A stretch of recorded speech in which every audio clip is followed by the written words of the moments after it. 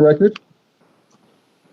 Good morning. We're here for Public Service Commission Cost of Capital hearing and Docket 2035-4, application of Rocky Mountain Power for authority to increase its retail electric utility service rates in Utah and for approval of its proposed electric service schedules and electric service regulations. I'm Thad LeVar. We also have Commissioner Ron Allen and Commissioner David Clark. And with that, why don't we move to appearances? So for Rocky Mountain Power, if you'd like to make your appearance.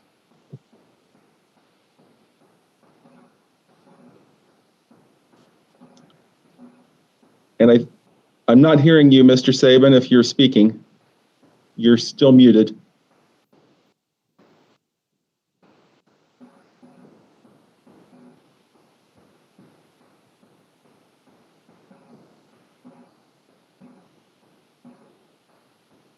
Okay, why don't we'll come back to Rocky Mountain Power. Would anyone like to make an appearance for the Division of Public Utilities? Yes, I would. I am Patricia E. Schmid with the Utah Attorney General's Office, appearing on behalf of the Utah Division of Public Utilities. Okay, thank you, Ms. Schmid. How about the Office of Consumer Services?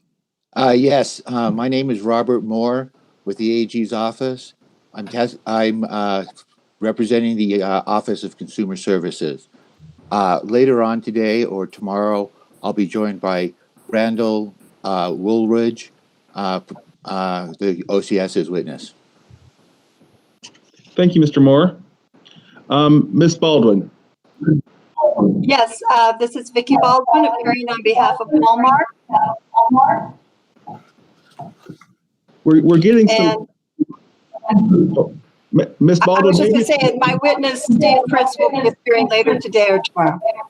Okay, thank you, Ms. Baldwin. We're getting a little feedback. Maybe if you turn your volume down a little bit on your speakers, that might help. Okay, thank you, Mr. Sabin. Cameron Sabin and Matt Moskin are here on behalf of Rocky Mountain Power. We have with us all of the company witnesses who will be testifying today, as well as in-house counsel. Okay, thank you, Mr. Sabin. Mr. Russell. Philip Russell appearing on behalf of the Utah Association of Energy Users.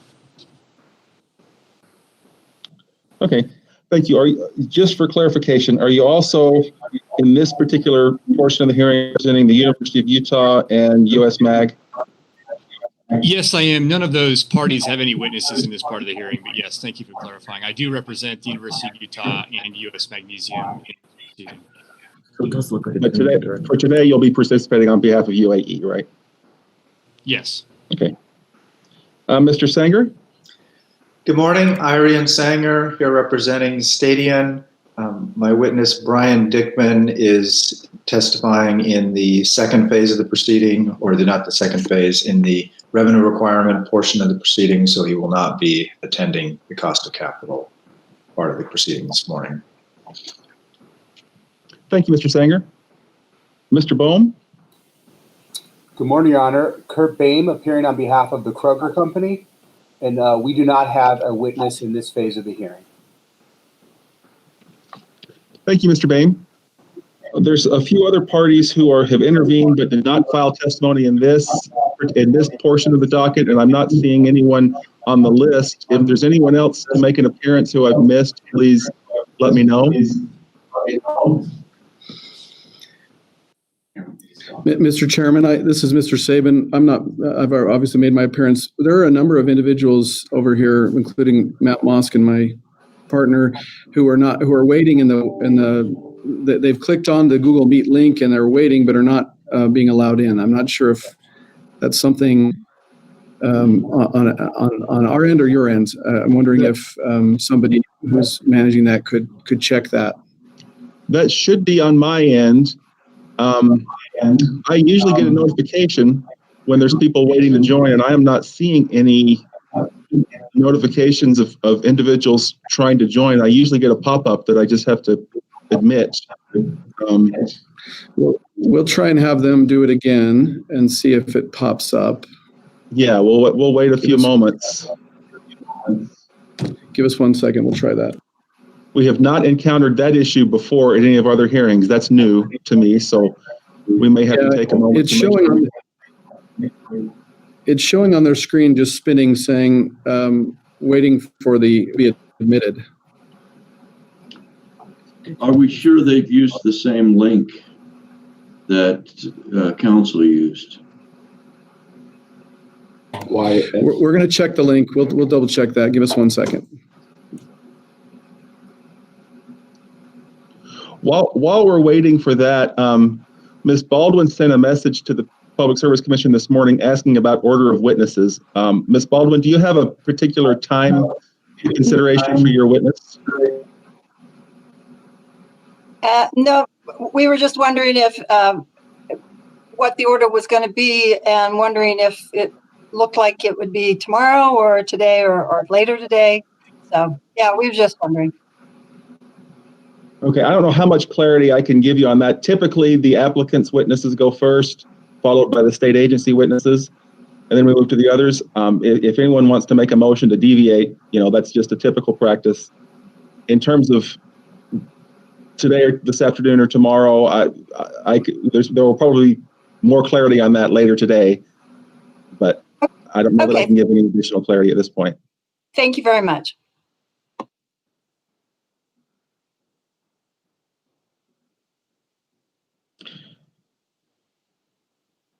I wonder if a 5-minute recess would be appropriate to deal with connection issues. I just added one of your witnesses, Mr. Saban.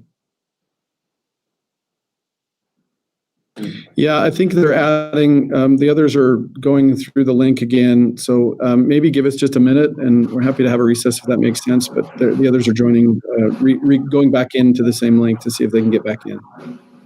Okay, why don't we stay on? Maybe a recess won't be necessary. We'll just stay on for another moment or two.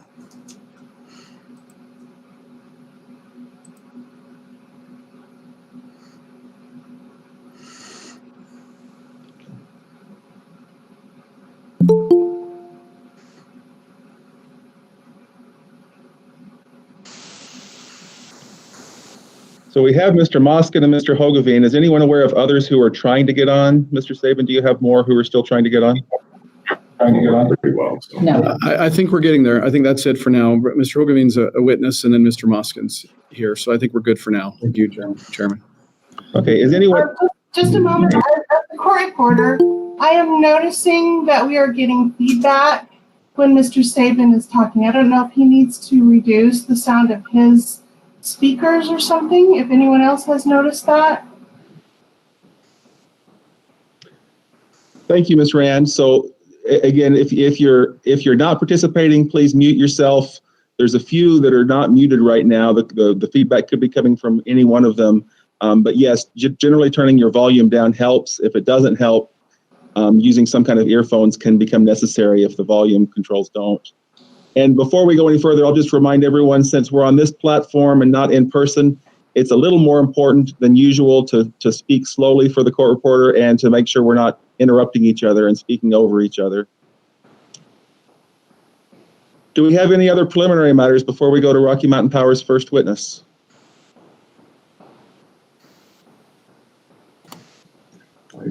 We don't have any. Okay, I'm not hearing anything from anyone. So, Mr. Saban, if you want to move forward with your witness.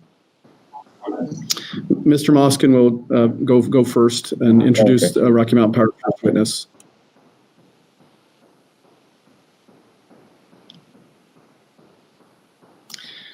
Sorry, we're having technical difficulties on this end. For some reason, the computers are disconnecting. Let us try it one more time. Okay, I just readmitted Mr. Moskin again. There we go. Okay, can you hear me now, Mr. Chairman? I can see and hear you clearly, so we're ready for you to move forward with your first witness if you are. Mr. Chairman and Commissioners.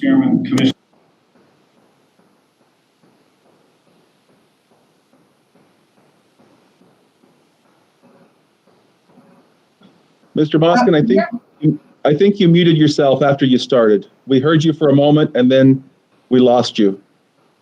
So we're not hearing you right now. You're indicated as being muted. Is there feedback if I talk now? I'm not hearing feedback now. No, there was some before, but I don't hear any now. Yeah. Okay. Can you hear me now? Yes. Yes. Okay. I'm so sorry about all this. When we're trying to coordinate multiple parties, witnesses, and attorneys in one room, but without the feedback loop. So for today, just to clarify order of witnesses and what we intend to do today, it is the power company's understanding that today is the cost of capital hearing. We intend on presenting 3 witnesses today. The order that the company will proceed in is first, Mr. Gary Hogeveen. Next is Ms. Nikki Koblia. And third is Ms. Ann Bulkley. That is the order of the witnesses that we intend to present today, if that helps roadmap for the commission and the parties how we intend to proceed.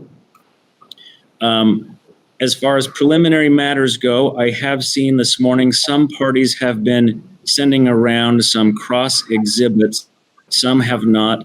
I'm wondering for the commission if there's a particular email address or if that group email is reaching the commissioners, if we need to send some cross exhibit or to have a witness look at something, does the commission prefer to get those by email, to have split screens used and to just view it live? How would the commission have us proceed in that fashion?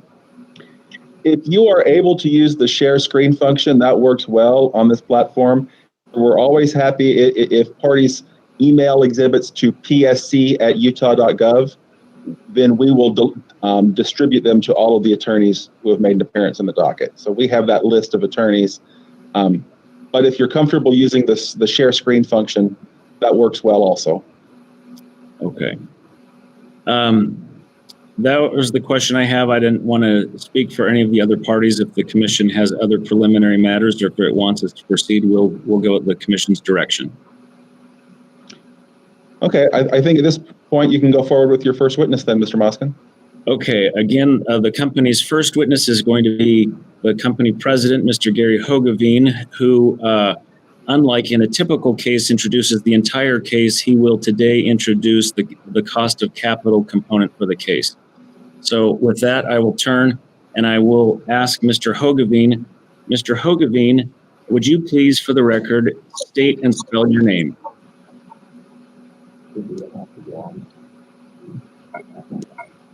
My name is Gary. You're also going to have to turn that down. I'll turn on my volume. There we go. Apologies. My name is Gary Hogeveen, spelled Gary. Hogeveen, spelled Hoogeveen. And would you please identify your position with the company? President and CEO of Rocket. And Mr. Moskin, I'll just briefly swear in Mr. Hogeveen. Great. Mr. Hogeveen, do you swear to tell the truth? I do. Okay, thank you. Thanks for being with us this morning. Thank you. Good morning, Chairman LeVar, Commissioner Clark, and Commissioner. I appreciate the opportunity to address you in this case. Today, I'm here to support the company's commitment to its customers and communities by providing further details regarding our requested return on equity. I will also introduce. I'm sorry, wait, this is the court reporter. You are clicking in and out. I'm losing words. I don't know what's happening, but I didn't hear a couple of words in that. Okay. I wonder if we should just take a break and see if we can call it. Can we take that 5-minute recess and try to phone bridge, Mr. Chairman? Thank you. That's a good idea. The telephone connection usually solves these problems. So why don't we recess until 9:20 a.m. Thank you.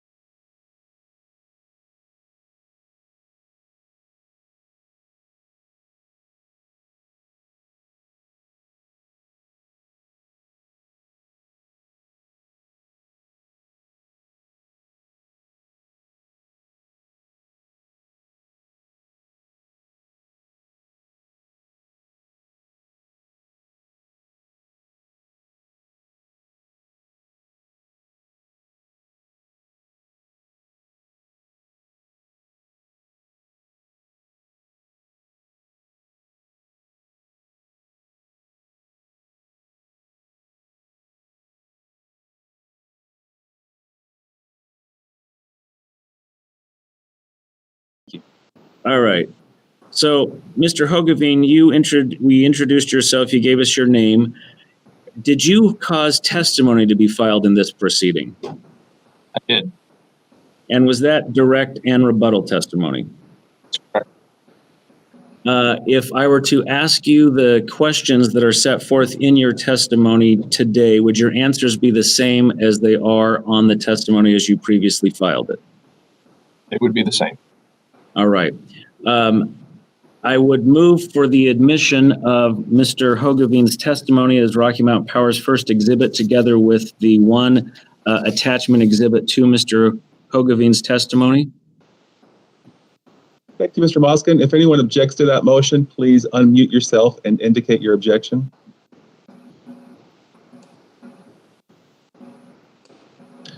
I'm not seeing or hearing any objections, so the motion is granted. Thank you.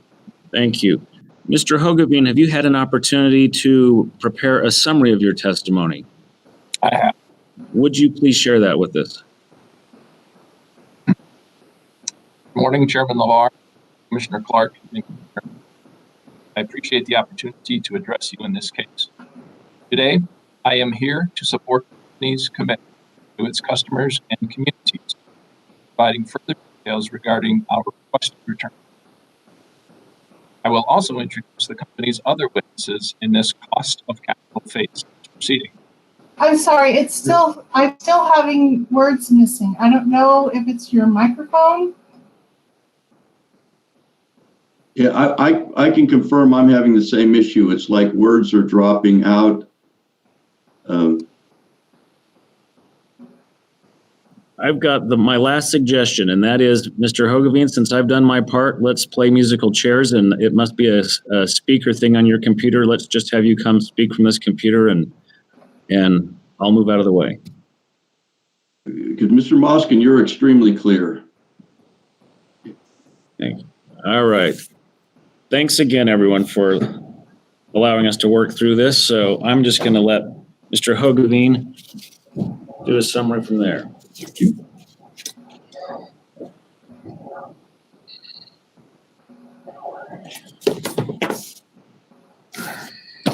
Apologies. Should I start over? Okay. Yeah, why don't you do that? Thank you for your patience and flexibility to everyone. None of this is anyone's fault, so thank you for participating, and we'll keep moving forward. Go ahead. Thank you, Chairman. Good morning, Chairman LeVar, Commissioner Clark, and Commissioner Allen. I appreciate the opportunity to address you in this case. I'm going to pause. Is this okay? Are we okay? Yes, that's great. Thank you. Okay. Today, I am here to support the company's commitment to its customers and communities by providing further details regarding our requested return on equity. I will also introduce the company's other witnesses in this cost of capital phase of this proceeding. Rocky Mountain Power has had the privilege of providing safe, reliable, and affordable electric service to customers in Utah for over a century. We continually strive to remain one of the lowest cost utilities in the country and remain actively engaged in finding ways to leverage our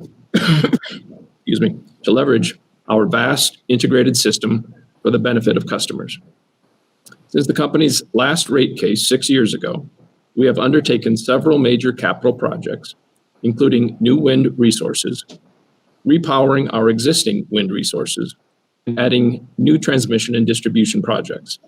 In this proceeding, the company is seeking approval of new rates that will allow us to recover our prudently incurred investments since the last rate case and enable us to move forward to continue meeting the company's desire of providing energy solutions for customers.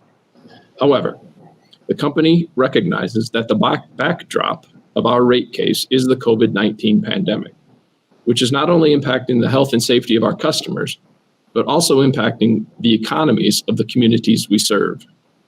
To that end, the company has made a number of proposals that mitigate the impacts of the company's requested rate increase, most of which will be further explained by Joelle Stewart in the hearings next week. But I will address the company's updated requested return on equity, or ROE, here. Before I talk about the ROE, it is first important to address the health and economic impacts of the COVID-19 pandemic on our Utah customers and communities. The company stands with its customers and communities to face the challenges presented by the pandemic and is supporting them in many ways. The company is working to keep the lights on, which is important now more than ever to support families that stay and work from home during the pandemic and to provide electricity to essential services such as hospitals. Also, the company suspended residential disconnections for non-payments beginning in mid-March and began to resume normal billing practices in late June with the provision of flexible payment plans and waived late fees to help customers through these challenging times. Finally, through the Rocky Mountain Power Foundation, which is funded with shareholder funds, the company has contributed over $200,000 to local food banks and other critical organizations in Utah, specifically for COVID-19 community support. The company has been monitoring the impacts of COVID-19 on the economy since it filed its direct case, and as a result, in rebuttal, the company updated its ROE request, decreasing it from 10.2% to 9.8%, which is the current authorized ROE. While the company continues to believe the 10.2% ROE proposed in its direct case fairly reflects the company's risk, we recognize that in light of current circumstances, it is reasonable to make no change to the ROE of 9.8%. A reasonable ROE such as 9.8% and a strong equity position sends an important signal to the capital markets and ratings agencies as the company invests in the system. An unreasonably low ROE and capital structure as proposed by certain parties in this proceeding has the potential to make the company's investments in cost-effective and necessary generation, transmission, and distribution investments more costly for customers. Further, the company has made a concerted effort to proactively and aggressively control the costs that it can, which is demonstrated by the fact that the company last filed a general rate case in Utah in 2014. During this stay-out period, the company continued to invest in its power system, transform its generation resource portfolio, pioneer new energy market that saves customers money and reduces emissions, and adhere to its core mission of providing safe, reliable, and affordable service to customers. In fact, the company's cost control measures have not impacted reliability, as evidenced by the key reliability indices trending downwards or favorable since 2013. Allowing the company to maintain its currently authorized ROE will provide it the opportunity to continue this trend to stay out of rate cases and allow it to make necessary investments. Summary: the company recommends that the Commission approve the company's requested ROE and capital structure as set forth in rebuttal testimony. The company's cost of capital request is supported by two other witnesses. Ms. Koblia, PacifiCorp's Vice President, Chief Financial Officer, and Treasurer, provides the company's overall cost of capital recommendation, including a capital structure to maximize value and minimize risk. Ms. Koblia will also testify on the company's implementation of the Tax Cuts and Jobs Act and pension costs in the revenue requirement hearing next week in this proceeding. Ms. Bulkley, Senior Vice President of Concentric Energy Advisors, provides a comparison of the company's business and financial risk compared to peer utilities, recommends a cost of equity, and provides supporting analyses. Again, I appreciate the opportunity to appear before you this morning. As supported by all the company witnesses, the company's requests in this case, as reflected in its rebuttal testimony, are reasonable and consistent with the company's core mission of providing safe, reliable, and affordable service for our nearly 950,000 customers in Utah.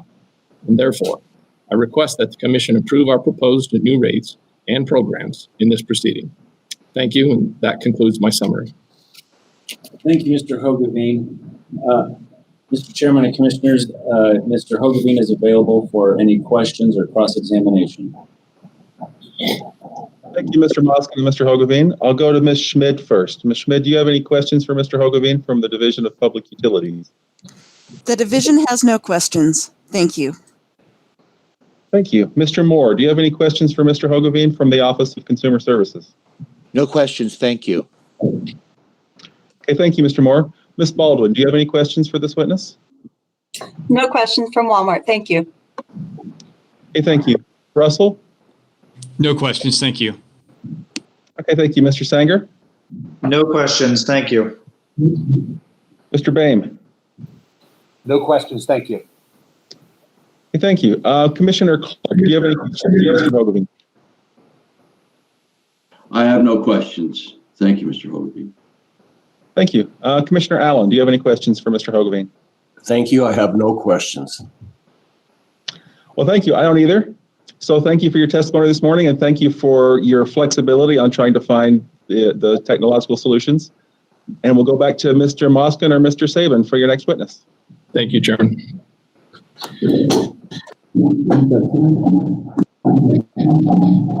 Okay, can you hear me okay, hopefully? Yes, there's a little background noise, but I think it may have just been while you were moving. Let's try that again. Does that sound okay? I'd say it's pretty good. There's still some background noise somewhere, but and I'm hearing Okay, myself.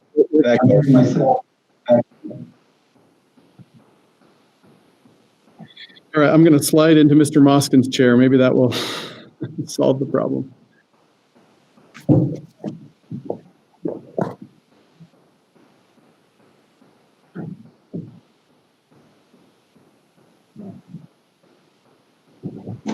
All right.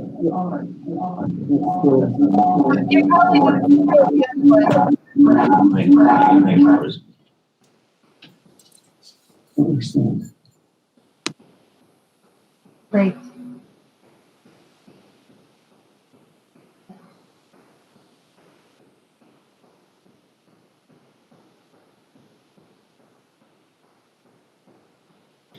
Okay, is that working? Yes, okay. At this moment, we can see and hear you clearly. Okay, this is so much fun. All right, Mr. Chairman, our next witness for the company is Nikki Koblia. Ms. Koblia, would you please state your full name for the record? Nikki Koblia. And what is your... yeah, would you please spell it for the court reporter? Thanks. Nikki, last name Koblia. Okay, thank you. Would you please state your title with the company and just give a brief description of your duties? Mr. Sabin, I'm the Chief Financial. I'm sorry, Ms. Koblia. How about if I swear you in quickly? Oh, sorry. Yes, thank you. Thank you. Ms. Koblia, do you swear to tell the truth? Yes, I do. Okay, thank you for the interruption. Sorry for the interruption. No, that was my fault. Ms. Koblia, would you please state your title and give a brief description of your duties? I'm Chief Financial Officer for PacifiCorp, and I deal with all aspects of the finances of the company. Ms. Koblia, have you submitted both direct and rebuttal testimony in this proceeding? Yes, I have. And I have that as you submitting direct testimony with attached exhibits NLK-1 through NLK-6, and then rebuttal testimony with exhibits NLK-1R through NLK-2R. Is that correct? Yes. Do you have any corrections to any of that testimony you've submitted? No, I do not. And if you were asked the same question set forth in that testimony, would you respond in the same way today? Yes, I would. Okay.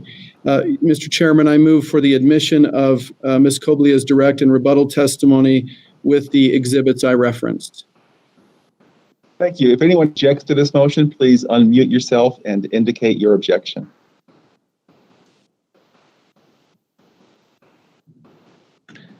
I'm not seeing or hearing any objections, so the motion is granted. Thank you. Thank you. Ms. Koblia, have you prepared a summary of your testimony for today's hearing? Yes, I have. Okay, would you please go ahead and share that now? Yes, thank you. Good morning, Commissioners. Thank you for the opportunity to be here today to provide a summary of my direct and rebuttal testimony related to the cost of capital portion of this case. I will also be here during the revenue requirement phase to discuss pension issues, so will not be addressing those items today. My testimony discusses the cost of debt, cost of preferred stock, the company's proposed capital structure, and the overall cost of capital. Ms. Bulkley is testifying on the cost of equity, and I used her recommendation in determining the company's overall cost of capital of 7.48%. As I discussed in my direct and rebuttal testimony, I calculated the cost of debt using the method relied on in the company's previous Utah rate cases, which calculates a bond yield to maturity on all currently held debt and any debt forecast to be issued during the test period, and removes the impact of any debt scheduled to mature. The cost of debt also looks at the costs associated with the company's variable rate long-term debt, which were updated in my rebuttal testimony, reflecting the recent decline in rates. There is no disagreement among parties about the company's cost of debt or cost of preferred stock. As it relates to the capital structure, the company generally finances its regulated utility operations using a mix of debt and equity of around 48% and 52% respectively.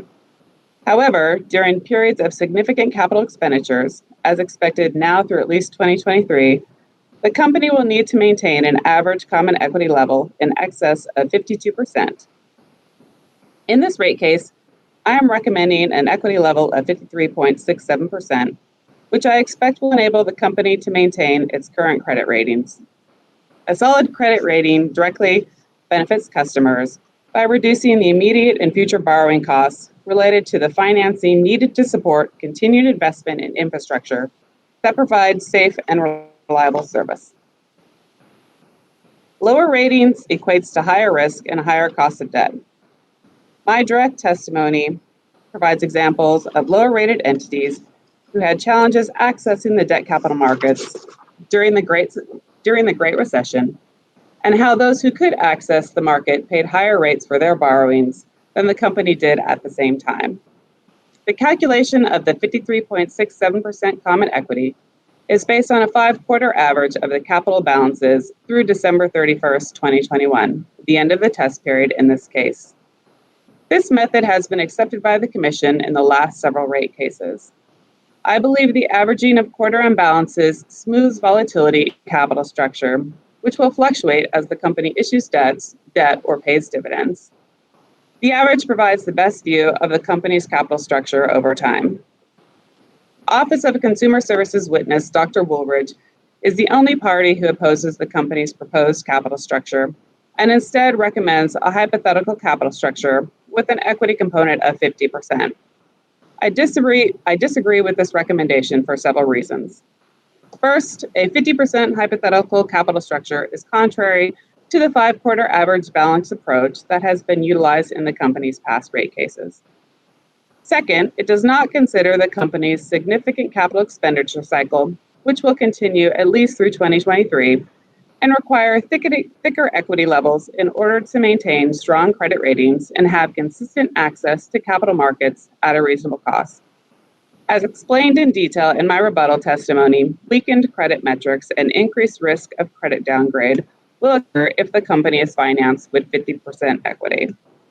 Third, it does not consider the impact of the Tax Cuts and Jobs Act has on the company's credit metrics, which have not been fully realized and are being considered as part of this case.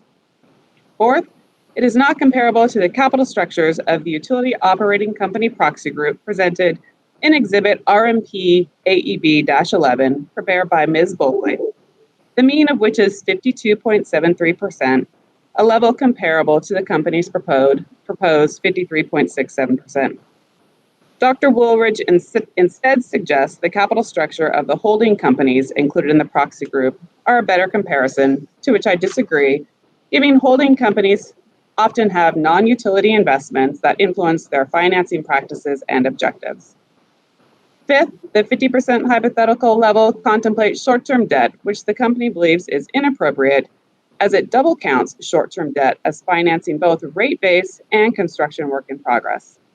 Short-term debt is not a permanent source of financing the company's rate base, and instead the company seeks to match the funding source duration with the long-lived nature of its assets. Finally, the 50% hypothetical equity level assumes some amount of debt held at Pacificor's parent company, Berkshire Hathaway Energy, is used to finance the equity in Pacificor. Pacificor finances its own operations through issuance of long-term debt and cash from operations, not regular equity contributions from its parent company. For those reasons, I disagree with the use of a 50% hypothetical capital structure. In conclusion, I recommend a cost of debt of 4.79%, a cost of preferred stock of 6.75%, and an equity component of the capital structure at 53.67%, all when combined with Ms. Bulkley's cost of equity, results in an overall cost of capital of 7.48%. That concludes my summary. Thank you very much, Ms. Koblia. Mr. Chairman, Ms. Koblia is now available for questions or cross-examination. Thank you, Mr. Sabin. Ms. Schmidt, do you have any questions for Ms. Koblia? The division has no questions for Ms. Koblia. Thank you. Ms. Schmidt, Mr. Moore. Yes, I have some questions. First, Mr. Koblia, do you have the copy of the exhibits that the OCS sent out this morning? I believe I do. I have a stack over here that someone handed to me. All right, thank you. Isn't it true that since your direct testimony in April of 2020, Pacificor has issued approximately $1 billion worth of long-term bonds? The company issued that in April. Sorry. Does the company, does this affect the company's actual capital structure? Yes, it does.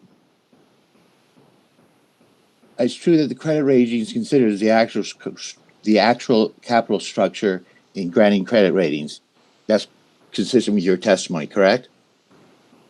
Yeah, the rating agencies will look at our published financial statements, look at actual data or whatever the latest information is that's available when they issue their rating in order to do their calculation of their metrics to determine our rating. What is the actual capital structure at the time of this hearing? The percentage, I believe, is somewhere in the 51%. I think the point, though, with this rate case is we actually are forecasting through a 2021 time period. And the 2021 time period has us going up to that 53% in order to maintain our credit metrics. And I have some good data in my rebuttal testimony that talks about the impact of a lower threshold that we can go to, and it gets into some confidential issues if we need to go there. Just asking what your capital structure is today. Is it true that the timing of the issue of the $1 billion worth of bonds was influenced to some degree by the low interest rate environment existing at the present time? The timing of it actually was influenced by what was happening with the pandemic. Low rates, of course, are something that we're always looking for. But, with the concern, if you recall back in that March time period, the volatile markets and not all parties being able to issue debt, we opted to go to the market and issue the $1 billion, which we are needing as we look at the capital spend that we have for our significant wind investments here through the course of this year. So the timing, I think the bigger issue really was around the concern of liquidity for the company. In preparing for your testimony, have you reviewed the survey testimony of Professor Woolridge, who's testifying for the OSC in this matter? Yes. I'm going to direct your attention to OCS Cross Exhibit 1, which is a copy of page 11 of Professor Woolridge's survey rebuttal testimony. Okay, Yes, I have that. Why don't we take just a moment so we can all have that in front of us?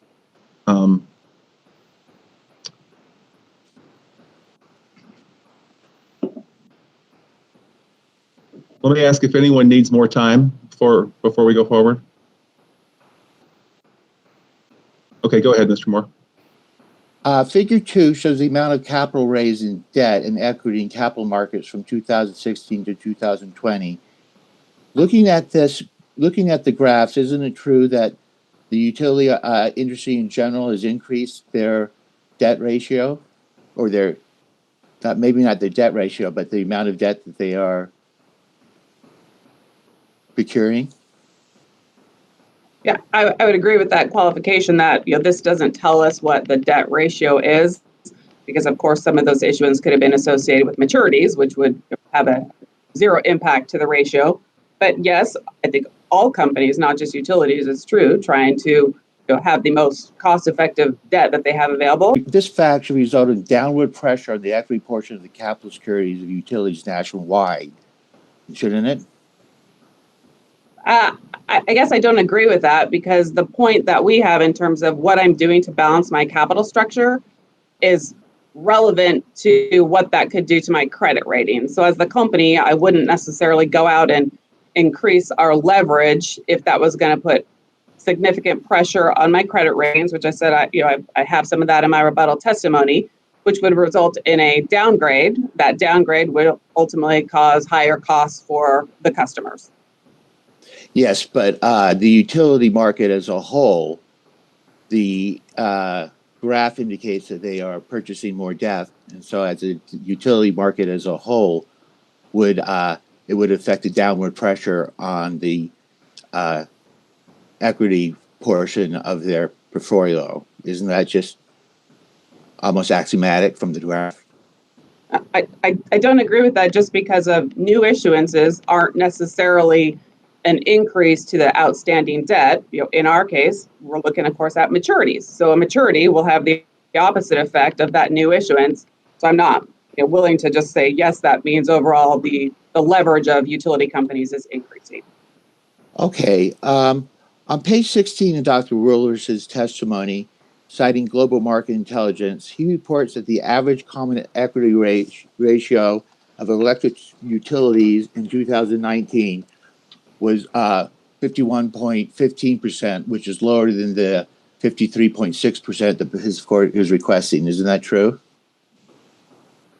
I don't have that particular page here in front of me, but if that's what it says, then that's what his view was. I think, I've talked about the use of operating utility versus the holding company. So I don't know if you're referencing the holding company, but my position has been Ms. Bulkley's exhibit, which talks about the average equity component for the utility operating companies, which is the mean of the 52.73%. I think you made a mistake there. You stated that the proxy companies were the operating companies, when in fact the proxy companies are the holding companies.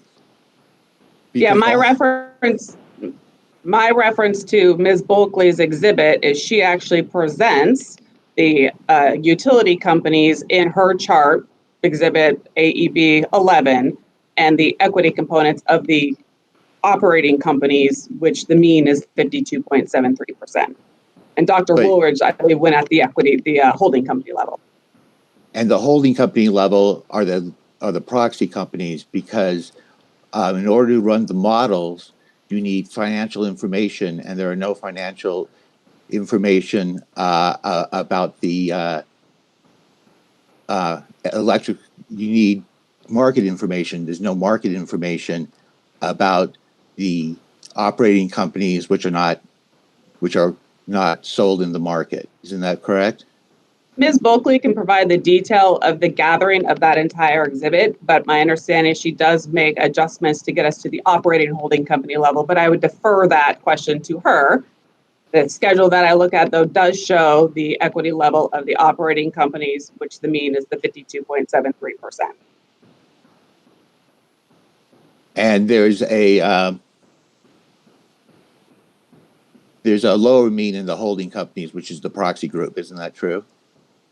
The exhibit shows the low, the high, and the mean. I believe the high is in the 60%. I'd have to look that up here. I have it in my testimony.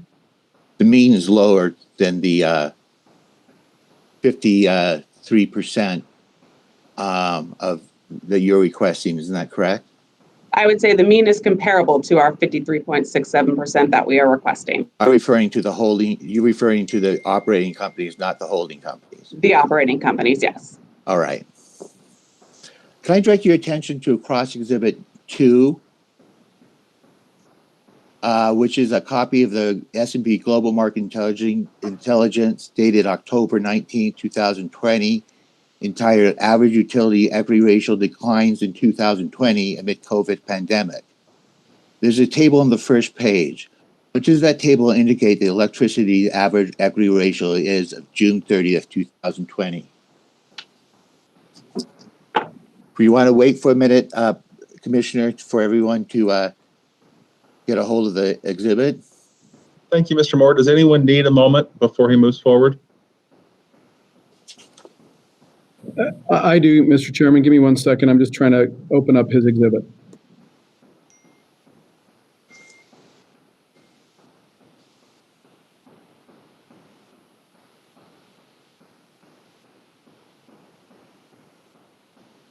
And I'm sorry, as a court reporter, for clarification, is that Mr. Moskin or Mr. Sabin? It said on the screen it was Mr. Moskin, but that was Mr. Saban's voice. Yeah, it's Mr. Sabin. Thank you for asking.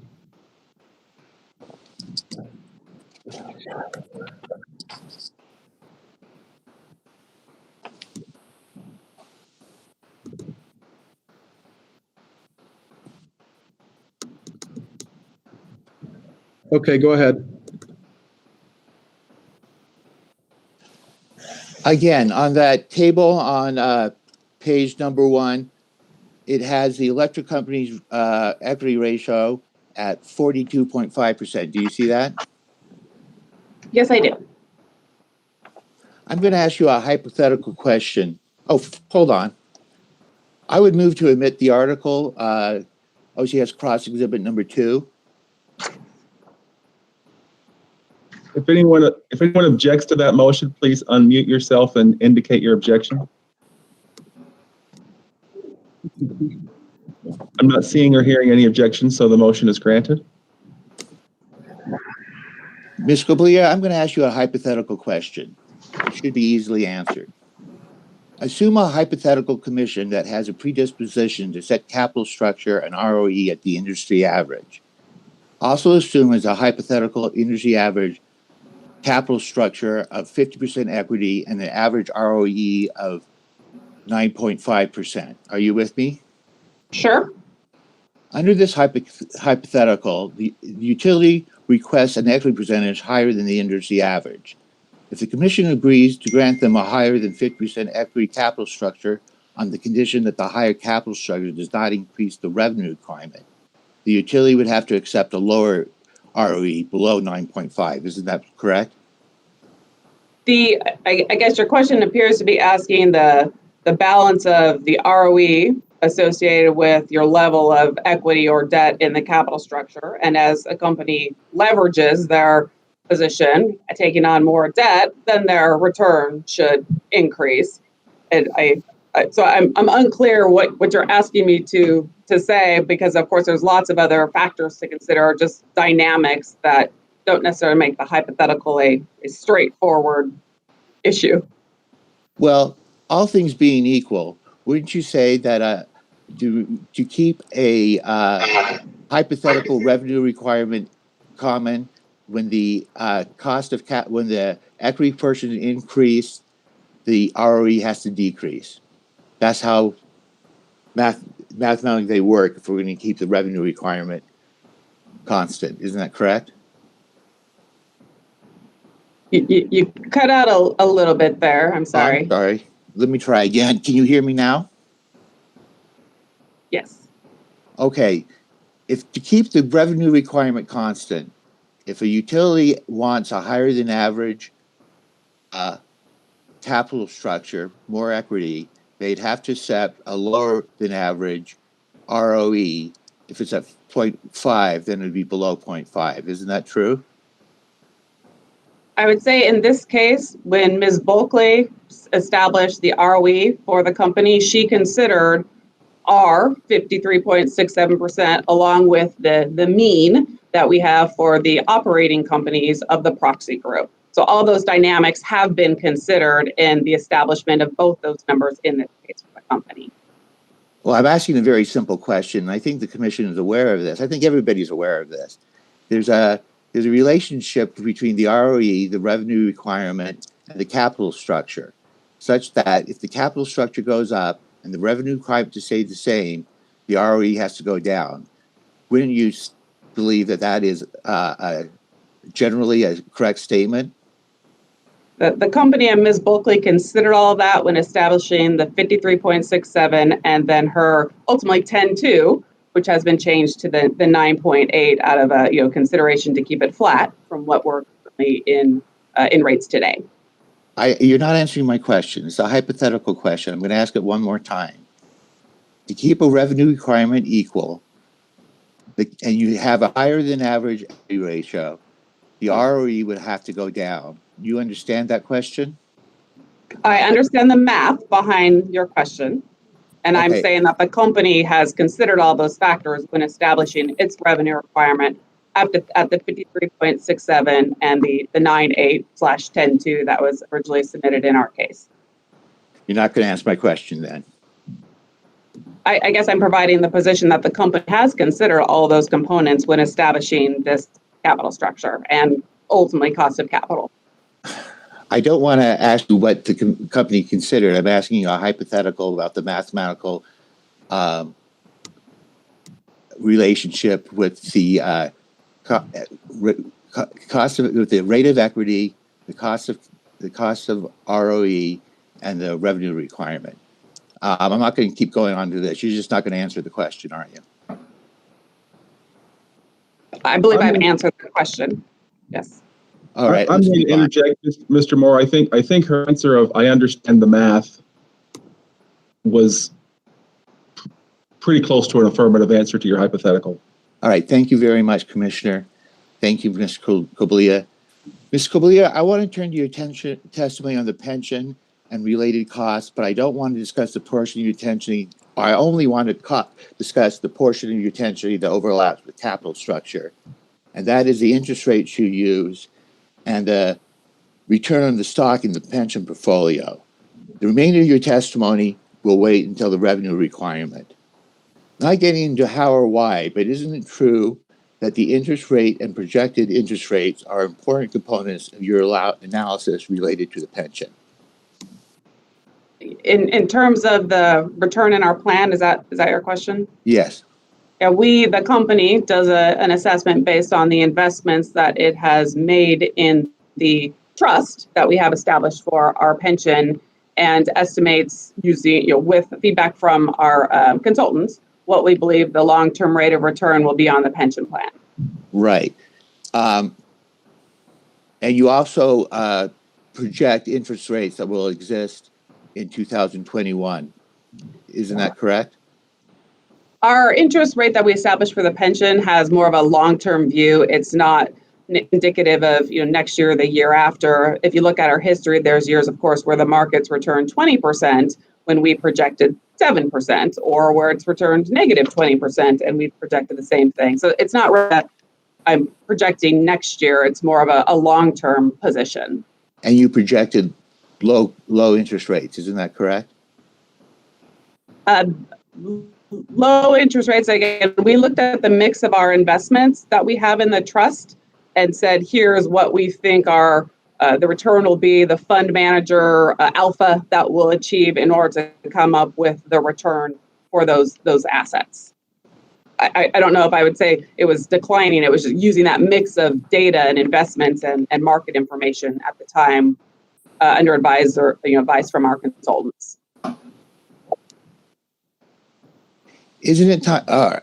Did you base your conclusion about the interest rates at the time the rates will be in effect, which will be the 2021 test year? So are we talking still about the pension plan? You talked about the pension plan. I'll talk about your return on investments later, but I want to talk about your interest rate. You used interest rate for the discounted rate. Isn't that true? For our pension plan, the expected return on assets, we use that long-term return. No, to determine if you're going to have a pension loss. Yeah, so if we're talking about settlement loss. Settlement loss, thank you. Which is sort of the other piece of the testimony, then, there are several factors that we did, and we actually have a discount rate. As you noted, there's a table in my testimony that shows the 2021 discount rate, and we actually held it flat. So the discount rate assumption was 3.25% for the year-end measurement that we received last year, and we forecasted it would stay at 3.25%, just because we didn't know what was going to happen. Okay, so you use the interest rate environment as it exists today. Yeah, we held it flat. Correct. Okay. Now we're going to what is the long-term projected growth of the assets in your professional portfolio? Do you know? The pension, I don't have it off the top of my head. I believe it's 6.5 or 6 3/4, but that would be subject to check. I would want to refresh. I didn't come prepped to give all the detail on pension today. Apologies. Okay, let me direct you to cross exhibit OCS number 10.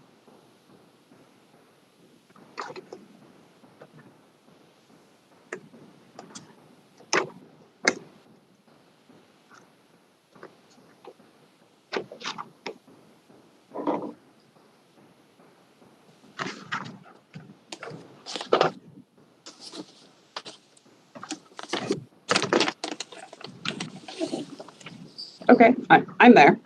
All right. Does everybody else need more time? I'm not hearing anyone else say they need more time, so go ahead, Mr. Moore. This is a response to information that must be filed with the rate case pursuant to Rule 746-700-20. On this second page of the exhibit, it shows the expected long-term growth rate is 7%. Isn't that right? You said on the first page that it shows the 2018 and 2019 expected long-term rate of return. Those are both 7%? Yes. Is that your question? Correct.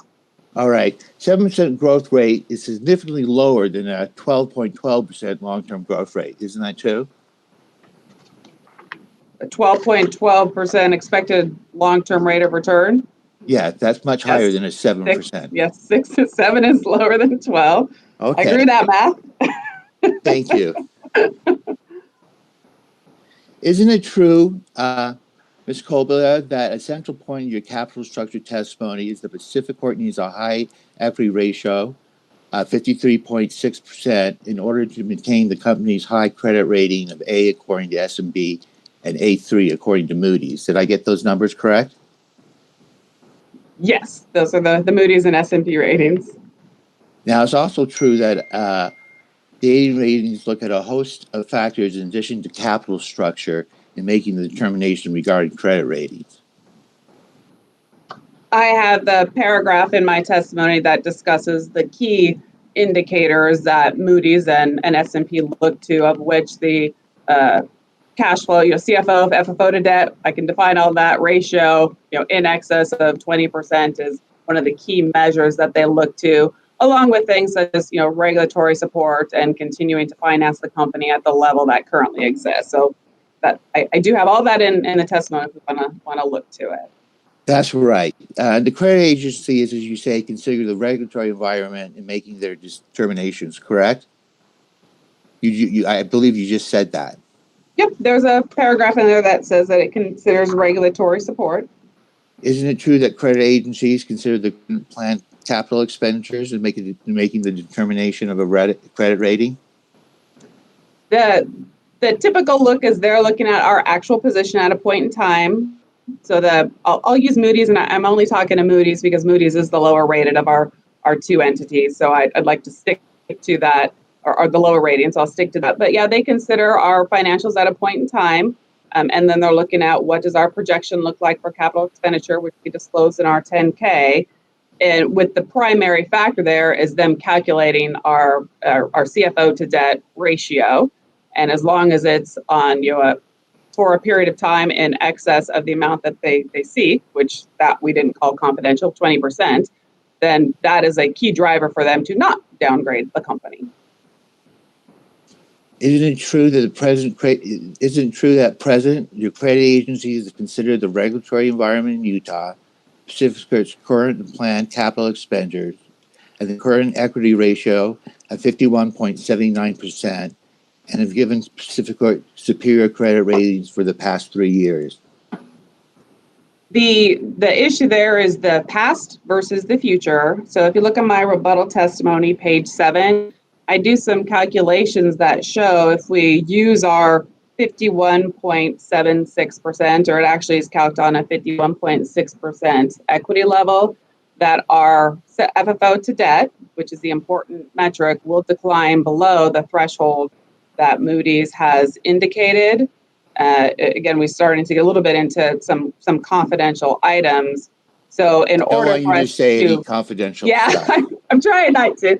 So in order to, negate that impact, then an improvement or favorable regulatory support, which would support a return on equity and funding of the company operations on a reasonable basis, would help boost that calculation. That's sort of where the regulatory support comes into play, is its impact that it would have on the metric that I've referred to for Moody's. Well, but it's true, isn't it, that you have a superior credit rating and that the credit ratings agencies have looked at your regulatory environment and your capital expenditures and given you that high credit rating? And is it also true that that high credit rating is a determination from the credit rating agencies that Rocky Mountain Power is less risky than a company or a utility or a group of utility with a lower credit rating?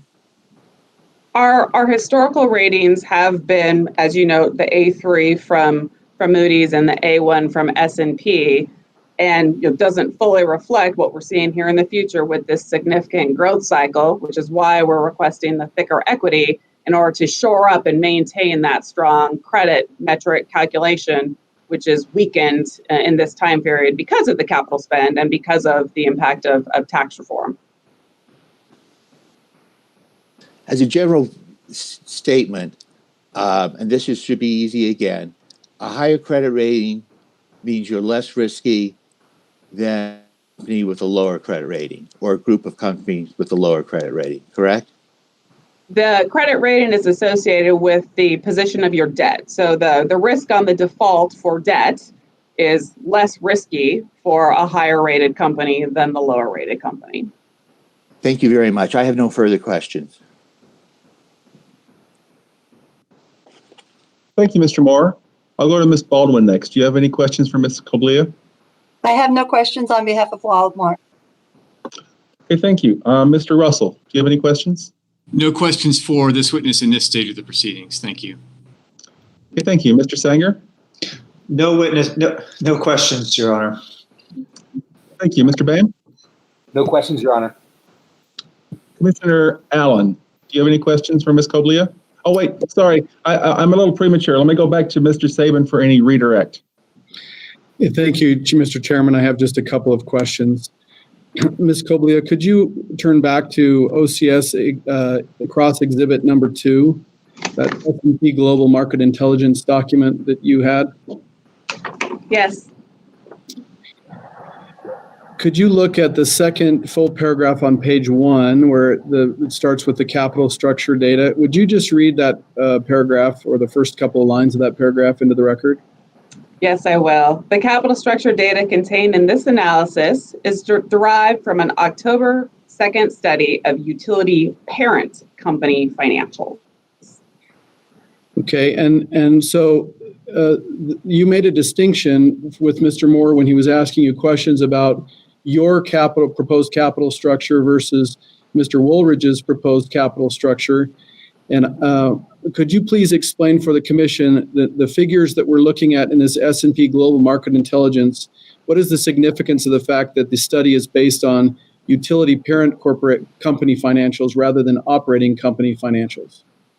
Yes, great distinction. As I've noted, the comparable capital structure that we've been looking at for our proxy group is at the operating company level versus the parent company level. And there's actually some quotes in my rebuttal testimony that refer to at the parent company level, those entities could have non-utility investments, non-regulated entities or some other arm of their company, which will influence their overall financing decisions. Ultimately, it could be reflected in a capital structure that is lower than what would be for an operating utility company, which is, of course, Pacificor in this case, and several that we note in that proxy group we display in Ms. Bulkley's exhibit.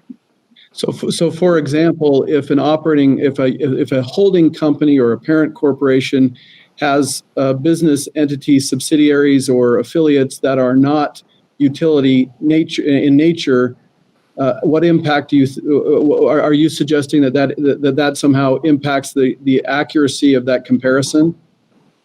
Yes, I believe that the parent company level, the holding company level, could grab in other factors that aren't comparable to the operating utility companies. Okay, and the data that you and Ms. Bulkley reviewed for purposes of calculating your capital structure or your proposed capital structure, did it only include operating companies that were utility companies and excluded all other non-utility-like relationships? Yeah, the comparison I referred to makes adjustments to get to the operating utility company level, so that is comparable to Pacificor. Okay, would you now read the second line of that second paragraph in OCS Cross Exhibit 2? The one starting, we note? Yes. Yeah. We note that the overall equity ratio decline is consistent with the general slippage in parent company financial measures that are detailed in the October 2nd study. So the equity ratio decline they're reflecting in this document, do you have an understanding of that it is related to the slippage in parent corporate company financials or operating company financials? As it says here, parent company financials. Now, if I could have you look at the second page of this document under the chart that is, the chart is called Utilities with Largest Equity Ratio Decreases and Increases. There's a paragraph right below that starts with regarding. Do you see that? Yes. Could you read that paragraph, please, into the record? Regarding those companies that posted the largest declines in their common equity ratios, OGE Energy Corp recorded an impairment charge in the second quarter related to its investment in Enable Midstream Partners, LP. OGE holds a 25.5% limited partner interest and a 50% general partner interest in Enable Midstream Partners. Want me to keep going? Let's just stop there for a minute. Okay. I want to seize on this question of impairment charges. Do you have an understanding of what impairment charges are? Yes. Could you please explain for the commission what this is paragraph's referring to when it's discussing impairment charges incurred by some of these entities during the second quarter? Sure. An impairment charge is typically if a company has an investment or an asset on its financial statement and it has lost value. The accounting rules require assessment of that, and it looks like they took a hit to their income statement, a loss on their income statement for this investment in this partnership. So if those impairment charges, because there are impairment charges that are included in the figures that are reported in this S&P Global Market Intelligence report, what impact would that have had or could that have had on the numbers that Mr. Moore was asking you about, these equity ratios? The impairment charge ultimately makes its way to the common equity, as I referred to the company's equity of the 53.67%. It ultimately hits that component of the balance sheet and would reduce it or drag it down. So that could be a factor, or should be a factor in the math that would cause the capital structure to decline, the equity component to decline. Do you see anything in this document that would reflect the equity ratios of these entities without the impairment, with the impairment charges removed or factored out of the analysis? It does not appear to make any adjustments. Okay, without those adjustments, is the equity ratio figure? Are the equity ratio figures? Could you compare them on an apples to apples basis with anything you or Ms. Bulkley has done in this matter? No, because it does, as we said, a couple things. It's grabbing that parent company level, which includes investments, as we note, that are not operating utility company related. So it'd be challenging for us to compare that to Pacificor. Okay. I want to move on to just another topic briefly. Mr. Moore asked you about the debt equity structure you've proposed.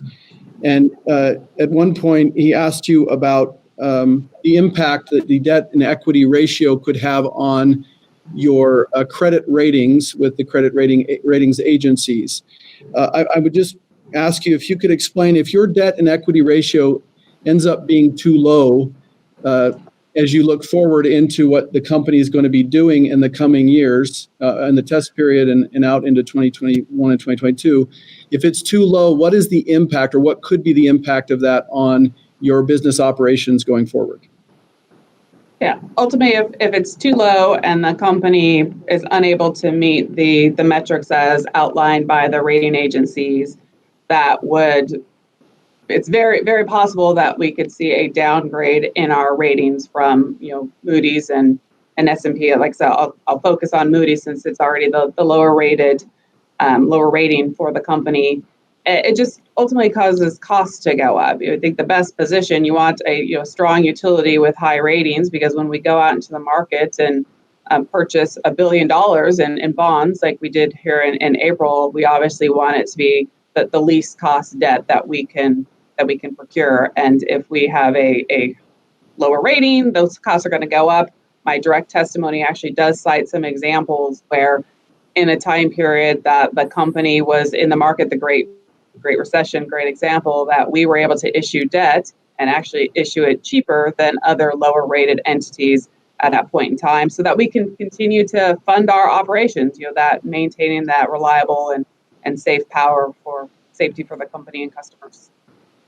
Ken, you used a quote in response to one of Mr. Moore's questions. You talked about, and this is your phrase, you used the word that you'll be in a significant growth cycle in your estimate.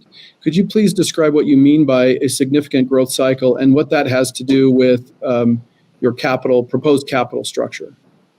Yeah, the significant growth cycle is referring to the capital expenditures that we've had since about the 2019 period. If you look at our past capital expenditures from about the 2013 time period, or when we were last in a case, our annual capital expenditures were only about $1 billion. I say only because it is significant now here in 2019, 2020, 2021, and through the future. So that added capital spend means that we'll be going to the debt markets more regularly in order to continue to fund that growth, which is why those ratings are so important to us. Is we want to make sure that we are higher rated, that we can continue to access the market and get the cheapest debt possible. Okay. And then finally, your anticipated increase in capital spend, are you going through a period that you would describe as an average capital spend, a higher than normal capital spend, or a lower than the normal capital spend? Looking at our past number of years, I would say we're in a higher growth cycle than what we would typically see because of the transformation of our system for the renewables, the repowering projects, the new wind, the associated transmission, and all of that you can see depicted also in the IRP that's been issued here in the last couple of years with the additional capital build cycle that we're expecting to occur. Okay. Thank you, Ms. Koblia. I don't have any further questions, Mr. Chairman. Thank you, Mr. Sabin. I'll go back to Mr. Moore now. Mr. Moore, do you have any recross? Just real quickly, I have to apologize ahead, Ms. Koblia. I don't remember your testimony. You mentioned apples to apples comparison. I asked you before, is it an apple and apples comparison to use the holding companies to determine your ROE and the operating companies to determine your capital structure? And I believe you pushed that question off to Ms. Buckley. Was that correct? I think when it comes to the relationship of the capital structure and how that translates into establishing the risk, Ms. Buckley has more detail and could address that. My point is, as I look at the capital structure and its comparison, the comparable entities from my perspective really are the operating companies. And then, like I said, she'll be able to make the further connections with the ROE itself. All right. Thank you. I have no further questions. Thank you, Mr. Moore. If any of the other attorneys in this hearing have any recross questions, please indicate to me that you do.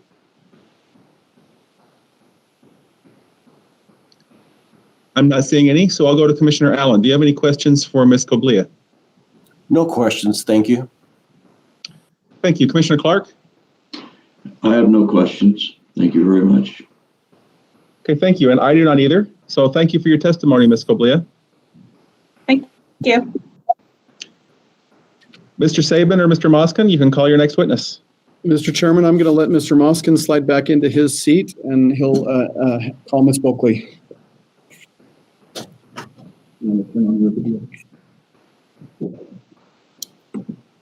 Thank you.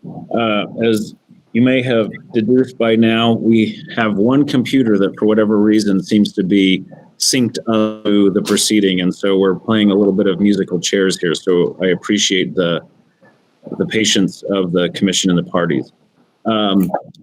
As indicated, our next witness is Ms. Ann Bulkley. I see that she's there, so I will turn and ask Ms. Bulkley to please, for the record, state your name and spell the last name for the court reporter if you could.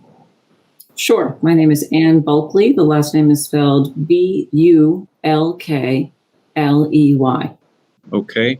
And Ms. Bulkley, have you previously testified before this commission? No, I have not. I'm sorry. Why don't I swear in the witness briefly? Sure. Thank you. Thank you. Ms. Bulkley, do you swear to tell the truth? I do. Okay, thank you. Sorry for the interruption. No, and in fact, I appreciate that you, and I apologize, you have to keep reminding me. Thank you. Ms. Bulkley, because you have not testified, before we get to a summary, could you please just briefly identify for the commission a little bit of your background and your experience generally in this field? Sure.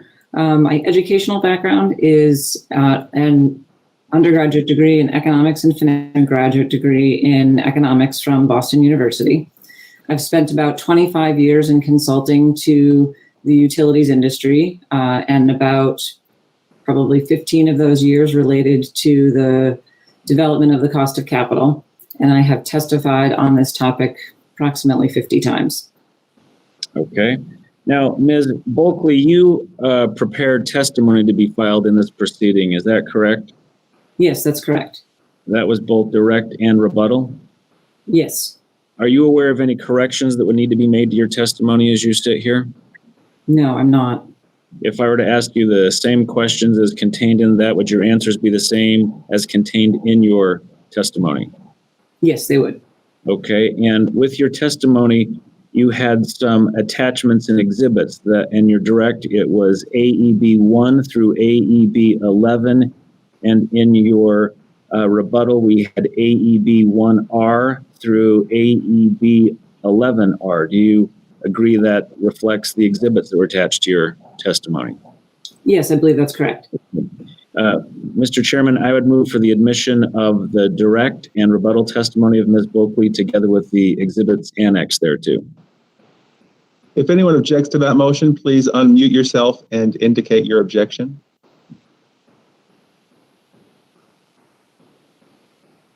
I'm not seeing or hearing any objections, so the motion is granted. Thank you. Thank you. Now, Ms. Bulkley, I know that the testimony that you've prepared is somewhat complicated, and so I'm going to ask you to prepare or to give a summary of your testimony to the commission and invite you, if you need to refer to any specific charts or diagrams, to do so, if that's of ease to you, but please share a summary of your testimony if you have one. I do, yes. And I'll see if I can work this to include a presentation as well. Just one moment.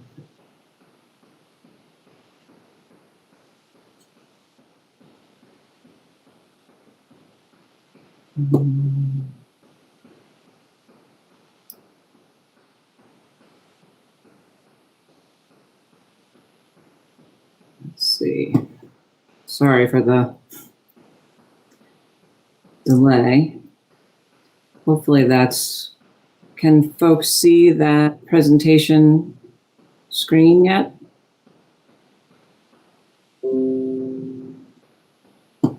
I can see it. I don't know if everyone can. And Commissioner Clark, I can see. just to make sure that the correct thing is showing, because I can't see the screen that's being presented. So what I am intending to present, at least this first slide says DT, which is intending to represent direct testimony, figure 2, S&P 500 index, daily price change, January through March 2020. Yeah, I'll represent you that it is up and that's what we're seeing. Okay, excellent. That's helpful. Thank you. Mr. Chairman and Commissioners, thank you for the opportunity to provide you with a summary of my direct and rebuttal testimonies in this proceeding. My testimony addresses the appropriate return on equity and capital structure for Rocky Mountain Power. In my direct and rebuttal testimonies, I consider many factors in the development of the range of returns and my recommendation for the appropriate ROE for Rocky Mountain Power. Those factors include current and expected market conditions, credit and equity analyst expectations, the appropriate comparison or proxy group to be used in the analytical models used to develop cost estimates, multiple ROE estimation models, and business risk factors that are unique to Rocky Mountain Power in this jurisdiction as compared with the proxy companies. My testimony discusses the importance of considering all of these factors, and in particular, the results of multiple ROE estimation models. Market conditions affect the assumptions used in the ROE estimation models. In some market conditions, certain models perform well, while in others, different models may be more robust. Therefore, as I've discussed in my testimony, it's important to review the results of a number of models to develop the range of the cost of equity. As noted in my testimony, one factor that's important to consider is capital market conditions, and to understand the impact of changes in these conditions on the investor-required return on equity. Consideration of these factors is consistent with the Commission's views in the recent DEU general rate case. My direct and rebuttal testimonies provide an overview of current capital market conditions and how those conditions have changed from the time my direct and rebuttal testimonies were prepared. In addition, my rebuttal testimony provides some context for how current market conditions differ from the conditions when the company's last case was decided in 2014. The analyses presented in Attachment 1 to Mr. Coleman's surrebuttal testimony, which was prepared by Duff and Phelps, supports the issues that I've addressed in my direct and rebuttal testimony with respect to recent market conditions. Figure 2 of my direct testimony, which I'm showing currently, demonstrates the volatility that occurred in the market in February and March, and which was embedded in the data that was relied upon in the models that I used in my direct testimony. Furthermore, this chart also demonstrates how abruptly the market can change without warning and the risk that this creates for equity investors. Hopefully you've seen the picture change on the presentation. Yeah. Figure 3, excellent. Figure 3 in my direct testimony shows that the Chicago Board Options Exchange VIX index, which is a measure of the market's expectation with respect to volatility and is often referred to as the fear index, surpassed the level that was seen in 2008 and 2009's financial market collapse. Again, it's noteworthy that this spike occurred without warning after the VIX had maintained a relatively moderate level for a period of years. Figure 4, which I'll show briefly from my direct testimony, and also figure 5 in my direct testimony, summarize changes in the market sentiment with respect to economic policy uncertainty and equity market volatility. In each case, these indices were either at all-time highs or remarkably high levels. Finally, from my direct testimony, figure 6 shows the yield on the 10-year Treasury bond. While the Fed had already been managing the 10-year Treasury bond yield in response to international commerce concerns, which were sort of noted throughout this chart, during the period from late February to late March, the yield on the 10-year Treasury demonstrated significant volatility, which is shown in red in this chart. Each of these indicators demonstrates that market conditions have been unstable and that the risks to holding equity have been higher than in periods prior to the pandemic. At the time that I prepared my rebuttal testimony, I updated some of the market conditions charts. looking at figure 4 from my rebuttal testimony, which hopefully you're seeing, demonstrates how the changes in the VIX over time, and demonstrates that in 2014, the VIX was at an average of about 15 to 19. This is at the time of the company's last rate decision, where the historical average for the VIX is typically about 20. The VIX in the current period was 80 in March, and at the time of my rebuttal testimony was in the 30 to 40 range when that testimony was prepared, which was following unprecedented intervention in the markets by the Federal Reserve and the US Treasury. The relevance of these conditions appears not to be disputed by Mr. Coleman. In his rebuttal testimony, Mr. Coleman references a Duff and Phelps report, which recognizes the importance of all of these same indicators. Credit rating agencies have also weighed in on the utilities industry and its performance over current market conditions. In April 2020, S&P downgraded its outlook for the industry as a whole. S&P noted that prior to the COVID-19 outbreak, 25% of utilities had negative outlooks or ratings that were on credit watch with negative implications. Furthermore, S&P noted that many utilities with a stable outlook had minimal financial cushion at the current rating level, and S&P expected the pandemic to weaken the industry's FFO to debt ratios. Dr. Woolrich notes that utilities accessed the capital markets in the pandemic, including both debt and equity markets.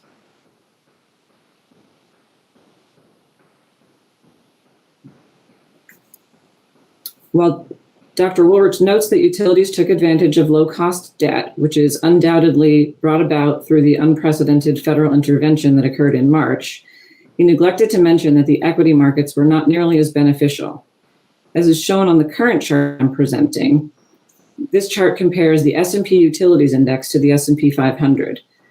The S&P Utilities Index experienced the same market correction in February and March that the overall market saw, but has not rebounded as the overall market has. In fact, the S&P Utilities Index is down 16% for the year as of September.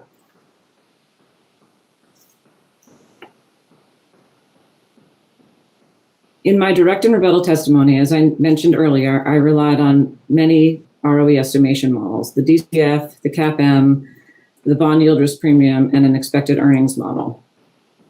Figure 1 in my testimony, which I'm showing now, summarizes the results of those models. As shown in the figure, the range of results was about 8.5% to a high of about 12.3. And within that range, I concluded that the appropriate range for the cost of equity would be 9.75 to 10.25%. Within that range, I selected 10.2% as a reasonable return for Rocky Mountain Power. In my rebuttal testimony, I updated those results. The higher end of the range of the DCF increased. The most significant increases that we saw were in the CAPM due to the fact that the betas for the proxy groups companies had increased significantly due to the volatility experienced in the market, and that I showed in a couple of the slide prior. This slide here. The reasons why these results changed is an important consideration. Beta is a measure of the relative volatility of the individual stock as compared to the overall market. This increase in beta estimates, which was provided and confirmed by multiple sources, indicates that utility stocks began to trade more like the overall market in current market conditions than they had in recent history. This data is quantitative support of the viewpoint that equity analysts and utilities are not behaving as traditional safe haven investments in the current market conditions, but rather have been subject to volatility and have underperformed relative to the broader market. This is a point on which Dr. Woolrich and I agree.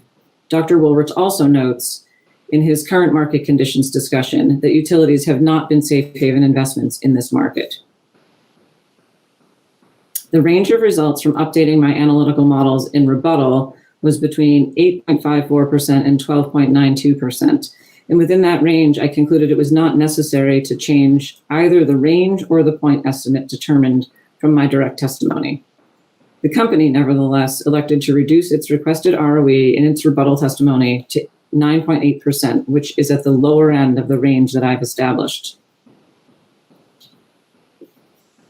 In response to Dr. Woolrich's testimony, it is remarkable that he protests so strongly the use of earnings growth rates in the DCF model, when he states in both his direct and rebuttal testimonies that his recommended ROE is based primarily on the models that he developed using earnings growth rates as the assumptions in the DCF model, and that he's relied almost exclusively on his DCF model. Likewise, it's notable that while Dr. Woolrich devotes pages in his rebuttal testimony to his concerns regarding projected interest rates, in his own CAPM analysis, he relies on a normalized interest rate that is higher than the short-term projected yield on the 30-year Treasury bond that I've used in my CAPM. Furthermore, the projected interest rates that I've relied on are within the normalized risk-free rate range established by the Duff and Phelps report provided in Mr. Coleman's rebuttal testimony. Finally, it's important to note that Dr. Woolrich doesn't even rely on his CAPM analysis. Reviewing the totality of the case, the Commission will see that the witnesses in this proceeding have relied on different models with differing assumptions to develop ranges of ROEs and final point estimates. Reviewing the rebuttal and rebuttal testimony, it's evident that each of the witnesses firmly believes the ROE modeling that they have performed is reasonable. Benchmarking the results of that modeling against recently authorized returns from other jurisdictions can provide a broader framework for the Commission to consider as it determines what a just and reasonable ROE is for Rocky Mountain Power, given recent and current market conditions. Figure 2 from my rebuttal testimony provides recently authorized ROE data through August 31st, 2020 for vertically integrated electric utility companies. As is shown on this scatter plot, the company's requested ROE of 9.8% is well within the range of the recently authorized ROEs since 2018, including the first 8 months of 2020. Mr. Coleman and Dr. Woolrich's recommendations are also provided on this chart. And as you can see, the recommendations offered by these witnesses are at the very low end of the returns that were authorized at the time my rebuttal testimony was prepared.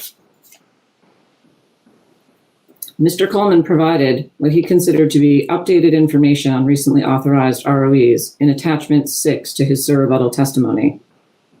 While the data that is presented there represents the broad range of information that's available from S&P rate case history databases, the data cannot be relied upon in the format provided by Mr. Coleman because the averages don't reflect Commission determinations of the ROE in base rate proceedings.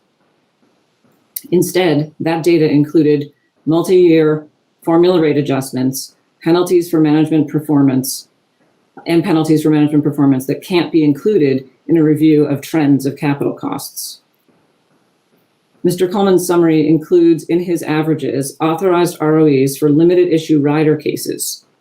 It's common practice to remove these data points from analysis of authorized ROEs conducted in a base rate case because limited issue riders are not comprehensive cases, and they don't consider the same level of review of models and proxy groups that are considered in base rate proceedings. Therefore, the averages that Mr. Coleman relied on that include these data should be disregarded. Mr. Coleman's data also includes a data point for Central Maine Power, which suggests that the ROE that was determined was 8.25%. This was not the base ROE determination for that case.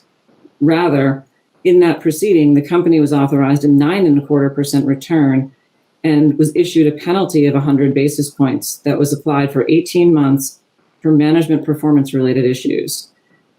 As a result, it is not appropriate to use this data point at any of the averages, as Mr. Coleman has done. Mr. Coleman's data also includes an 8.2% ROE for Green Mountain Power. In the decision in that case, the Commission specifically indicated that the adjustments to the ROE down to 8.2% was based upon an agreed-upon formula in a multi-year rate plan. The Commission did not make an independent determination of the ROE based on market data in that case. Therefore, this data point should also not be considered in the analysis of trends of market-determined ROEs, much the same way that the Illinois cases are typically removed from a review of ROEs because of the use of a formula to set ROEs in that jurisdiction.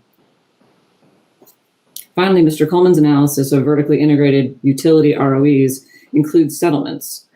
While settlement data sometimes will specify an ROE, it does not reflect Commission's views of the market required ROE, given that settlements incorporate negotiations between the parties on all aspects of a case, and there are trade-offs that are made as part of those settlements.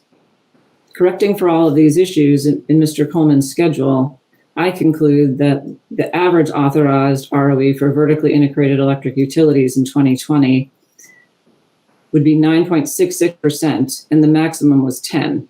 The company's request of 9.8 falls within that range.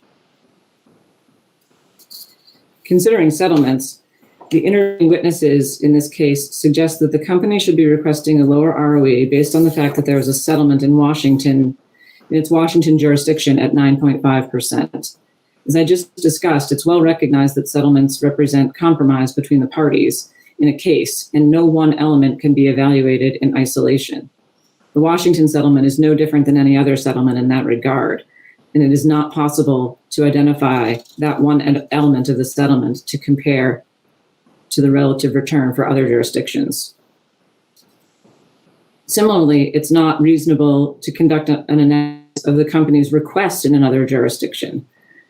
Other witnesses in this proceeding suggest that the Utah ROE should be lower because there are more rate mechanisms in Utah than in Wyoming, another jurisdiction where the company is seeking rate relief. The ROEs are established based on a proxy group of companies and the relative risk profile of the subject company and that proxy group. In each jurisdiction, that analysis is performed and considers the relative risk of the proxy group and the company to determine the range and the recommended ROE. That's the comparison that should be used to establish the ROE, not an analysis of an individual operating company's requested ROE. At no point in any rate proceeding am I aware of any witness submitting as evidence the requested ROEs in any rate case to demonstrate the market expected ROE. The suggestion to rely on the company's request in Wyoming is similar to that, relying on ROEs that were requested in other jurisdictions across the country as a benchmark for the investor required return on equity, and it is inappropriate. Taking into consideration all of the factors discussed in my direct and rebuttal testimony and summarized here, I conclude that the company's requested ROE of 9.8% is reasonable and appropriate, and at the low end of the ROE range that I've calculated based on relevant factors. Furthermore, as discussed in my direct and rebuttal testimony, I have considered the company's proposed capital structure as compared with the capital structures of the utility operating companies of the proxy group. Consistent with my review of regulatory risk factors and other business risks, all of which have been performed by comparison to other utility operating companies, I believe that it is the appropriate benchmark for the capital structure to rely on utility operating companies for this analysis. As shown in my exhibit AEB 11 that was referenced earlier today to my direct testimony, the average equity ratio for the proxy companies was 52.73% within a range that the maximum of which was 61.54%. Based on that range, the company's requested equity ratio of 53.67 is reasonable and appropriate. I thank you for the opportunity to present my summary. Thank you, Ms. Bulkley. Mr. Chairman, Ms. Bulkley is available for any questions or cross-examination. Thank you, Mr. Moskin. Why don't we take a short break and then we'll return and resume with any cross-examination. Why don't we recess for about 15 minutes? We'll return at 11 o'clock Mountain Time. Thank you.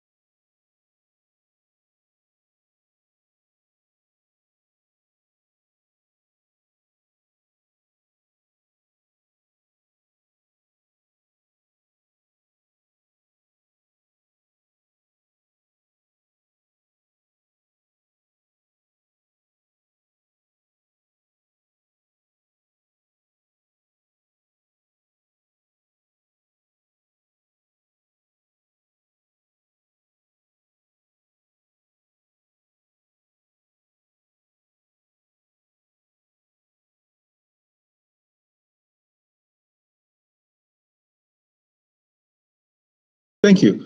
I will go to Ms. Schmid next. Ms. Schmid, do you have any questions for Ms. Bulkley? I do. Thank you. Can you hear me? Can you hear me? You're coming through very clearly. Thank you. Thank you. Ms. Buckley, thank you for your summary this morning. I have a few questions from that, so I'll start with those. Your summary contained references to many numbers, and I'd like some help finding at least one set of those numbers in your pre-filed testimony. In your summary, I believe that you said the average ROE for vertically integrated is 9.66 with a max of 10. Did I recall that correctly? What I said was that when you adjust the analysis Mr. Coleman presented, that's what you get. Yes, that's correct. And so is that in your rebuttal testimony? No, it is not. So this is new information that you're providing just today? No, I wouldn't characterize it as new information that I'm providing. I would characterize it as information that Mr. Coleman provided that I corrected. But you didn't do that until today, is that correct? Well, it was provided in his rebuttal, so this would have been my first opportunity to reference it. That's correct. And his information was not provided in his direct testimony? That's correct. Exhibit 6 to his rebuttal testimony included an update of authorized ROEs through 2020. And that information in that exhibit was what I was referring to. And it was not correct. Okay, so if we review your summary, we can look for things where you make adjustments to his filed testimony. Is that right? I'm sorry, say that again. If we review your summary, we can look for instances where you made adjustments to his pre-filed testimony, his direct and his rebuttal. Is that correct? I don't think my summary includes any adjustments to Mr. Coleman's direct testimony specifically. No, I don't think that's here at all. So they are adjustments to his rebuttal testimony? It would be adjustments to attachment 6 to his rebuttal testimony. That's correct. Okay. Moving on. In your summary, you talked a little bit about settlements, and you mentioned the Washington settlement. If I recall correctly, you said you can't look at a settlement item in isolation. Is that a fair characterization of one thing that you said? Yep, that's correct. I did say that. Okay. So let's look at a couple of things. And I'm going to use a hypothetical. And it's following up on Mr. Moore's hypothetical. So let me set the stage. So we have a settlement in Washington with an ROE of 9.5 and a capital structure that has less equity than the capital structure in Utah. We have a situation in Utah where the company is asking for a higher ROE and a more equity-rich capital structure. Do you follow me? I'm just writing this down to follow you with your hypothetical. So I think I have it, yes. Mr. Moore went through a series of questions asking you about a mathematical result. No, Mr. Moore hasn't asked me any questions. I thought Mr. Moore did some, no, I'm sorry. He asked Ms. Colbia, I forgot. Okay, so let's follow up on that. If we have the same revenue requirement in the Washington case with the lower ROE and lower capital structure, as we have in the Utah case with the higher ROE and higher and more equity-rich capital structure, where will the ratepayers pay more?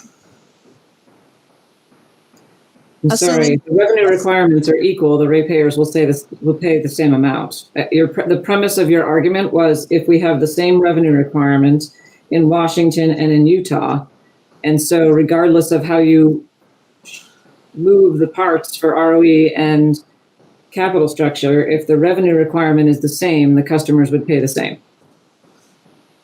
So what would it take to get a lower revenue requirement or a lower rate in Washington? Well, in a revenue requirement, there are a whole bunch of variables. So there could be all kinds of things that would cause the revenue requirements to differ from one jurisdiction to the next. The revenue requirement isn't set solely based on the ROE and the capital structure.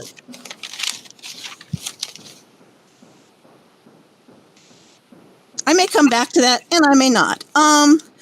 I have a few questions concerning equity risk premiums. Do you agree that the testimony of the various parties demonstrated there are a number of methods and inputs to calculate the equity risk premium? There are a number of methodologies considered by the parties. That's true. Okay. Let's look at the ERP from Duff and Phelps, which is the one Mr. Coleman used here. I'm sorry, can you provide me a document so I can be looking at the same thing as you? Yes, I am. I'm just getting there. Okay. If we look at DPU Exhibit 2.05 Direct, we should see that.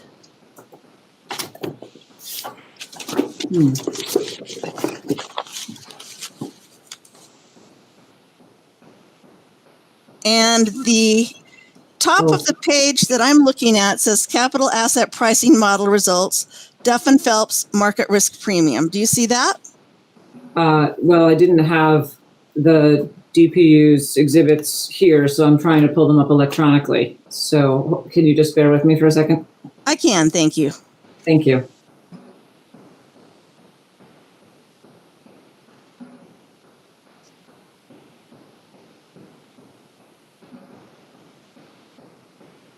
Obviously, I need to up my hearing via video game, and I apologize for that. I should have thought of that before. Well, can I ask just a question to clarify, and I think this might help. This is, by the way, Matt Moskin. I think you said direct. If it helps, I think what we're all looking for, and correct me, Ms. Schmidt, if I'm wrong, is the DPU SR02 Attachment 1, which is the surrebuttal exhibit to Mr. Coleman. Is that what we're looking for? I am looking at the direct exhibit number 205, but let me turn to his... I don't have that handy, actually.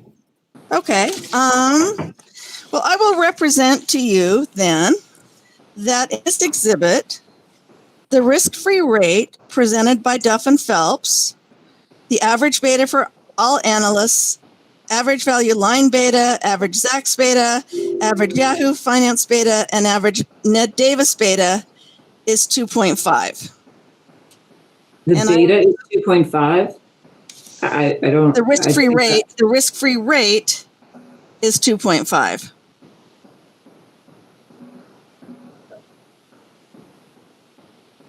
Okay, I don't have that exhibit in front of me to verify that or to put that into context, but... Chair LeVar, if we could take a brief break, I will go and scan this so I can share it. And I apologize for not doing that before. How about if I try to share it right now and see if that works? Okay, thank you.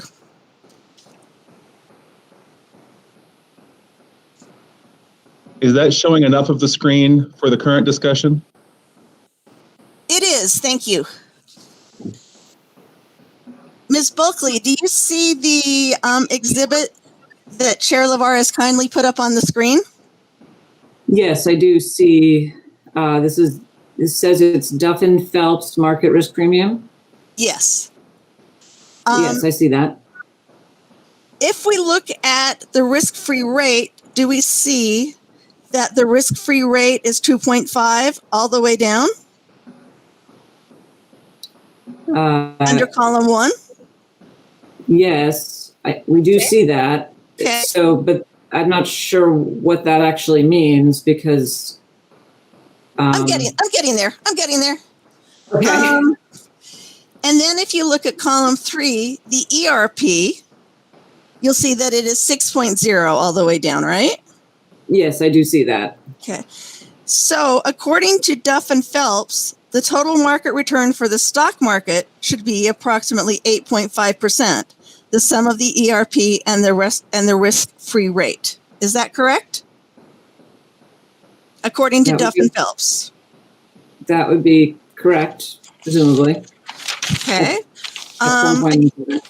Again, I'm not asking if you agree. I'm just asking if I did the math right. Is it correct that you are suggesting that a 12.49 MRP is appropriate for the commission to use here? And that's a figure that is more than 50% higher than the total market return calculated by Duff and Phelps, and over 100% higher than the ERP calculated by Duff and Phelps? Yes, that's correct. Based on the S&P earnings and estimates report, I believe was discussed in my rebuttal testimony. So it would be using Standard & Poor's own estimate of the market return of the expected growth rates and the dividend yield for the S&P 500. So that would be based on Standard & Poor's itself, its estimate for the S&P 500. But when I look at the Duff and Phelps numbers, I get the 8.5. Is that correct? Yes, Duff and Phelps does have a different number. S&P's number is for the overall market as a whole. I don't exactly have the basis for the Duff and Phelps information for you. Okay. It was discussed in Casey's testimony and presented there. But let's move on. I'm going to ask you a few questions about your testimony in the tax reform legislation. You may find it helpful to turn to your direct testimony. Do you have that with you? I do. Okay. Let's start with lines 126 and 128. And is it a fair characterization of your testimony on lines 126 to 128 that you say, or even perhaps an exact quote, that moreover, Rocky Mountain Power's proposed common equity ratio is reasonable considering that federal tax reform legislation has had a negative effect on the cash flows and credit matrices of regulated utilities? Did I read that correctly? Just one word was incorrect. It's credit metrics of regulated utilities. Then let's turn to what effect the federal tax reform legislation has had on Rocky Mountain Power specifically. And I'm just going to state this. Everybody knows this, but I'm going to state it anyway. So Rocky Mountain Power is not traded on its own. The credit agencies look at Pacific Core. And so I'm going to start by using some information from Moody's and data for Pacific Core. Around lines 599 to 607 of your direct testimony, you discussed Moody's reaction to the tax changes. Are you there? I'm there, yes. Thank you. Your testimony notes how Moody's has responded to the increased risk for utilities resulting from the tax changes.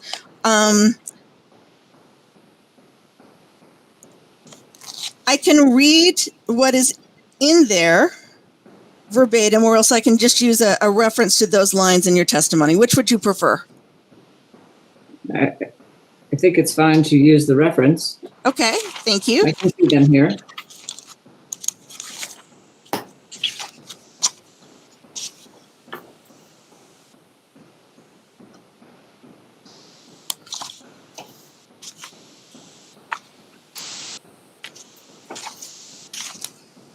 Just one second.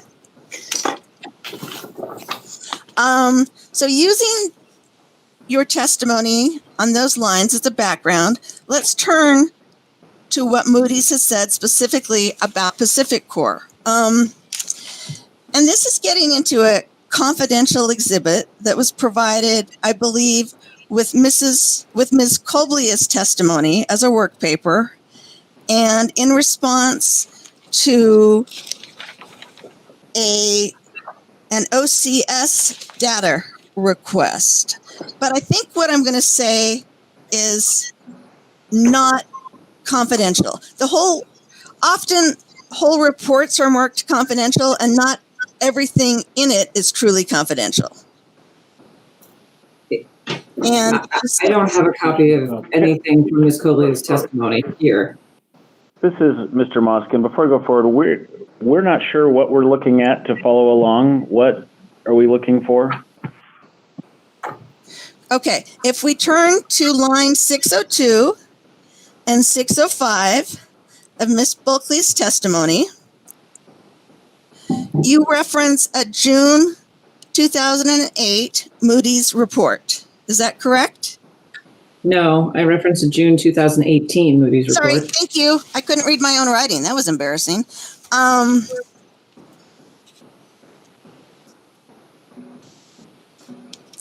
And now, would it surprise you that in June 27,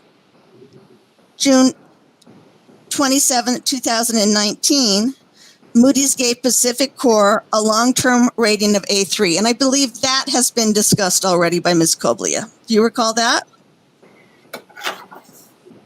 I don't recall that specifically, no. But is there a document that could be, if you're going to focus on a document from the rating agency, is it possible to send that document to?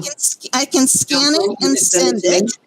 Yeah. Or I can refer your counsel to the exhibit on Ms. Coblia's testimony where it is. Either works from my perspective. If you can tell us what specific exhibit you want us to turn to, we're happy to try that. Okay.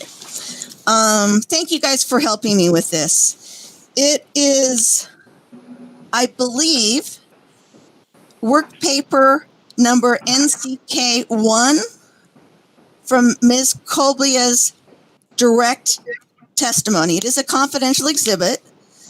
The title of the article is Pacific Core Update to Credit Analysis, and the date is June 27th, 2019. There isn't. That is not there. Is that part of an exhibit? It's part of her work papers that was filed with the commission. That's not it. Okay, so this is Thad LeVar. Did you mean NLK? Yes, I did. Thank you. NLK1, right? RMP work papers NLK1. Yes, thank you.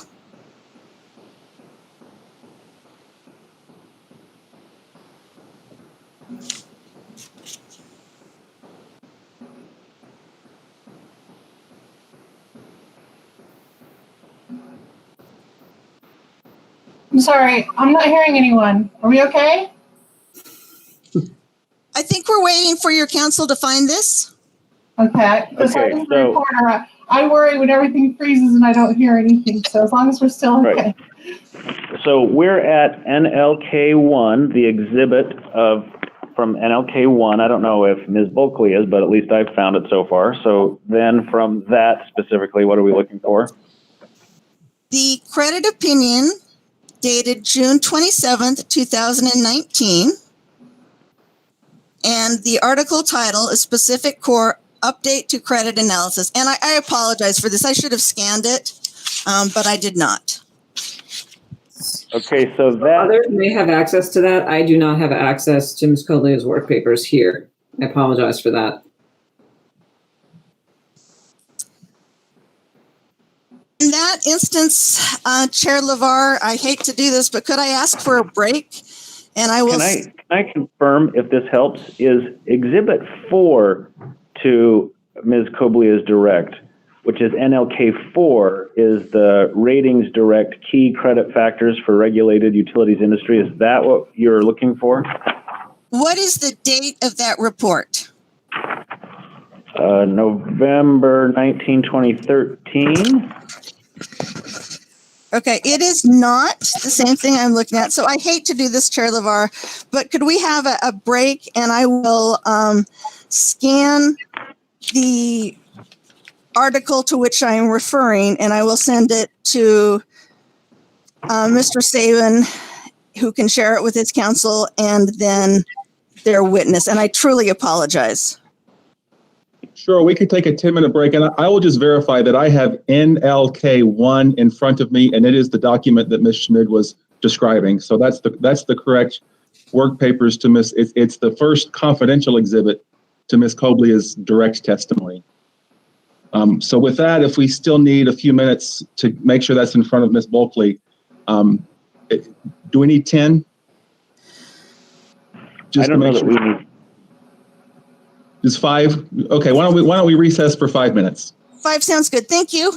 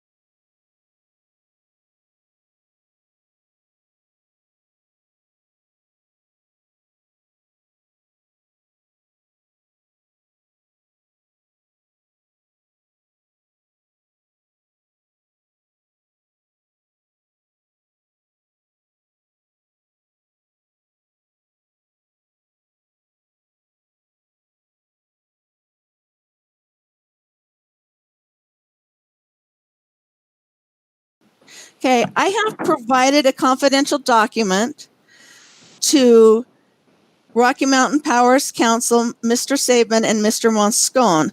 Could they please send that to Ms. Bulkley? Yes, we have forwarded that. Okay. Ms. Bulkley, can you pull that up? Yes, I have it. Okay. So you're looking at what should be a credit opinion dated 27 June 2019 with the title Pacific Core Update to Credit Analysis. Is that right? Yes, from Moody's Investor Services. Yes. And so if you look on the left-hand side, there is a box titled Ratings, and then underneath it, Pacific Core. I see that. Yes. Okay. Can you read what the long-term rating is as presented in that box? Yes, it's A3. Thank you. That was sort of a long way to get there.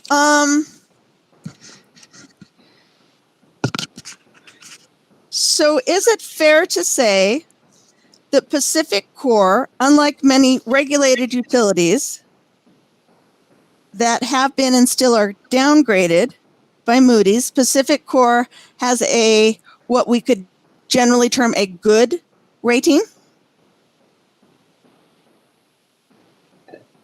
It's sort of a relative term. It's a reasonable rating. A reasonable rating. Okay. And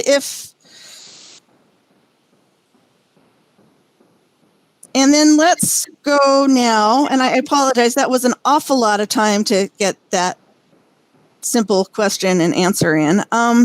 But I learned a lot, and I thank you for your indulgence. Let's turn now to around 583 or 589 or so of your testimony, where you discuss Standard & Poor's assessment of weakened credit metrics for some utilities. I'm there. Okay.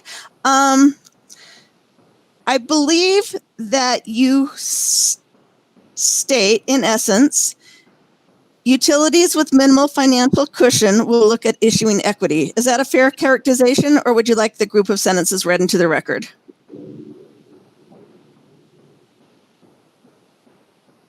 Well, I think it would be better to read it into the record, actually. That's not entirely what it says, but... Okay. Could you read the whole thing into the record then, please?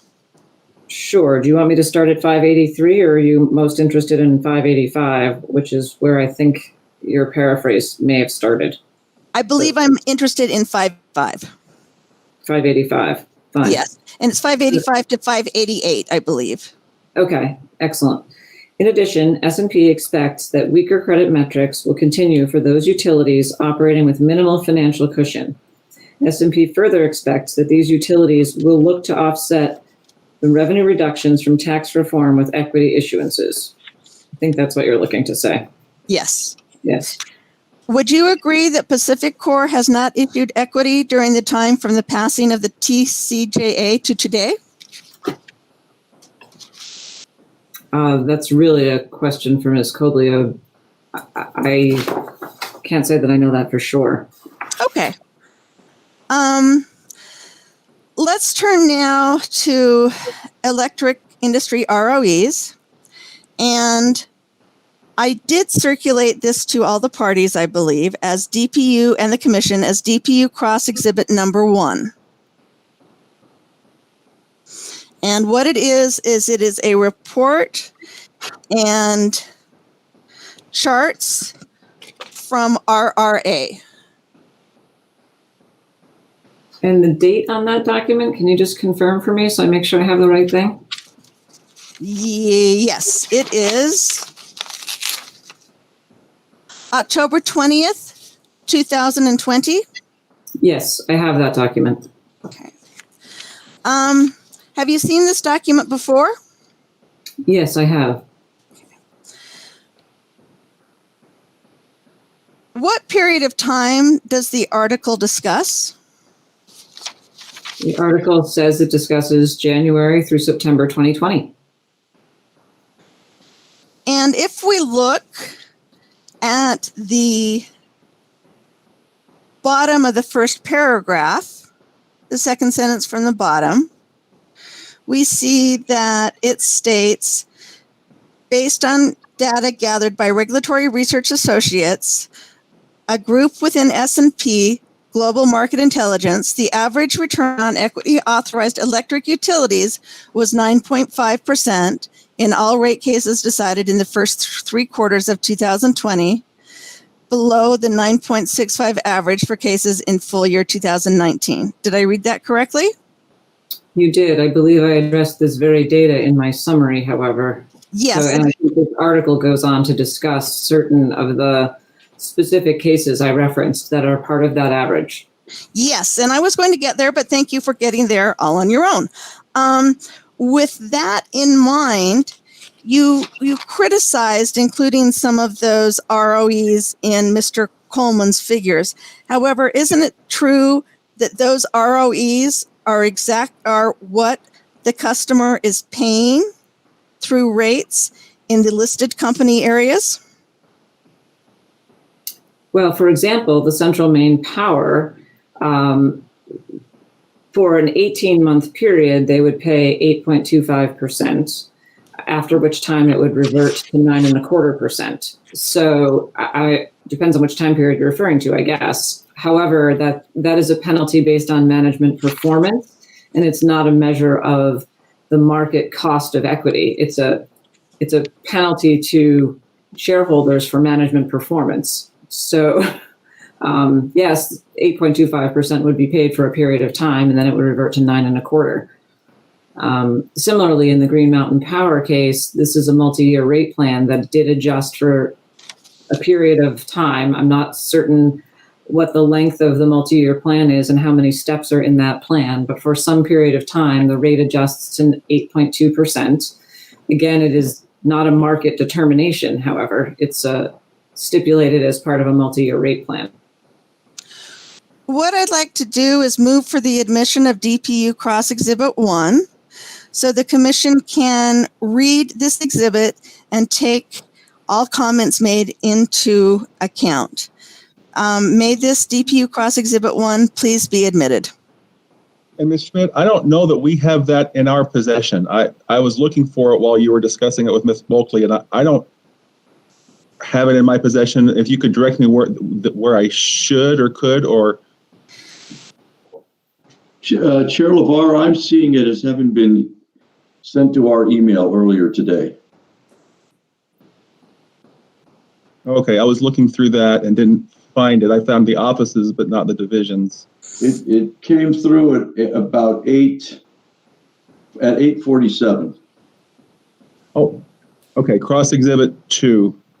No, should be Cross Exhibit 1. Cross Exhibit 1, okay, yes, okay. I have that one. So sorry. So with that, I'll go to parties. Does anyone object to that motion? No objection. Okay, I'm not seeing or hearing any objection from anyone, so the motion's granted. With that, I conclude my cross-examination of Ms. Bulkley. And again, I appreciate the indulgence of the commission and of the parties. I will become more adept with electronic trials soon. Thank you. Thank you, Ms. Schmid. We've all had to adjust our practices a little bit this year. Thank you for your participation. Mr. Moore, do you have any questions for Ms. Bulkley? Yes, I do. Okay, go ahead. Ms. Bulkley, you've testified in direct testimony that RPM is riskier than your proxy group of companies. Isn't that correct? I'm sorry, could you speak up a little bit? I had a hard time hearing you. I'll speak slower as well. Ms. Bulkley, you've testified in your direct testimony that Rocky Mountain Power is riskier than your proxy groups of companies. Isn't that correct? I have done a comparison of Rocky Mountain, the proxy group, in my direct testimony and concluded on certain bases, yes, there was greater risk. What is RPM's current credit rating? RMP's current credit rating? I'm sorry, I don't have that at my, I don't have that handy. Do you have Ms. Kobula's direct testimony? I do not have her direct testimony, no. I'll represent that it's an A from S&P and an A3 from Moody's. Do you have any reason to question that? Well, we just looked at the Moody's report, so I'll agree to that. And subject to check, I guess I can agree to the S&P rather than going through that process again. Do you know what the average rating is of your proxy group of companies? Credit rating? I don't have that, no. Do you have Professor Woolridge's testimony available to you? In electronic form, yes. Could you go to page 25 of his rebuttal?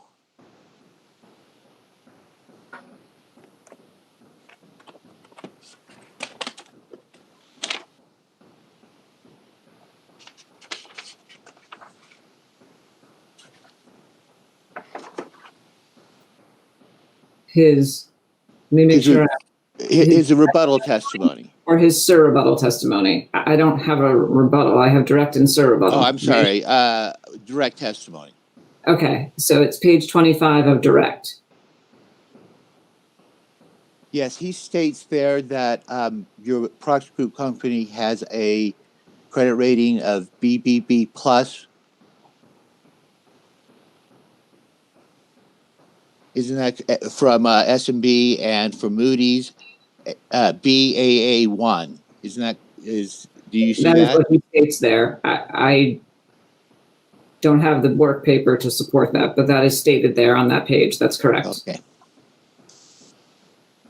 In your testimony regarding Rocky Mountain Power's business risk, you identified capital expenditures, regulatory environment, and the generation profile as factors credit ratings agencies examine in making credit ratings, and claim that all these factors indicate that Rocky Mountain Power is riskier than your proxy group. Isn't that correct? I'm sorry to ask you to restate that. I just didn't hear the whole thing. I apologize. I've had problems before. Let me go slower here. Specifically, in your testimony concerning Rocky Mountain Power's business risk, you identified capital expenditures, the regulatory environment in Utah, the generation profile as factors credit agencies examine in making credit ratings, and claim that all these factors indicate that Rocky Mountain Power is riskier than your proxy group. Did I state that correctly? That's kind of a general characterization. We could take them one by one if you'd like. Let's take regulatory risk first. Now, okay. There's a lot of discussion on this topic in testimony, but I wanted to focus on an issue I believe we're in agreement with, and that is, as established in your testimony, credit ratings examine the regulatory environment in the setting rates for utilities. Isn't that correct? Credit rating agencies consider the regulatory environment. Is that what you said? That's what I said. Yes, I would agree with that. And would you agree that the credit rating agencies looked at Rocky Mountain Power's regulatory environment and given Rocky Mountain Power an A and A3 credit rating? Isn't that correct? That's correct. That's what their credit ratings, well, subject to check on S&P, but certainly the Moody's, we verified that Pacificor had an A3. The same is true with the capital factors, with the factors of capital expenditures and generation profiles. You testify that credit agencies examine these factors in issuing credit ratings for utilities. Isn't that correct? That's correct. Therefore, the credit rating agencies examined Rocky Mountain's regulatory environment, capital expenditure, and generation profile. Incorporating all these factors, you determined made Rocky Mountain Power riskier than your proxy groups, and determined that Rocky Mountain Power qualified for a credit rating of subject to check A and A3. Isn't that correct? I'm sorry to ask you to say that again. All right. Am I breaking up or am I going too fast? I think it's a little bit of both. So it's not breaking up, but it's quiet and fast. So I'm trying to hear, and it makes it a little bit difficult. I apologize. No, I'll see if I can help you out. The credit rating agencies examine Rocky Mountain Power's regulatory environment, capital expenditures, and generation profile, and determined that Rocky Mountain Power qualified for a credit rating of A, as you say, for the S&P, subject to check, and A3 per Moody's. Isn't that correct?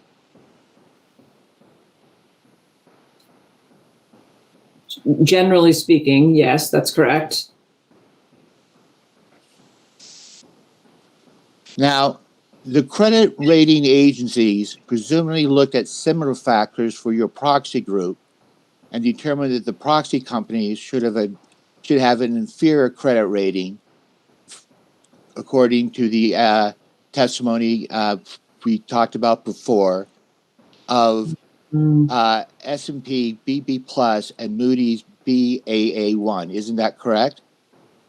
Well, so here's the issue with that there's no matrix of factors that have been considered and how they've been considered in developing the ratings for an individual company. So they're considering each of these things in total with the overall business risk, which is why in my testimony, I've relied on an analysis of each of those individual mechanisms to assess the overall risk. Because when you're looking at the rating agencies, there's not a lot of transparency on how they've considered each of those factors. So they are there to some extent. To what extent, I can't say. So I've relied on the S&P data that indicates for each jurisdiction that all of the proxy companies are operating in, what specific mechanisms they might have, what their capital expenditures look like, and through value line data for that analysis. But I've looked at each of these things individually and very transparently. The ratings are not very transparent with respect to how these particular issues are addressed. Okay, thank you. Would you agree with me that credit agencies that give utilities a higher credit ratings are putting a signal to the market that they're less risky than utilities that the credit rating agencies give a lower rating? Again, I think that's a general characterization. So there's the rating, there's the outlook, there's a whole bunch of factors that go into that. But generally that would be correct. Well, again, like I said, all of the factors, right? So you have the ratings, you have the outlooks. Certainly when S&P downgraded its outlook on the entire industry, that's one factor that overhangs the entire industry, right? It doesn't necessarily affect an individual company's rating, but it affects the industry in its entirety, right? So there are outlooks and there are ratings that all need to be taken into consideration. It's sort of, I don't think you can take just the letter grade into account. I see. So if I want to, if a utility is coming to borrow from a lender, the lender would consider their utility ratings as one factor in how risky the environment is. And if that is true, the lower credit rating would be a riskier, would be a factor that would indicate that it would be riskier than a higher credit rating. That individual element by itself, yes. But again, like I said, the overall factors would make a difference as well. Is there a negative outlook? What are the coverage ratios look like? What are the prospects? So I think there's a bigger picture than just the rating itself. Ms. Buckley, I'd like to turn now to your projected DCF approach. Yes. Isn't this true that there's a unique approach developed and used by you? Yeah, I think I've discussed this actually in rebuttal testimony. The purpose of this analysis was to show what happens when the market were to correct as it has done. So I think, I know Dr. Woolrich's testimony suggests that this is some unique methodology, but it is simply an analysis to demonstrate that as analysts expected the utility stock prices to decline, how would that affect the DCF? Has your approach been published and has been subject to peer review? No, this is not an academic pursuit. This was an estimate to demonstrate, as I said, what happens when the prices for utility stocks decline as they have. Can your approach be empirically tested? Again, same answer. All right.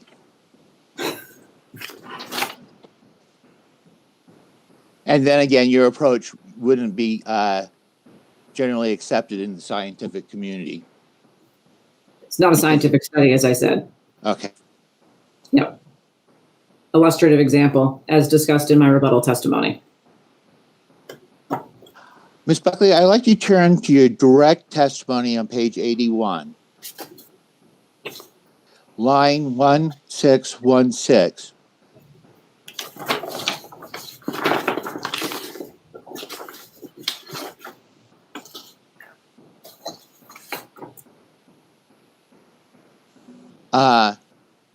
Referring to your model's results, you stated, I believe the range is between 9.75 and 10.5 is reasonable. Is that correct? Yes, that's correct. Now I'd like to turn to your table on page 82. None of your constant growth DCF results are as high as 9.75. Isn't that correct? Yes, that's correct. My testimony places a lot of discussion on the concerns about the constant growth DCF. That's true. In fact, your low means for the 30, 90, and 180-day average ranged from 8.53, 8.53 to 8.52, respectively. Your means go from 9.01, 8.89, and 8.7 respectively. And your high means on the 100-day average is 9.75, and only your high means for the 30-day average come close to 9.75 as at the result of 9.69. Did I read that chart correctly?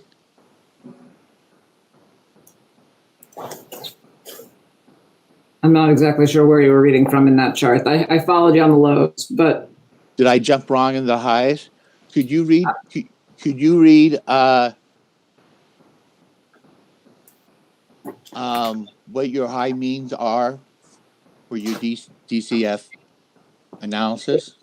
So in my direct, they were 969, 945, and 945. And in my rebuttal, they were 989, 986, 954.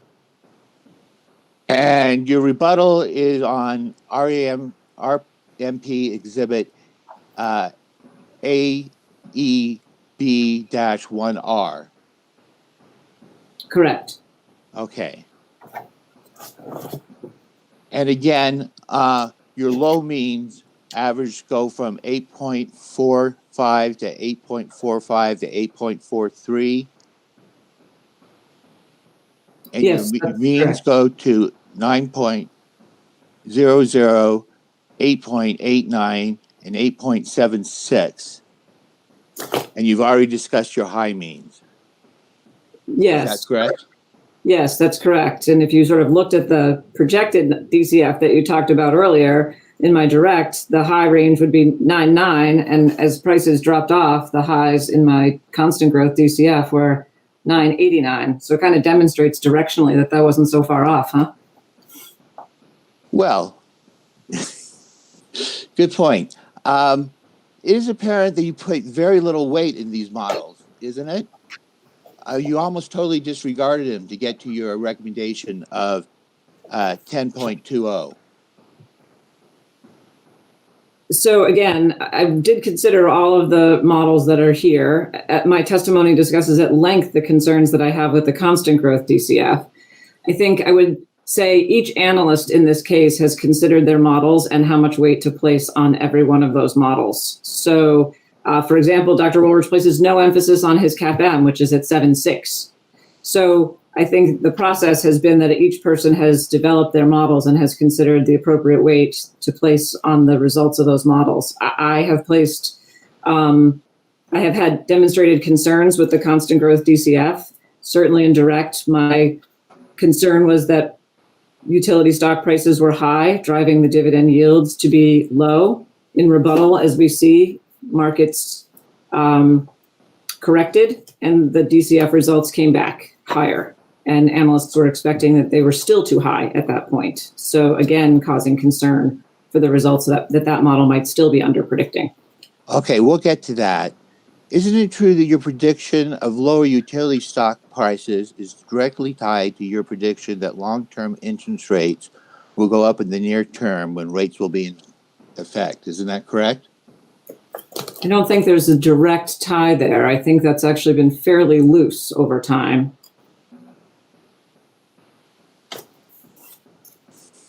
May I direct your attention to page 50 and 51, I believe, of your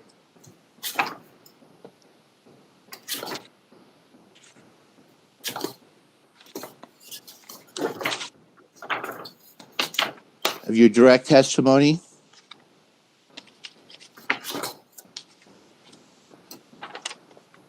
$50 is the capital asset pricing model? I think so. Maybe I have your let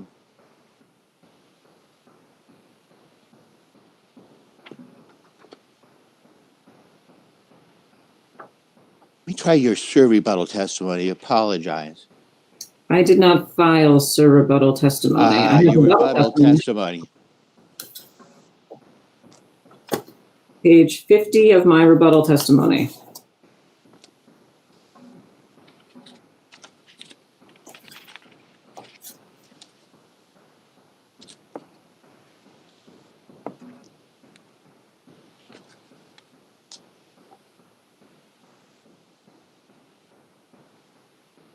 Yes. Could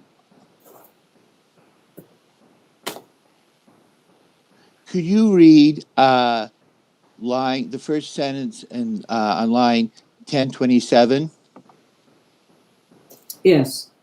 An increase in long-term interest rates will cause utility investors to move back into long-term government bonds as the yields on those bonds become more competitive with the dividend yields of utilities. Keep going. Oh, a decrease in the stock price of utilities resulting from such a shift will increase the dividend yields of utilities. That's, I think, what we saw.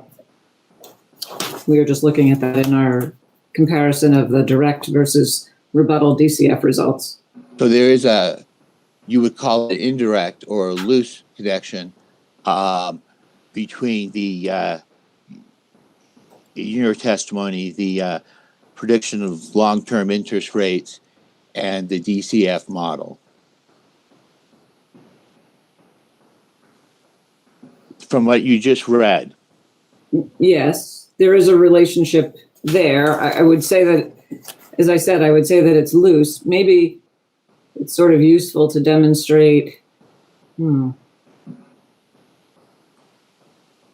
have a chart that might be helpful here.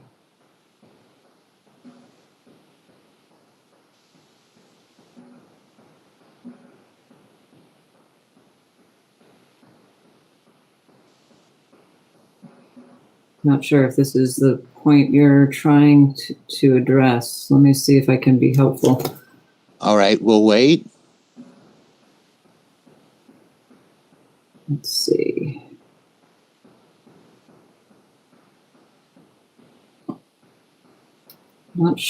Maybe it's presenting. Are you seeing anything presented yet? Oh, here it goes. There you go. Okay. So the relationships, like I said, are fairly loose. I'm going to show you two different charts. So the first is this chart here is the federal funds rate. that has shown over time some decreases, as a result of the financial market collapse, stayed low for a period of time, was on its way back up, and then most recently has been low as a result of the pandemic. But what happens in the marketplace is that doesn't really translate the same way. This is the 30-year Treasury bond yield showing quite a bit of fluctuation in the market overall, and not at all really related to that interest rate. So that's what I mean when I say it's sort of loose. There's a loose, obviously this chart doesn't look anything like this chart. Right. Right. So the relationship for interest rates doesn't really translate perfectly. That's what I was trying to say. Right. If you have this federal funds rate and the discussion from the Fed that they're going to hold interest rates constant forever, that's not necessarily going to, or for a period of time, it doesn't really affect the 30-year Treasury as one might think it does. And that then would be the more appropriate thing to think about in terms of the DCF, right? Would be the risk-free rate that investors could actually get. Was that where you were headed? No, but that's a good point. We'll get back to that. Let's talk about your CAPM model. Your prediction that interest rates will go up in the near term is central to your CAPM model because they directly affect the projected free risk interest rates, which are a component of the equation. Isn't that correct? Yes, that's the concept here that I'm talking about. Maybe we got to it too early. Yeah.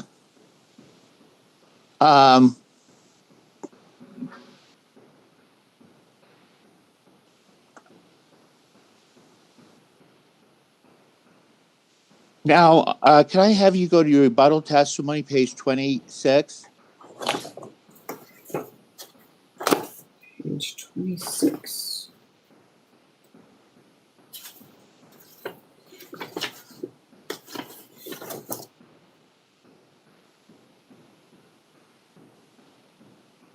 I'm there, yes. Could you read this first full sentence of that of line that starts in line 482? 482. As shown, is that where you would like me to start? Yes, please. Okay. As shown in Figure 8, while the share prices of utilities declined in 2020 as investors rotated from utilities to treasury bonds due to the economic effects of COVID-19, the PE ratios for my proxy group companies in 2020 are still well above the historical average levels over the past decade.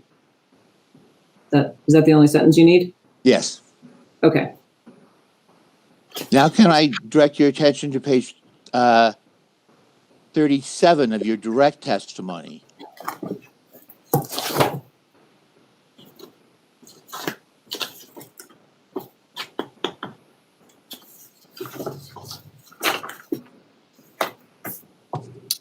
Yes, in there.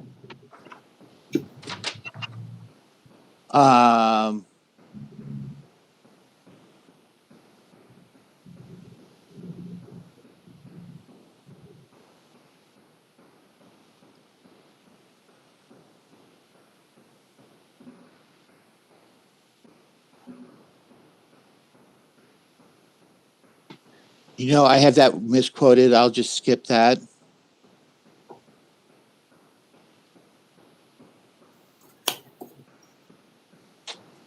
You covered that.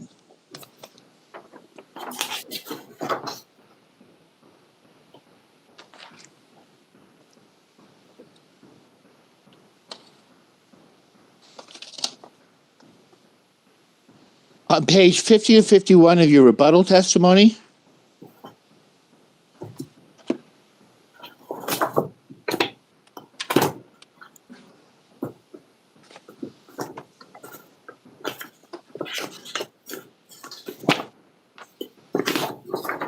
Yes, I'm there.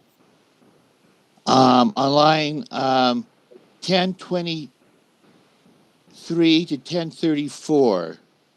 May I have you read that? 1023 to where? We've read portions of this already into the record, I think. That's right.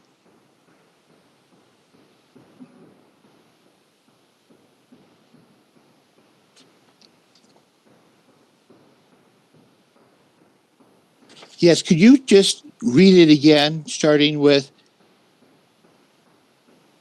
investors? It's in the middle of 1023, where it says investors continue to expect increase in long-term interest rates over the intermediate to long term, and continue to reading until you get to the end of your question.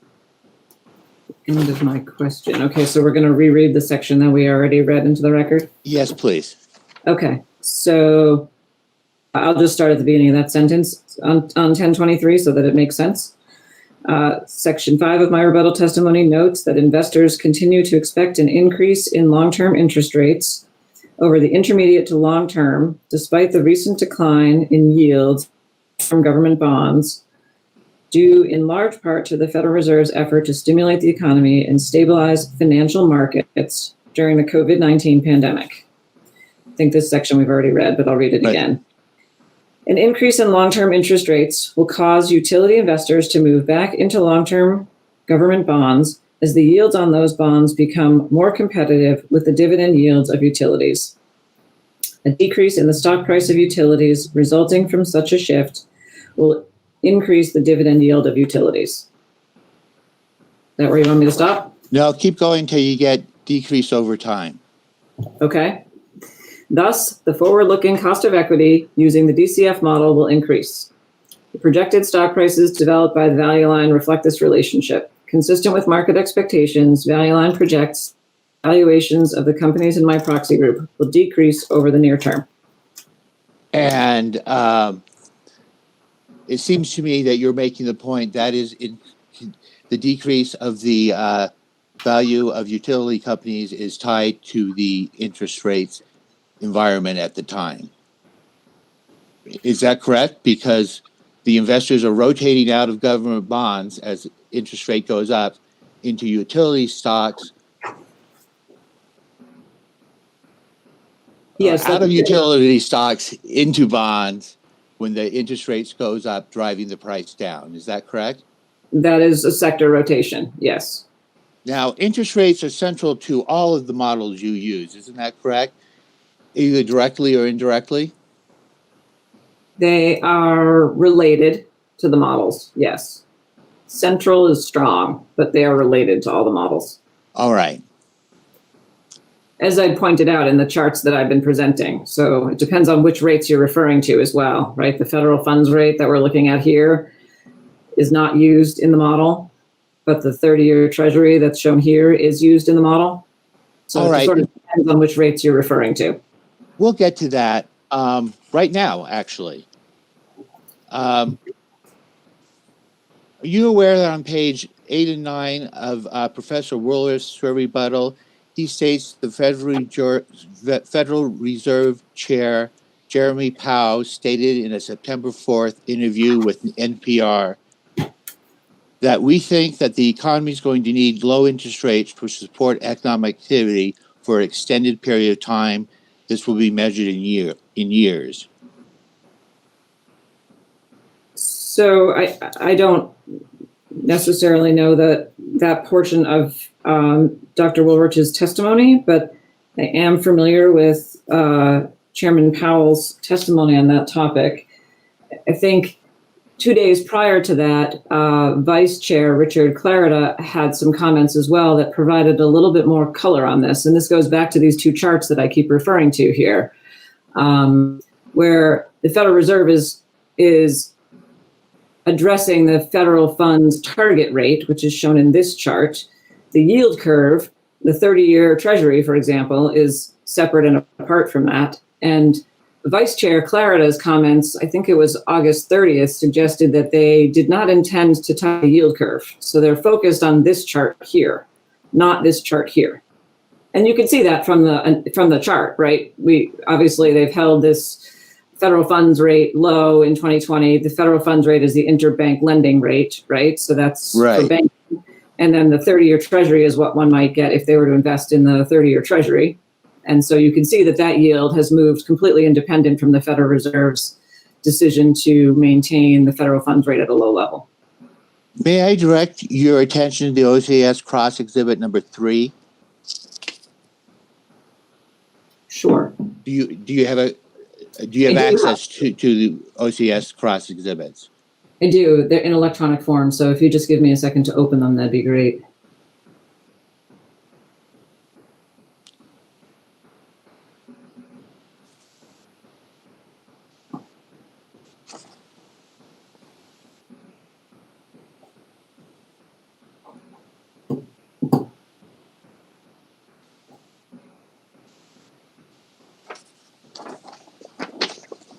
Yes, I have that open. This is a article titled "Fed expects to keep rates near zero through 2023." Is that correct? That's correct. Yep, that's this rate that we're talking about, the federal funds rate, in my chart. In your chart, isn't it true though that the Federal Reserve has mechanisms in their disposal to keep interest rates low, long-term interest rates as well?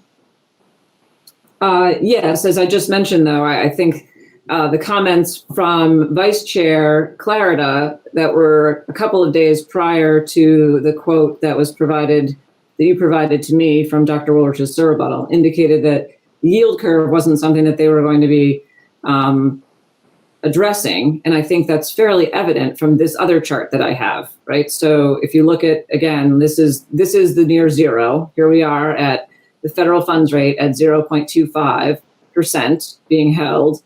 And so that's what we're referring to here when we talk about the rates would be held near zero. Obviously, that has not been the case. As I recall, you said that Chairman Powell's comment was early September. Look at this particular chart of the 30-year Treasury, and you look at September on this chart, it's obvious that this is not being kept near zero by the Federal Reserve, right? It's floating very freely. And when does that chart end? This chart ends October, the end of the month. So October 28th, I think, was the data that I had available to me.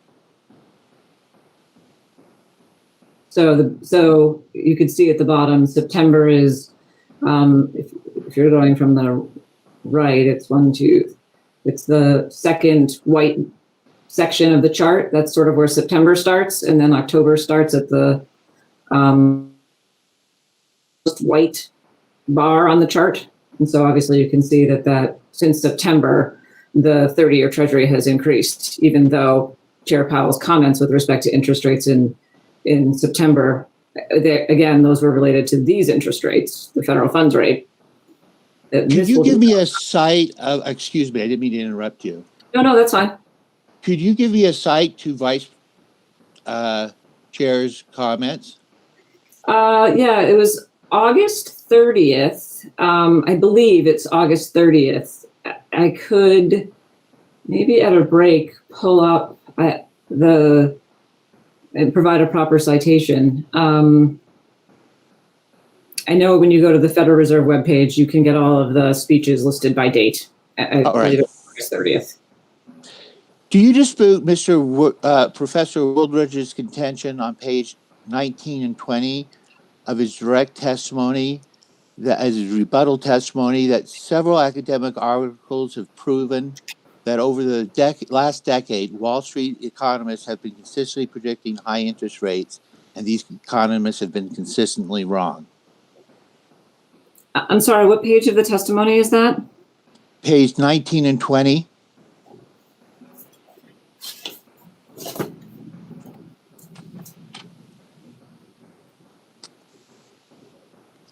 This is of his rebuttal, you say? No, this is of his direct testimony.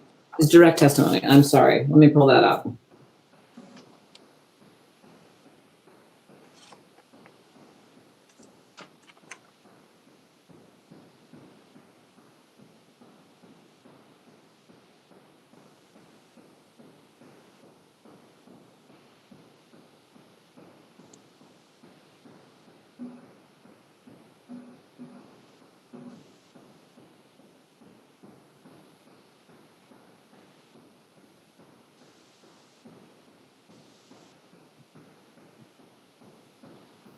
I see his testimony on those pages. Yep.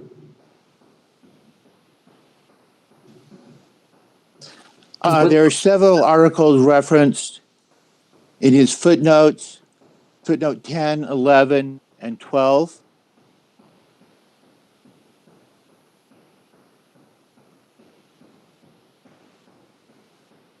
And 11 and 12. I see those articles. Yes. They include an article entitled Economists Got It Wrong for a Decade, and they're trying to figure out why. That's a 2015 article. I do see that title. I see that.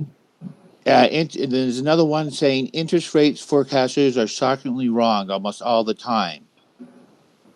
I do see that article title. Yes, that's true. And another one, how interest rates keep making people on Wall Street look like fools. I see that title as well. Yep.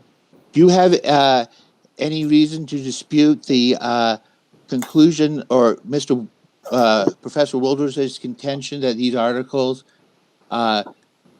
stand for the proposition that economists have been predicting higher interest rates for the last decade and they've been wrong? Well, I think they have actually ebbed and flowed. I mean, if you're sort of looking at this particular excerpt right here, you can see in my chart that interest rates are higher and lower at periods of time. So I'm not entirely sure just by the catchy titles of those articles specifically what they entail, but the actual yields do move, as is evidenced here. I would also note the normalized rate that Dr. Woolrich used is actually higher than the projections that I relied on in the short term. So in his CAPM, he's relying on, I believe it's 2.5% as his risk-free rate, as a normalized risk-free rate. Whereas in the short term, I think I relied on a number that was about 1.81 maybe. So what was your long-term number? So I've been getting to that. The long-term number, I think, was 320, and that is actually within the range that Duff and Phelps established when Duff and Phelps didn't just pick a point estimate for a normalized return. Their analysis includes a range. The range goes over 4. So my long-term view is actually within the range that was established by Duff and Phelps. And that is actually in in the surrebuttal testimony provided by Mr. Coleman, there is a Duff and Phelps article there. I think it is attachment 1 to his surrebuttal. And there is on page 50, actually, of that document, there's a discussion of how they develop their risk-free rate. And so the range goes up to 4.3%. So I'm within that range. What is their risk-free long-term rate? Well, as I said, there's a range that they established. So it's from 1.4 to 4.3. Okay.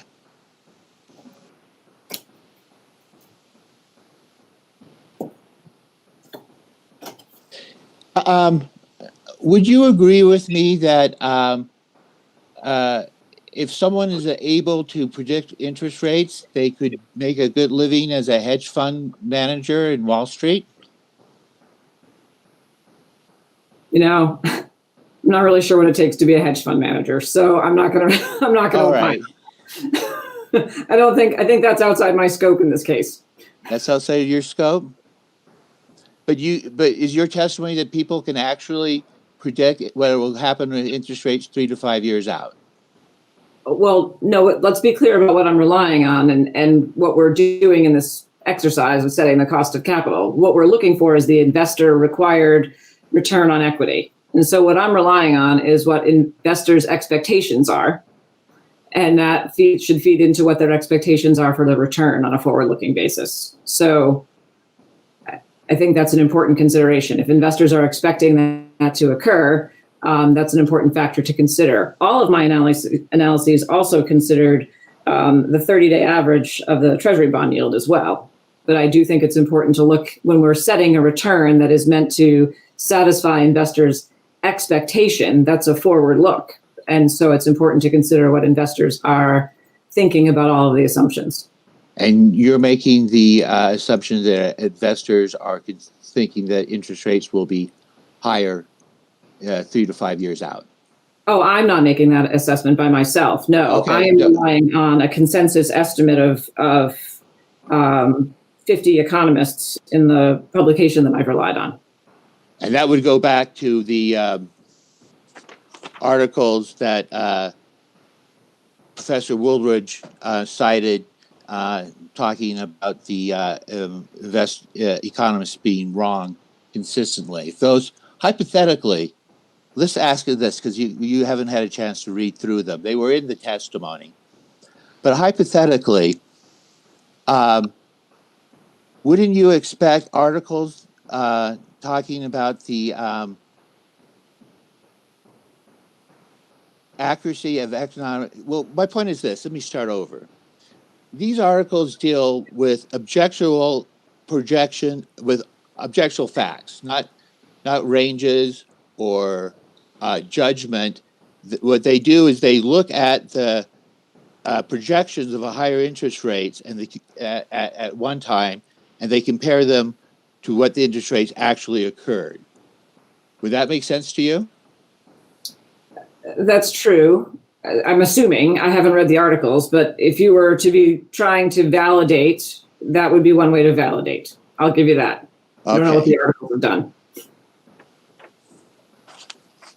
I do think this, one thing that I do think is interesting is that this is the subject of tremendous scrutiny for Dr. Woolrich, the projection or the expectation of interest rates, yet the expectation of growth that's used in the DCF model has not entered any concern in his analysis. They are both expectations and they are both approximately 3 to 5 years in the future. So I think it's important to recognize that each of these models has, in order to be considering a forward-looking cost of equity, each one of these models has some expectational information that's been relied on. And so I think that's an important factor to consider. Certainly, Dr. Woolrich has relied, I think his testimony says, primarily on his DCF results using the projected earnings per share growth rates, which he has pages in his testimony that he says he has concerns about those growth rates, but he's relied primarily on those in the development of his final recommendation. And again, they are projected. They're not. We'll let your lawyers deal with. I'm sorry, I didn't have a last word. They are projected. They're not known. Thank you. Sure. Go ahead. All right. Well, I'll let your lawyers deal with Dr. Woolridge's testimony at his turn. May I direct your attention to page 114 of your rebuttal testimony?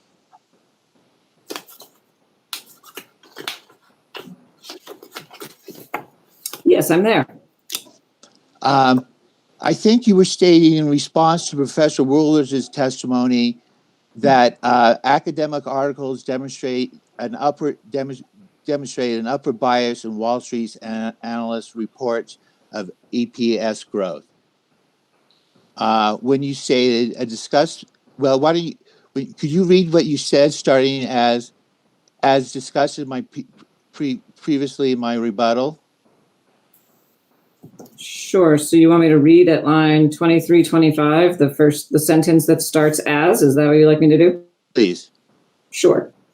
As discussed previously in my rebuttal testimony, recent academic research has found that analyst bias has been reduced or eliminated, if it ever existed, after the financial market reforms of the early 2000s.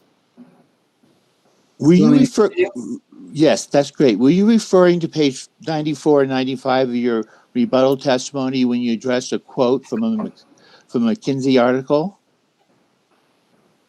I'm sorry, the pages can you refer me back to the pages so I can be sure? Yes, 94, 95.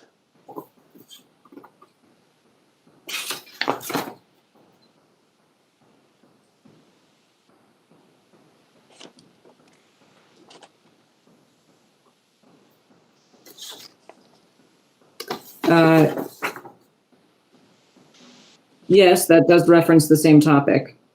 Okay.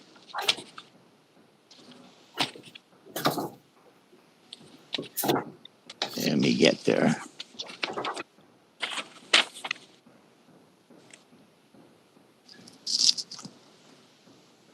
Could you read into the record the quote that you have expert there from the McKinsey article? Sure.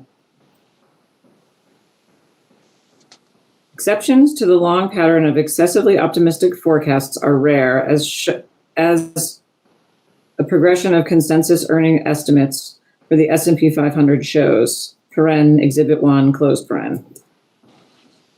Only in years such as 2003 to 2006, when strong economic growth generated actual earnings that caught up with earlier predictions, do forecasts actually hit the mark. This pattern confirms our earlier findings that analysts typically lag behind events in revising their forecasts to reflect new economic conditions. When economic growth accelerates, the size of the forecast error declines. When economic growth slows, it increases. So as economic growth cycles up and down, the actual earnings S&P 500 companies report occasionally coincides with the analysts' forecasts, as they did, for example, in 1988 and from 1994 to 1997 and from 2003 to 2006. Yes, now I'm going to have you turn to OCS exhibit number 8, which is a page from from Professor Woolrich's testimony, quoting the same article. He has an emphasized, are you there? I'm sorry, no, I've lost you. Where are you? Sorry. I didn't know if you would have Dr. Woolrich's testimony, so I made it into an exhibit for reference. That would be exhibit 8. Okay, hold on one second. Let me just get that.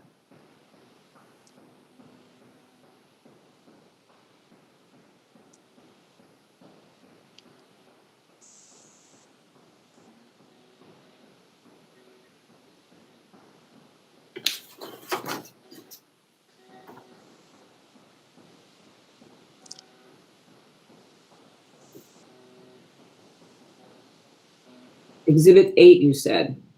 I believe so. If not, if you have Dr. Woolrich's testimony, it's page 23.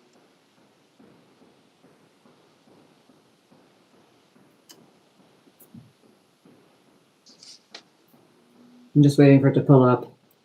All right. Okay, I have that. Okay, you see the long quote that's separated from the text? I do see that, yes. And this is the same article that you were referring to? It's in the footnote 17, equity analysts still too bullish. Let me go back and check. Yes, that's the same article. That's correct. Could you read the concluding sentence that's been emphasized? Sure. The underlined sentence, yes. It says, moreover, analysts have been persistently over-optimistic for the past 25 years, with estimates ranging from 10 to 12%, 10 to 12% a year, compared with actual earnings growth of 6%. Over this time frame, actual earnings growth surpassed forecasts in only 2 instances, both during earnings recovery following a recession. On average, analyst forecasts have been almost 100% too high. Now I'd like to direct your attention to OCS Cross Exhibit 5A. Would note this entire article is addressed in my rebuttal testimony, and as I said in my rebuttal testimony, the period that was analyzed in this article extends through 2008 and includes the financial market collapse. So very difficult to expect that analysts would have been able to predict the severity and magnitude of that financial crisis. Well, they didn't, did they? Well, I'm not sure anyone could. So the concept that you could, predict the onset of that crisis and the magnitude of it and how much it would disrupt markets overall on a 3 to 5 year look forward would be unfathomable. So the answer is no, they couldn't predict it. No. I mean, obviously. No one could. All right. Can I direct your attention It doesn't make to, their forecast inherently wrong. It does say that you can't possibly expect that an analyst will predict a major market collapse. could you look at, Mr. Moore, this is Thad LeVar. Before you go to this next exhibit, I think it's probably a good time to take a recess. I don't know if this is a good stopping point for you. If you'd like to go a little bit further. I'm almost done. And Okay. I have no problem stopping here. For a break? For a break. I just have a few more questions. If you feel that, I see that it's 12:30, it's a little bit late, we can stop here. Yeah, why don't we do that? Why don't we come back in 1 hour and then you can continue at that point? All right, thank you. Thank you. We're in recess for 1 hour.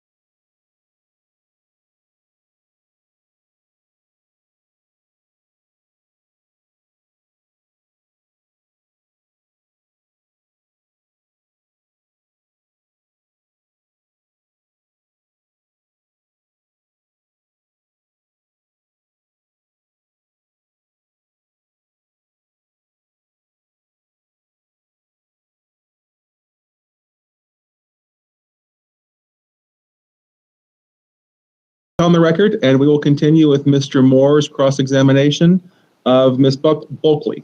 Go ahead. Hello, Ms. Bulkley.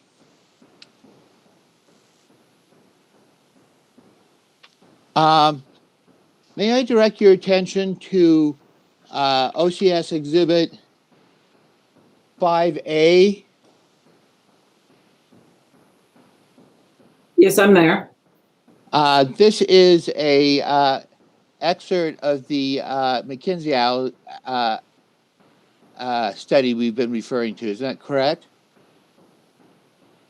It is, yes. I don't know if it's an excerpt, but it is the McKinsey study. I haven't been through the entirety of it. Can you turn to page 2, the second page of the exhibit? So page 15 of the study? Yes. Yes, I'm there. The graph on the bottom of the page, do you see that? I do. Now, that graph is a graph of the last 25 years of the analyst predictions, and the average, and it comes out to about the predictions about the 12% you have for earnings per share. Would that be a rough? I know we can't tell by looking at that, but that's just about right, correct? The dotted line, it's actually 13. The dotted line says 13. I'll agree to that. And the I don't know what it actually is supposed to represent, but long-term average forecast, where the blue line is representing the actual, what actually happened to the earnings per share. Mr. Moore, I'm sorry to belatedly do this, but we've been trying to find it. Could you restate which exhibit you're looking at? I realize I'm the only one that hasn't found it, but I haven't. It's 5A. I have two exhibits, 5A and 5B. 5A has the excerpts that I'm talking about. 5B is the entire study. Okay. And 5A you took to the second page, and that's where It should be page sorry. 15. Thank you. Sorry to interrupt. Are you with me? I'm seeing lines, so I think I'm there. All right. And in the corner of the page, over the term overly optimistic, there's a little excerpt that says, actual growth surpassed forecast only twice in 25 years, both times during the recovery of the following a recession. Do you see that? I do see that.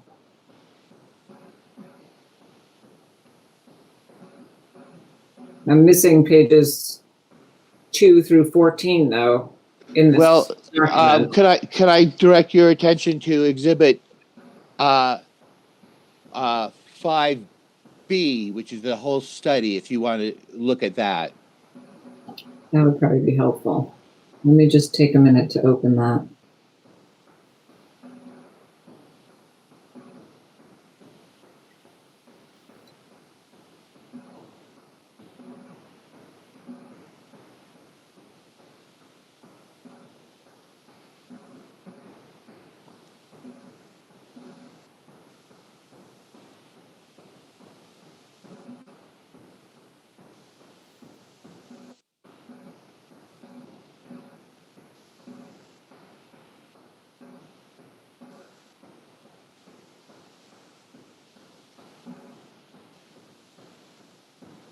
Okay, yep. All right, getting back to page 15, or the second page on exhibit 5A, the graph on the bottom of the page. Doesn't this depict that as the authors of the study state that long-term estimated forecasts generally are wildly higher than the actual forecast?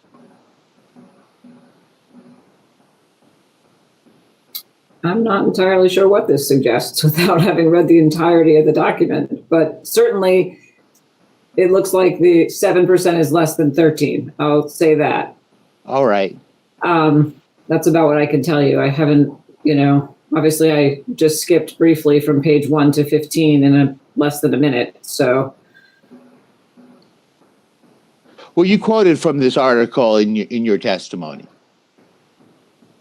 Yes, I just haven't committed it to memory, so I would need to review that. So. I will move to admit both exhibits 5A and 5B. If anyone objects to that motion, please unmute yourself and state your objection.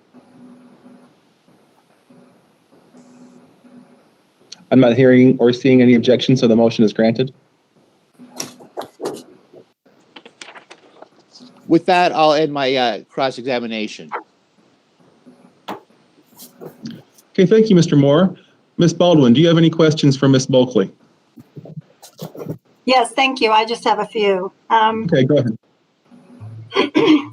Good afternoon, Ms. Bulkley. Good afternoon. Do you recall this morning, I think you were discussing with Mr. Moore, the business risk factors that rating agencies look at when they award credit rating to public utilities in addition to other companies? Yes, I do recall that discussion. And did you look at the business risk factors for the companies that you used in your comparables in this case? I did look at some risk factors, yes, on exhibit AEB 10. And also I looked at CapEx in comparison to the proxy group on AEB 9. Do you feel you have a fair understanding of those risk factors for why Pacificor is awarded the rating that it is? So I think we should talk a little bit about ratings first, because there's a little bit of a misconception here about what ratings are offering. So the ratings are looking at a risk of default, first of all. And when you're looking at that, so this is on the debt side, not the equity side, which I think is an important factor to recognize. So this does not necessarily affect the ROE. This is not investor expectations, but a default risk. That's what the ratings are measuring. So I think that's an important consideration, number one. Number two, this is looking at Pacificor as a whole, not any one individual subsidiary operation. Whereas when we're setting the return in this case, we're looking at what is the appropriate return for Rocky Mountain Power in this state. And so that level of information is not transparent in a ratings report, that they have looked at the individual subsidiary level analysis. And as I said, it's for credit default purposes. So what is it that they look at for something like Rocky Mountain Power? Or what is it you take into consideration for Rocky Mountain Power? As I noted in my testimony, I've looked at a variety of risk factors. I've looked at whether there's a fuel cost recovery mechanism, what the test year is, what the rate base is there decoupling, capital cost recovery. I've looked at the overall CapEx for the company as compared to the operating companies, the subsidiary operating companies of the proxy group. So all of their individual utility operating companies as compared to this utility operating company. So are you aware that NV Energy is a sister company to Pacificor? Yes. And are you aware that it has subsidiary operating companies as well? Not specifically, but that's, excuse me. Pardon me. That's probably the case. So you never even considered taking into consideration what NV Energy's operating companies, how they compare being also Berkshire Hathaway owned companies, how they compare to Pacific Core or Rocky Mountain Power? No, I would not do that in this analysis. This analysis is looking at what the return on equity should be for this individual operating subsidiary as compared to the proxy group.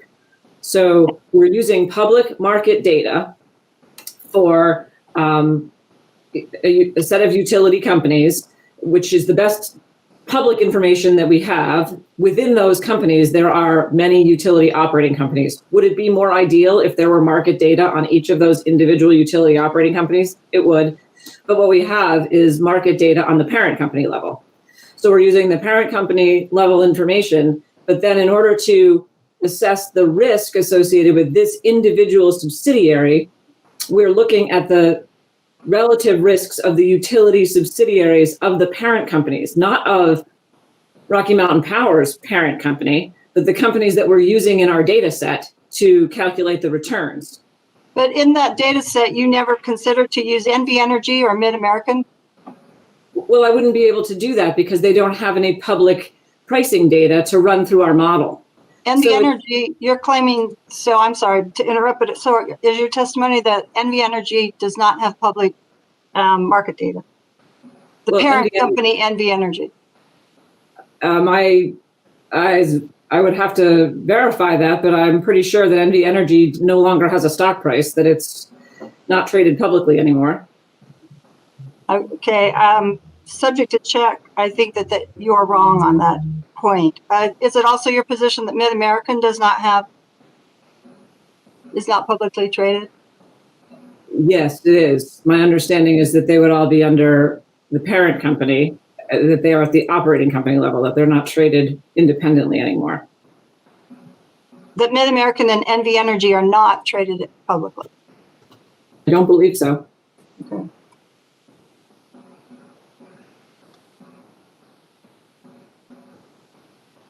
Would you accept, subject to check, that Nevada Power Company, who is a sister company to Rocky Mountain Power, has just recently settled their rate case for an ROE of 9.4%? I'm unaware of that. Okay, I have no further questions. I have no further questions. I'm sorry, you're talking at the same time. Can I hear that again? I have no further questions. And then what you were saying, Ms. Bolt? Oh, I just said I was unaware, but it was a settlement. I'm sorry. We spoke at the same time.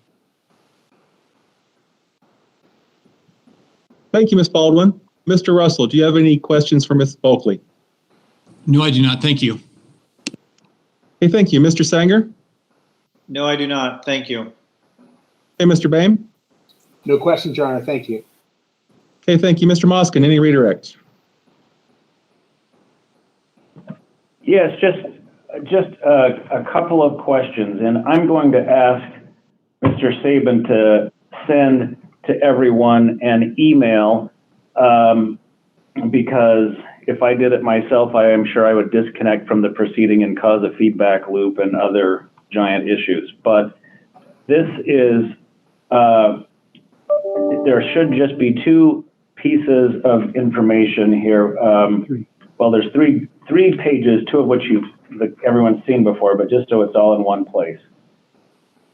Ms. Bulkley, you just went through a little bit of a discussion with Ms. Baldwin, as you had previously with both Mr. Moore and Ms. Schmidt, on the A3 rating that Pacific Corp has, and an implication that if it's got such a strong rating, there should be no investor risk. Do you recall generally these questions by all those parties? Yes, I do. Okay. One of the items that was just emailed around, and I don't know if everyone has had a chance to see their inbox, so maybe I should ask you to share your screen to pull it up, is going to go to a risk factor on the regulatory environment that Rocky Mountain Power operates in. While do you have that document there handy that you could pull that up and put on a screen? I do. Let me see if I can be as good as I was earlier. Redirect number 1, if that helps.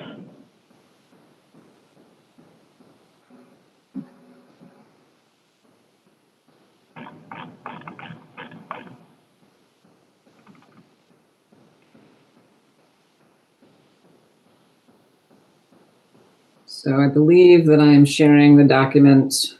Well, maybe it hasn't come through yet. Is this the document you are referring to? Okay, scroll down in that document. Keep going to the page at the pie chart. Stop right there and you'll see there's something that's highlighted. Now, do you recall in your testimony referencing the fact that Rocky Mountain Power was in a jurisdiction in which its regulatory environment posed some risk that investors would consider, and it was one of the factors making Rocky Mountain Power risky compared to the proxy group? Do you remember that part of your testimony? Yes, yes, I do. Is the data that's here on this exhibit or redirect exhibit 1 information that you had reviewed or relied upon in making that reference? Yes, it is. So this document is a summary from Regulatory Research Associates, which is a subsidiary of S&P. It's part of S&P's Global Market Intelligence. Maybe it's, I think it's Global Market Intelligence division.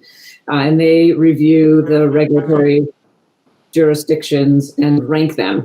And so this information was what I relied on with respect to the Utah jurisdiction when I made those comments in my rebuttal testimony. Okay, so if you look specifically at the highlighted paragraph that's in yellow, will you just read for us that highlighted paragraph? Certainly.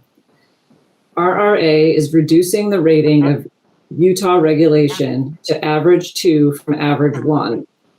This is driven primarily by a recent restrictive Public Service Commission of Utah decision for Dominion Energy, Inc., subsidiary Questar Gas Company, in which the commission adopted a below industry average equity return and directed the company to phase in a relatively modest rate increase. This, in conjunction with constructive developments in certain other jurisdictions, caused a shift in Utah's relative position within the RRA rankings framework. Okay, thank you. Could you put on, as long as you're doing this far better than I would, share on your screen the other 2 documents, which are the charts that have been referred to several times during your cross-examination. One, I believe, is the Fed rate. Redirect. So it's 2 and 3. Redirect 2 and 3. Although I don't expect you to put both on at the same time. Let's start with 2.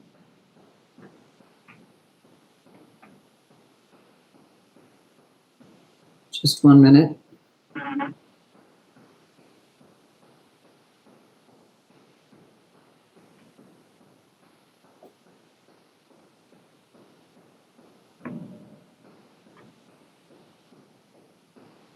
Okay, now that I have it pulled up, let me try to present it.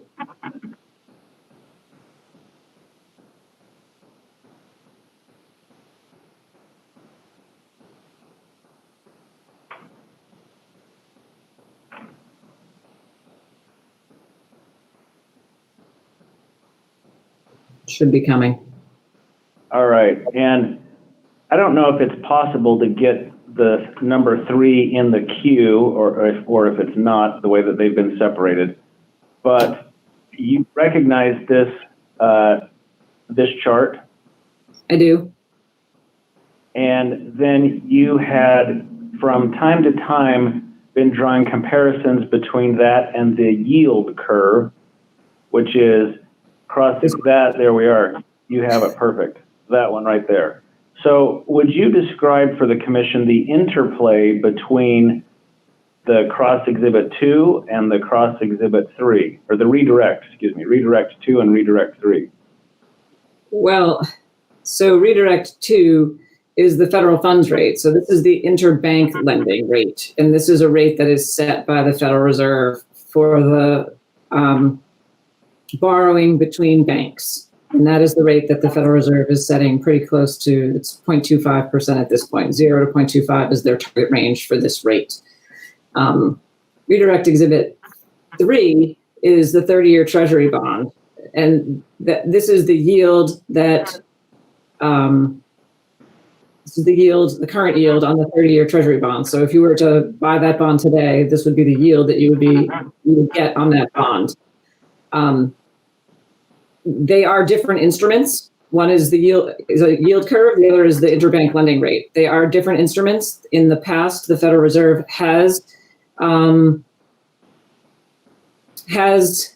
the 2008-2009 market collapse, they did use a cap on the yield on the 30-year Treasury yields as a mechanism, as I mentioned earlier in my testimony. Based on Vice Chair Clarida's comments back in August, that doesn't sound like an instrument that the Federal Reserve is intending to use currently. And certainly, as you can see, when you compare the two charts, at least currently, that has not been, they have not employed caps on the 30-year Treasury. So, and they don't relate at all to the federal funds rate. So the federal funds rate has remained flat. And then if you look at the 30-year Treasury yield, it has obviously had considerable volatility over the last 8 months or so.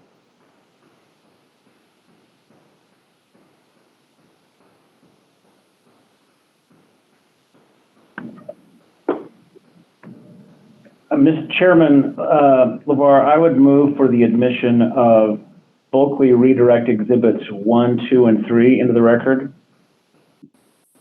If anyone objects to that motion, please unmute yourself and state your objection. I'm not seeing or hearing any objection, so the motion is granted. Thank you. All right, thank you. That's all the redirect that we have. Thank you. Okay, thank you, Mr. Moskin. Ms. Schmidt, do you have any recross questions for Ms. Bulkley? I do not. Thank you.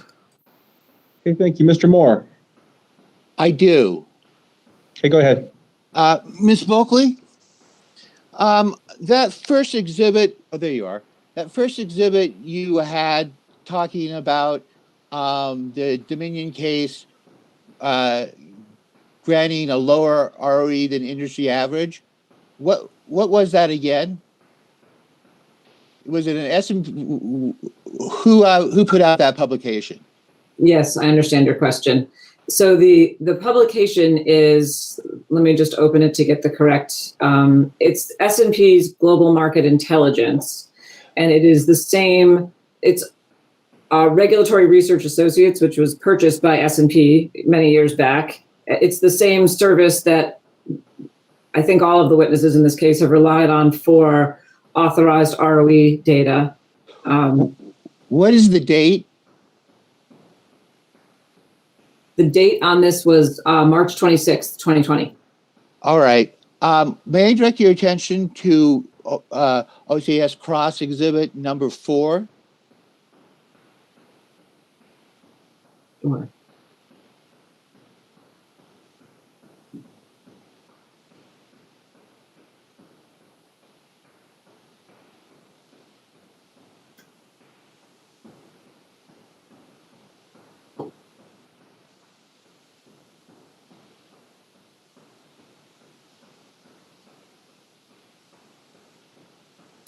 This is a well. It's also. Do you have it up? I do. I think I have the right exhibit. This is a summary of water ROEs, water utility ROEs. Well, that's what it's titled, but it's the FSB Global Market Intelligence again, isn't it? Yes, it is. Same service, correct. But it's from a later date, July 20th, 2020. Yes, and a different analyst who covers the water sector, Heike Dorr. Right, and then we look to the third page of the exhibit, and there's a chart. I see that chart. And it has ROEs for water, electricity, and gas utilities, correct?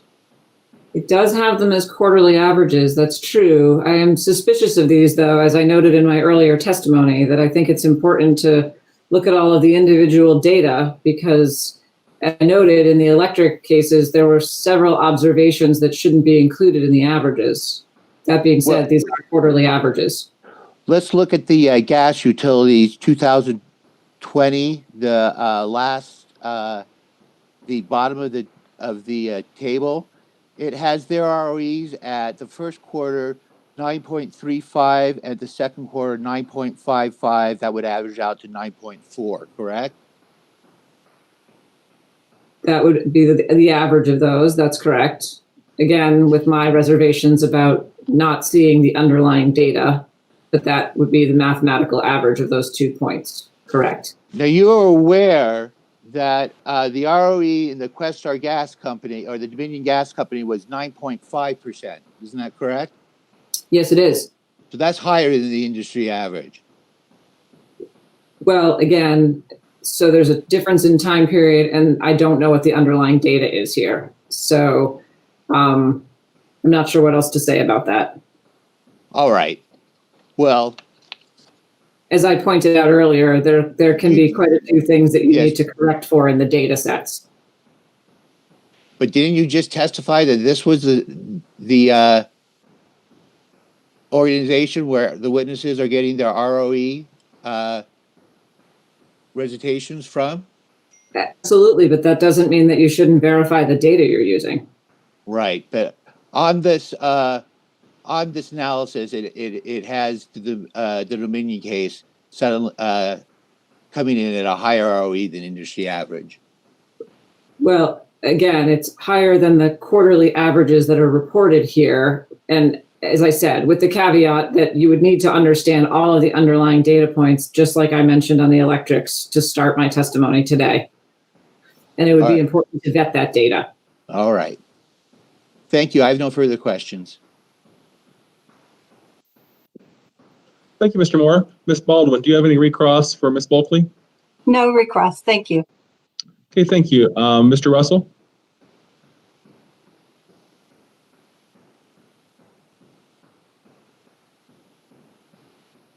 I don't know if I'm not hearing anything from you, Mr. Russell.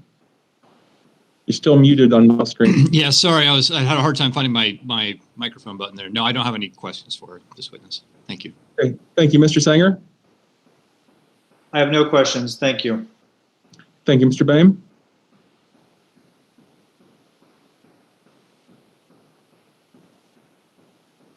Mr. Boehm?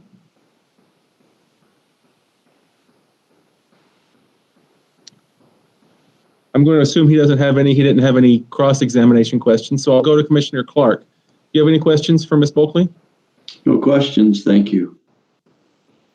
Thank you. Commissioner Allen? No questions, thanks. Okay, and I don't have any questions either, so thank you for your testimony today, Ms. Bulkley. Thank you very much. Mr. Moskin or Mr. Sabin, anything further from Rocky Mountain Power? No, Mr. Chairman, that concludes for a cost of capital the company's witnesses.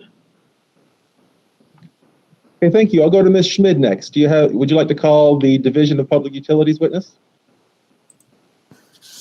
I would, thank you. The division would like to call Mr. Casey J. Coleman as its witness. May he please be sworn.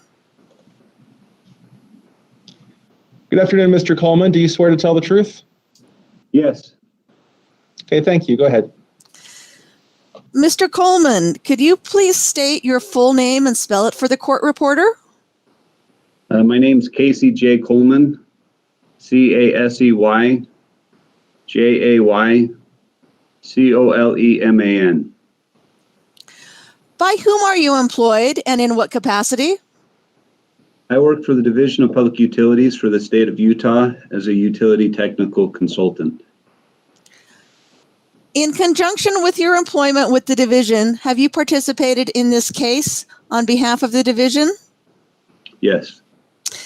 Specifically, did you prepare and cause to be pre-filed testimony and exhibits in this docket? Yes, I did. were those filed as DPU Direct, DPU DIR 2.0/DIR on August 20th with accompanying exhibits 2.1 DIR through 2.08 DIR? Yes. And did you prepare and cause to be filed your surrebuttal testimony on October 8th, which has been identified as the pre-filed surrebuttal testimony of Casey J. Coleman and its certificate of service as DPU Exhibit 2 SR 2.0 SR? Yes. And did that pre-filed surrebuttal testimony have exhibits accompanying it labeled 2.1 SR through 2.8 SR? Yes. Do you have any changes or corrections to that pre-filed testimony? I have a couple minor changes. It'll be on the surrebuttal testimony. Okay, if you could present those. Sure. The first one will be on line 46 of the surrebuttal testimony. And it's right there in the paragraph. It says in DPU 1.0 SR, 1.0 should be changed to 2.0.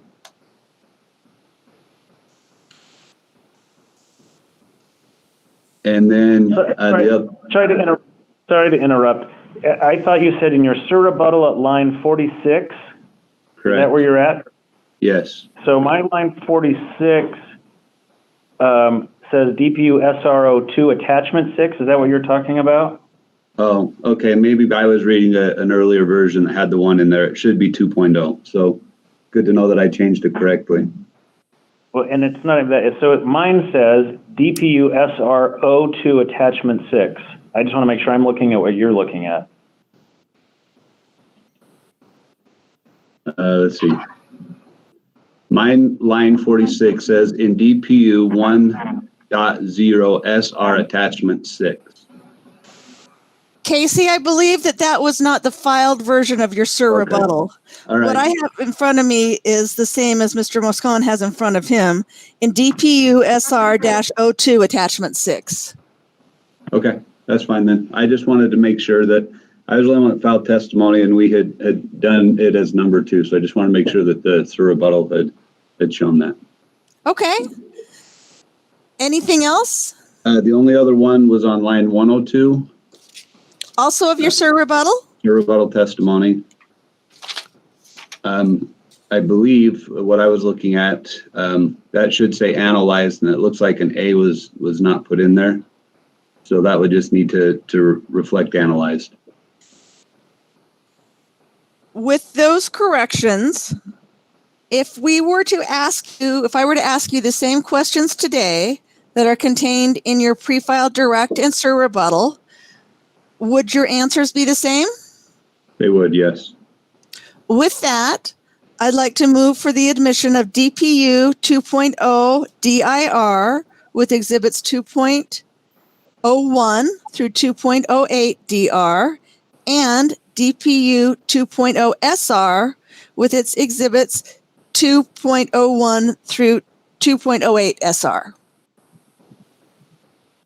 Thank you. If anyone objects to that motion, please unmute yourself and state your objection.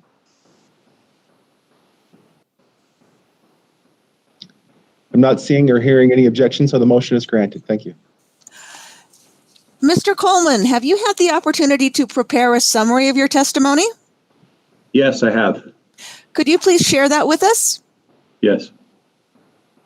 Good day, Chairman LeVar, Commissioner Clark, and Commissioner Allen. I appreciate the opportunity to discuss the cost of capital for Rocky Mountain Power on behalf of the division in this docket. In previous dockets, the Commission has discussed its responsibility to determine the appropriate cost of equity for a regulated utility, indicating how applying the different financial models requires judgment at each important step.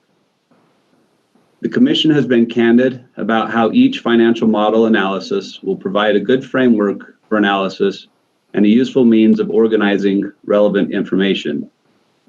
Using this framework of financial models, the Commission can use judgment, experience, and other necessary qualitative information to determine a fair and reasonable rate for a regulated utility. The purpose of my testimony is to provide the data and analysis that provides a reasonable framework for rate-making purposes. I present evidence using generally accepted evaluation methods, including the capital asset pricing model, the constant growth discounted cash flow model, and a risk premium method. Throughout my direct and rebuttal testimony, I discussed the financial principles stated by Dr. James C. Bondbright. The calculated rates should act as a minimum cost when determining the fair rate of return. According to Dr. Bondbright, the minimum cost or floor for regulated utility would be the cost of equity. Cost of equity is a starting point for regulatory commissions to set rates and from there make adjustments according to other policy considerations.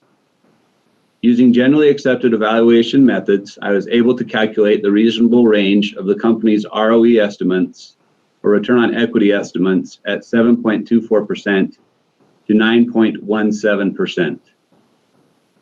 This range constitutes the floor that parties should use to begin the evaluation of a fair rate of return for Rocky Mountain Power.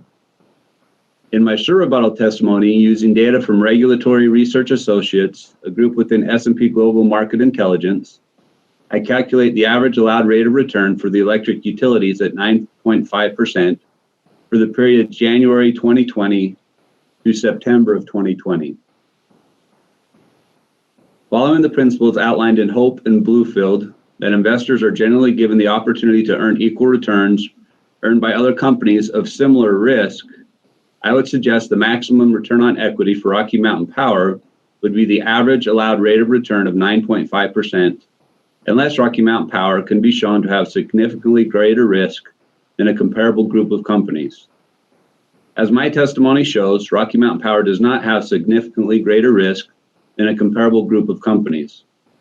Therefore, it follows that the average allowed rate of return for the electric industry would establish the upper limit that would be considered a fair rate of return for investors and customers of Rocky Mountain Power.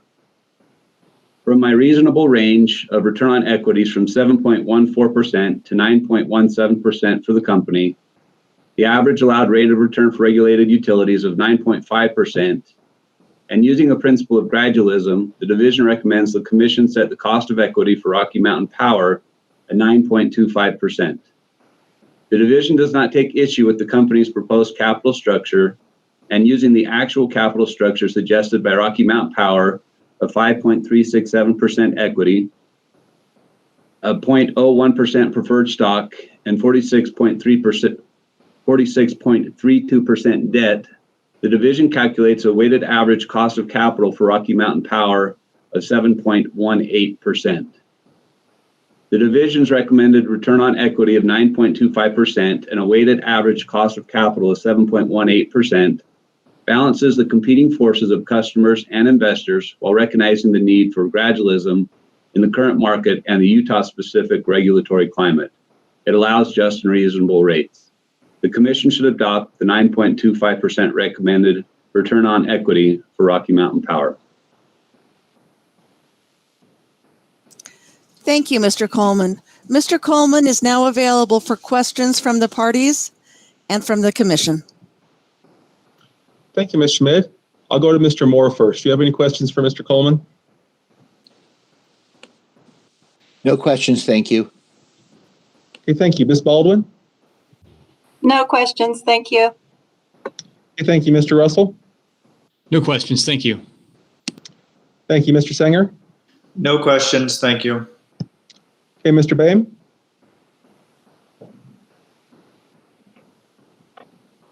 And I'm not sure he's still with us. I don't see him on the list of people connected to the... Oh, no, I do. Mr. Boehm, you're muted. Do you have any questions for Mr. Coleman?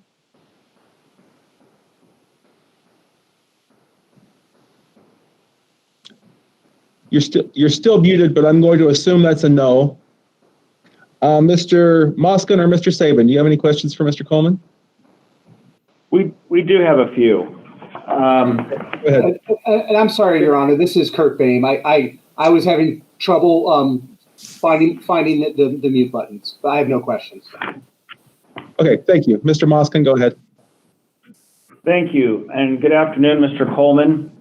To make it easier for the parties and the commission, and I may even ask the commission a question on what is easiest, we have just sent an email around that has cross-examination exhibits, but I'll note that but for one document, they are all contained in, or all but two, they are all contained in the exhibit attached to Mr. Coleman's surrebuttal, which is the attachment 1, DPU SR02 attachment 1, which is the Duff and Phelps report.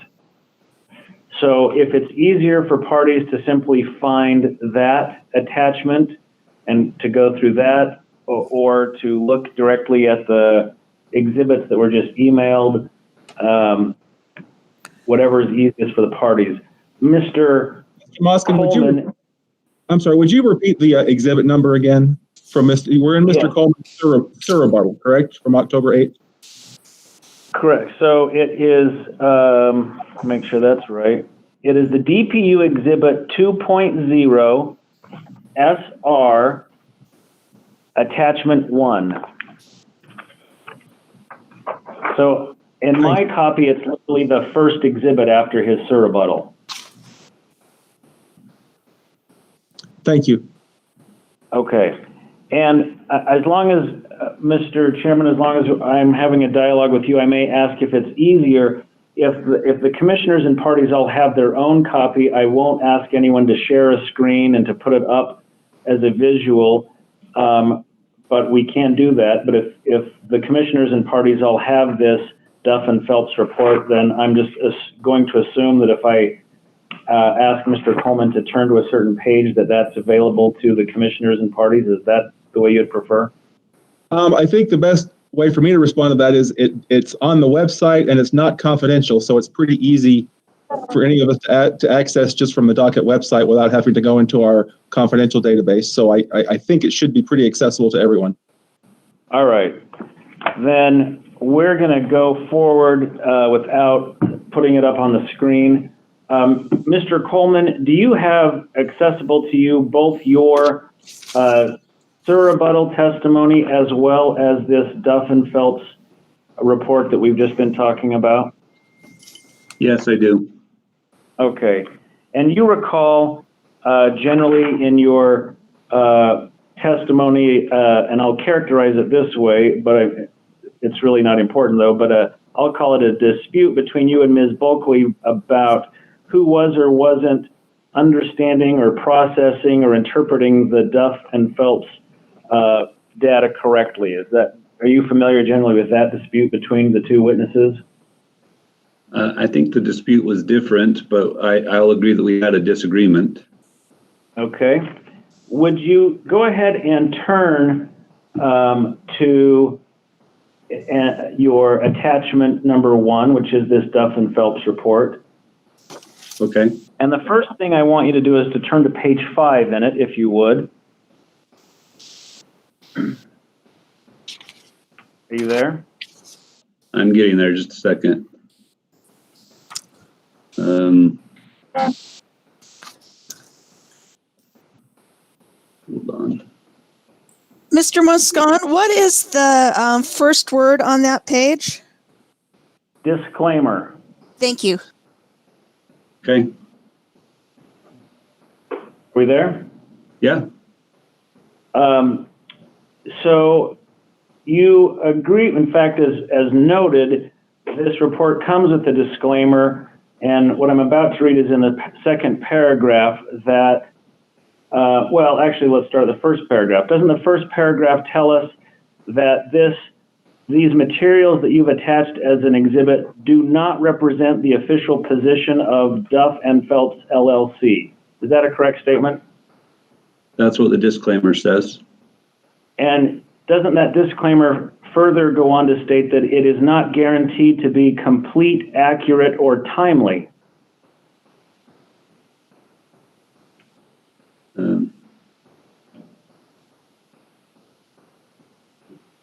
Well, what it says is the information presented in this session has been obtained with the greatest care from sources to believe to be reliable, but is not guaranteed to be complete, accurate, or timely.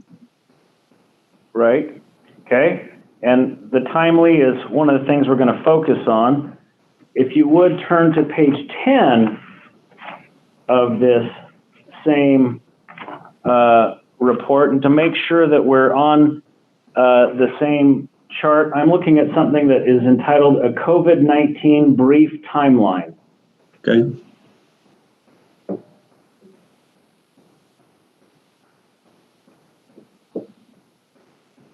Yeah, I have it in front of me. Okay. Now, you indicated that you received this information in April of this year. Is that correct? That's when the webinar was held by Duff and Phelps, yes. And in fact, their timeline ends in April of this year. Is that correct? Correct. And so would you agree with me it's a fair assumption to make that if this is already published in April of 2020, that the data that was being relied on, even the most recent data that was being relied on in this, was from the March to early April timeframe? No, and the reason why that is because the reason that this was provided was to basically reinforce that the division had looked at COVID and a variety of other factors Ms. Bulkley was saying we hadn't looked at. And what we were trying to get at was the point that Duff and Phelps had looked at a variety of those elements, and so us as the division reviewed those elements as well. And so to characterize that we hadn't looked or taken into consideration any of those elements was in error. I didn't portray that Duff and Phelps had done an in-depth and a complete analysis there, but what it was to show that we had done a good faith approach of trying to determine what the impact would be with the market. And also, having said this is when the webinar happened, but I think it would be an error to suggest that Duff and Phelps hasn't continued to monitor the market, because they do make changes to their risk-free rate and their equity risk premium according to what's happening in the market, and we'll put that information out to investors. And so to suggest that Duff and Phelps on April 20th decided not to look at what was happening in the market anymore, to me would be erroneous. Okay, well, thank you for that. But my question is really going to your exhibit that's in the record. And so would you agree with me that your exhibit that's in the record of Duff and Phelps is limited in so much as the data that it's providing and relying on is limited to information that was available from April and prior to April? Is that correct? Yes, but again, I don't see the relevance, because earlier today, Ms. Bulkley and also Ms. Poglia had looked at credit reports for of 2018. So does that mean that the credit reports were only good as of 2018 and they shouldn't be used today? Well, Mr. Coleman, let me simply ask this.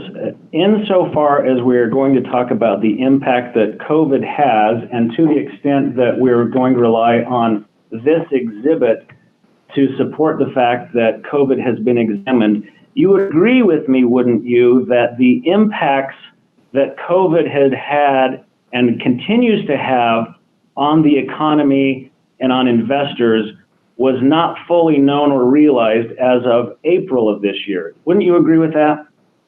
That's what this information is showing. That's true, yes. Would you turn to page 55 in this same report?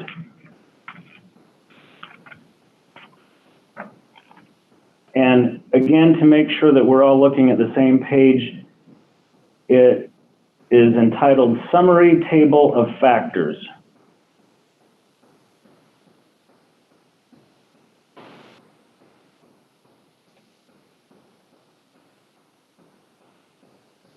Okay. And you would agree with me, wouldn't you, that what this chart is showing us is how certain factors, which are listed on the left-hand side, how whether they go up or down or they have a change, what the effect is on ERP which stands for equity risk premium. Is that your understanding of this chart? Yes. So just a couple of examples. The second line down, implied equity volatility. If the change is that equity volatility goes up, the effect on the ERP is that ERP also goes up, correct? If you're looking at that specifically, then yes, that would be one of the elements they would consider with the equity risk premium going up. And the same would also be true of the equity uncertainty, which is 2 lines down from that, and 2 lines up from the bottom, the default spread model. As each of those go up, the realized effect on ERP is ERP also moving up. Is that what this chart summarizes? That's what it's showing, yes. Okay.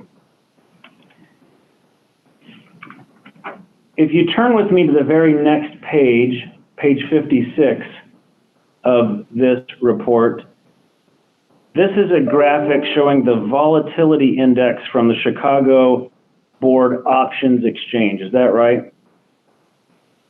Yes. And the graphic notes that there's a new record high for the VIX, which is this index, as of March 16th, 2020. Is that correct? Yes. And in fact, that high is significantly greater than the Great Recession of 2008, which is also pointed out on the chart. Is that correct? I don't know that I would characterize it as significantly higher. 80.9 to 82.7 is not significantly higher. Would you agree it's as high or higher than the Great Recession of 2000? Okay. Yes. Now, one thing I didn't have you have handy, but I'm going to ask you to do anyways. Do you have Ms. Bulkley's rebuttal handy anywhere near you? Let me see if I can find that. Hold on a second. And I apologize, I didn't up front tell you to have that. That's my fault. Mr. Moscone, or Mr. Chair, if I may ask Mr. Moscone a question? Go ahead. Would it be possible for you to put the references up on the screen? The references, when you say the references, do you mean? To Ms. Bulkley's testimony. Okay, so what I'm going to do is to put page 17 of her rebuttal on the screen, and I'll ask someone, I'm going to see if people that know this system better than I do can get there. Both Ms. Saba and Stewart get frustrated with me when I refer to this computer as the magic black box, so I'm not going to touch it myself. I sympathize with and agree with your characterization of the computer.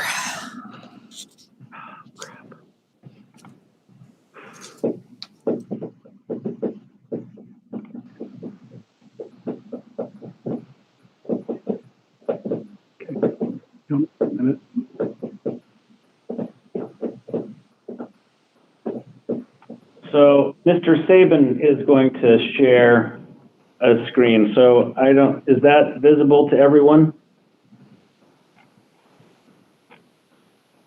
I can see it. Okay.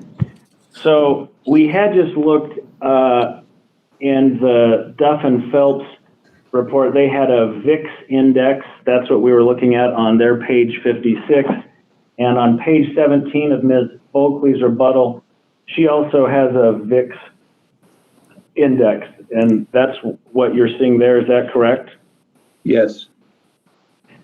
The difference being that Ms. Bulkley's VIX index continues farther. We already talked about the fact that Duff and Phelps was already published in April, and this seems to go until approximately September of this year. Do you see how it extends every 4 months from 9 to 1 to 5, and the next line would be 9 of 2020? Sure. And so you would agree, would you not, looking at this graphic in Ms. Bulkley's testimony, that the volatility, although it's dropped from March of this year, still remains higher than it has been in the previous 5 years? Do you agree with that? The market right now is uncertain and there's more volatility than there has been previously, yes. Okay, so you would agree that if you look at the line of August of 2014, which was when the last rate case setting the company's current ROE was handled, that the volatility in the market was lower, demonstrably lower than it is currently. Is that correct? Demonstrably is not a word that I would use. That is relative. I would say that you could look and see that it is lower in 2014 than it is now. Okay. Would you turn with me to page 61 back on the Duff and Phelps report? I call it a report. I don't know if that's the right word, but page 61. Hold on, let me get there.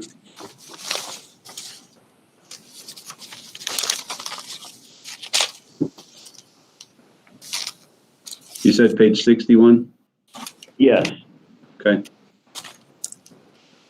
Are you there? This is a document that is entitled U.S. Monthly Economic Policy Uncertainty Index, to make sure we're looking at the same thing.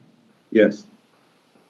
And similarly, you would agree with me that the economic policy uncertainty, as demonstrated by Duff and Phelps data, makes clear that uncertainty is much higher, at least when this was published, compared to in the summer of 2014 when the last ROE was set in this matter. Is that correct?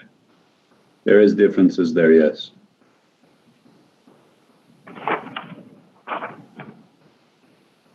Okay, if you turn just one page in the Duff and Phelps report, you're going to get a new table called Default Spread Model. Okay. Would you agree similarly that the default spread model shows greater risk of default in the 2020 timeframe than when the commission decided this company's last rate case in 2014? Yes. Okay. Let's turn to your surrebuttal, and I'm going to ask you to turn to page 6 of your own testimony.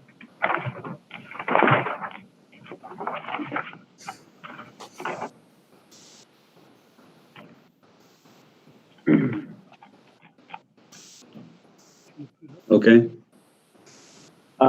And Ms. Schmidt, is it easier for you if we put this on screen? I do have his in front of me. Thank you, though. Okay. You agree with me, Mr.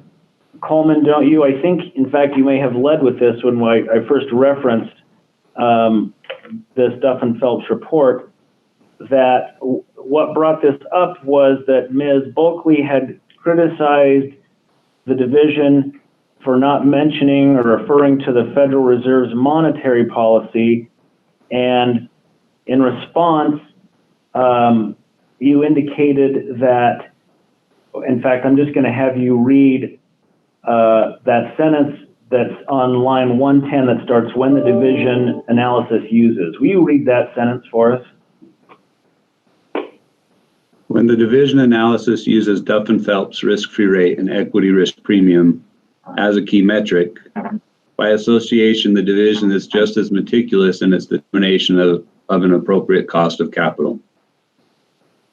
Okay, so you would agree with me that essentially the division has incorporated the Duff and Phelps analysis in its work because its response was, well, we didn't ignore it. We looked at Duff and Phelps, and Duff and Phelps looked at it. Is that correct? I think when you look at the models that I used, we used the equity risk premium from Duff and Phelps. We also used the risk-free rate. And we also analyzed what Duff and Phelps was doing to determine those rates. And so we were comfortable in using their equity risk premium and risk-free rates because we felt that they had, as you saw from what we had provided, they had done an extensive job of looking at a variety of market factors to determine those amounts. Okay. Would you turn with me to your attachment? Well, it's called the DPU SR02 Attachment 3, but it's easiest for me to think of it as the second exhibit behind your surrebuttal. Is that the one, the cost of capital in the current environment? Yes, yep. Okay. Now,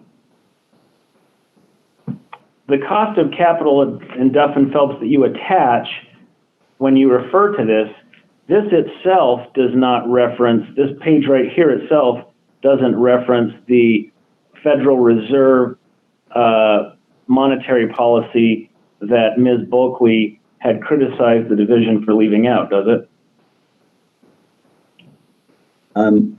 I think you need to look at attachment 2 to have a better understanding of that. Let me make sure that I have the number right. So attachment 2 in my surrebuttal testimony shows, and I will put in here that it's the most recent information that Duff and Phelps has. I checked twice to make sure that they had a 2020 report out, and they didn't. So this is what is considered their 2019 report from their yearbook, which is using 2018 information. But what this shows is what Duff and Phelps goes through as far as the process to determine their equity risk premium. So when that infographic that I showed you shows Duff and Phelps is using a 6.0 equity risk premium, by default, they're following what is that entire chapter 3 as far as analyzing that. And so they are looking at all those things that I included in my attachment 1, plus all of the other elements that is included in this. I don't know the exact, it looks like 67 pages in just this chapter when they do the equity risk premium. So I would say yes, when what that infographic doesn't show that, but anyone that's familiar with Duff and Phelps and the process they're going through is going to have an understanding that that's included in what they're saying their equity risk premium should be as of that date that incorporates all of those things.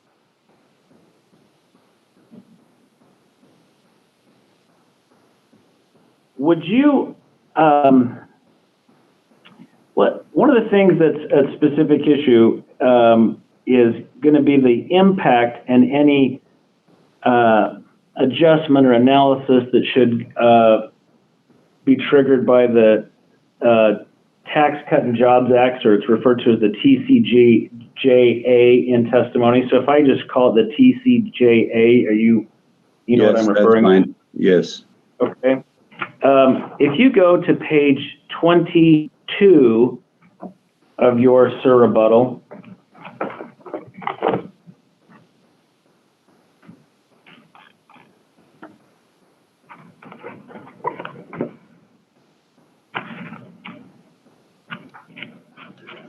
Sorry, I'm getting there. it takes me a minute too, so no rush.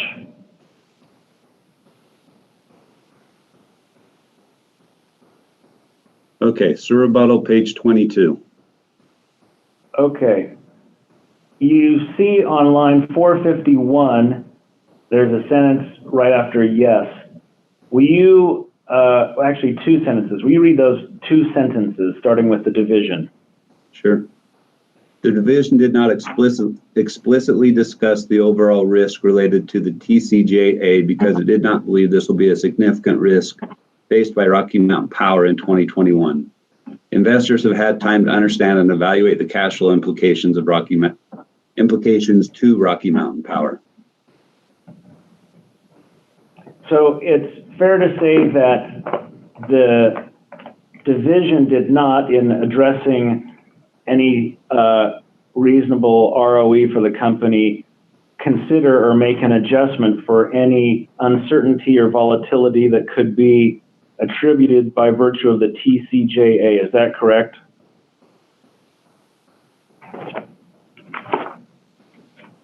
Yes, because as I said there, we don't believe it's a risk that's going to be impacting investors in 2021, because they will have the ability of 3 or 4 years of time to allow them to see what's going to happen with that.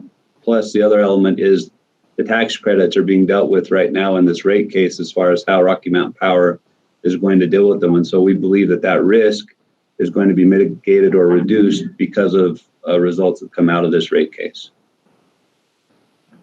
Would you turn to page 32 of Ms. Bulkley's direct? And I'm going to ask Mr. Sabin, if he can, to go ahead and put that up on the screen. 32 of her direct, just so that anyone that doesn't have Ms. Bulkley's testimony handy. And specifically, we're going to be looking for figure 10. Sorry, what page was it? Page 32 of direct of Ms. Bulkley.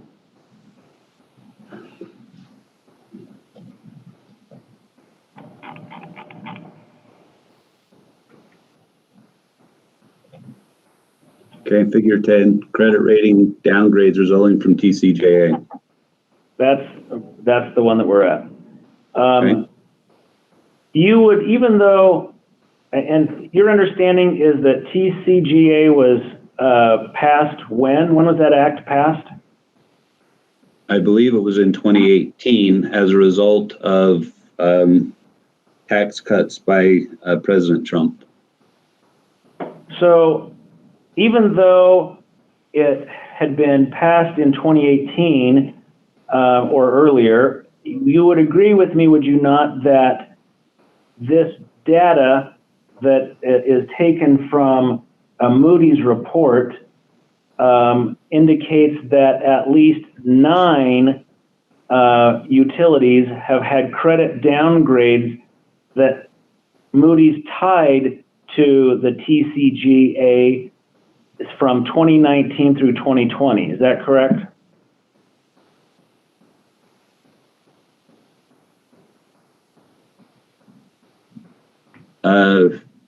It looks like it's more than 9, but unless you're excluding gas companies from that, there's a list of companies in 2019 and 2020 that did get a downgrade. Yeah, okay. Well, in fact, what I was really looking at is Q4 2019 and Q1 2020, but you're correct. If you go back earlier, there's even more than that. So it's my fault. I was just looking at 2019 and 2020. Right. But the point being is that Moody's has demonstrated, or Moody's is showing and reporting that even as far as spring of this year, when this was published, that it is continuing to have an impact on utilities. Isn't that correct? It's all relative, because what I don't know from looking at those lists of companies is the underlying factors that also caused this downgrade. I haven't been able to look at the reports that was out there by Moody's and the different things to know that it was exactly because of the TCJA. I don't know if those downgrades and ratings happened as they were said there. And there, as was discussed in the hearing today, the credit, there's a lot of elements that go involved with that as far as what's going to make a rating go up or down. If you wanted me to say over the time period, has some ratings gone down? Sure. But I don't know if those companies were as strong as Rocky Mountain Power in 2018, 2019, and 2020. I don't know what their metrics were. I don't know what their CFO rates were and the other parts that go into that to be able to have this be a valuable evaluation other than there are companies that have been downgraded. But I think it's also important to recognize that we're talking specifically Rocky Mountain Power, and if they're going to be downgraded, not all of the other companies that are out there as well. And I believe Ms. Bulkley said the same thing earlier today in her testimony.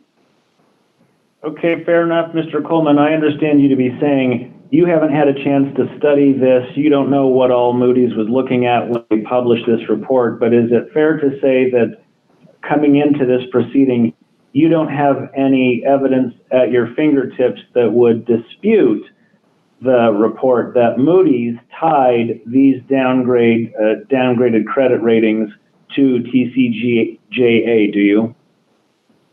No, I don't have any reason to dispute that, but I don't know why that's relevant to Rocky Mountain Power's specific situation in this rate case.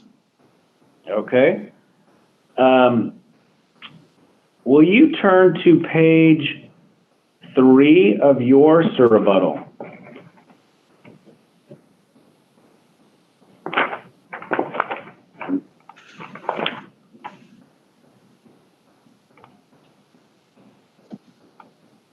Maybe.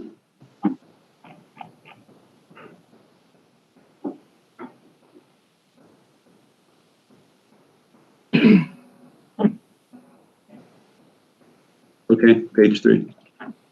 Okay.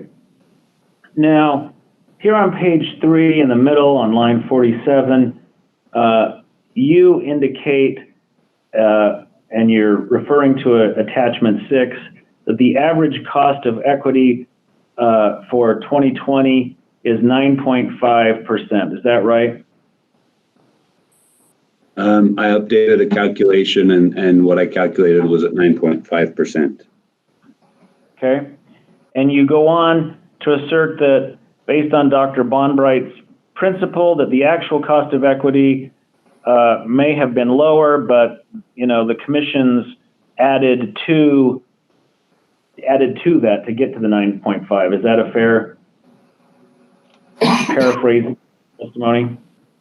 What I believe my testimony was is there is a floor and a maximum, and when you're looking at the allowed rate of returns, which is what's reported by most of the commissions would have calculated a return on equity, and then they would have adjusted for whatever risk premiums or other elements in the market they thought was appropriate to come up with the settled or allowed rate of return for companies. Okay, and would you turn to the attachment 6 that was referenced by you on that page? So this is, for the record, DPU SR02 attachment 6.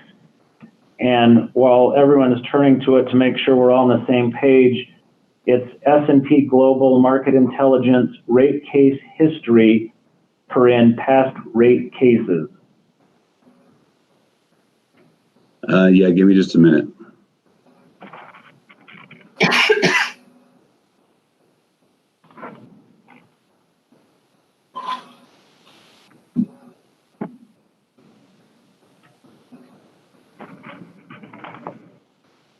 Okay.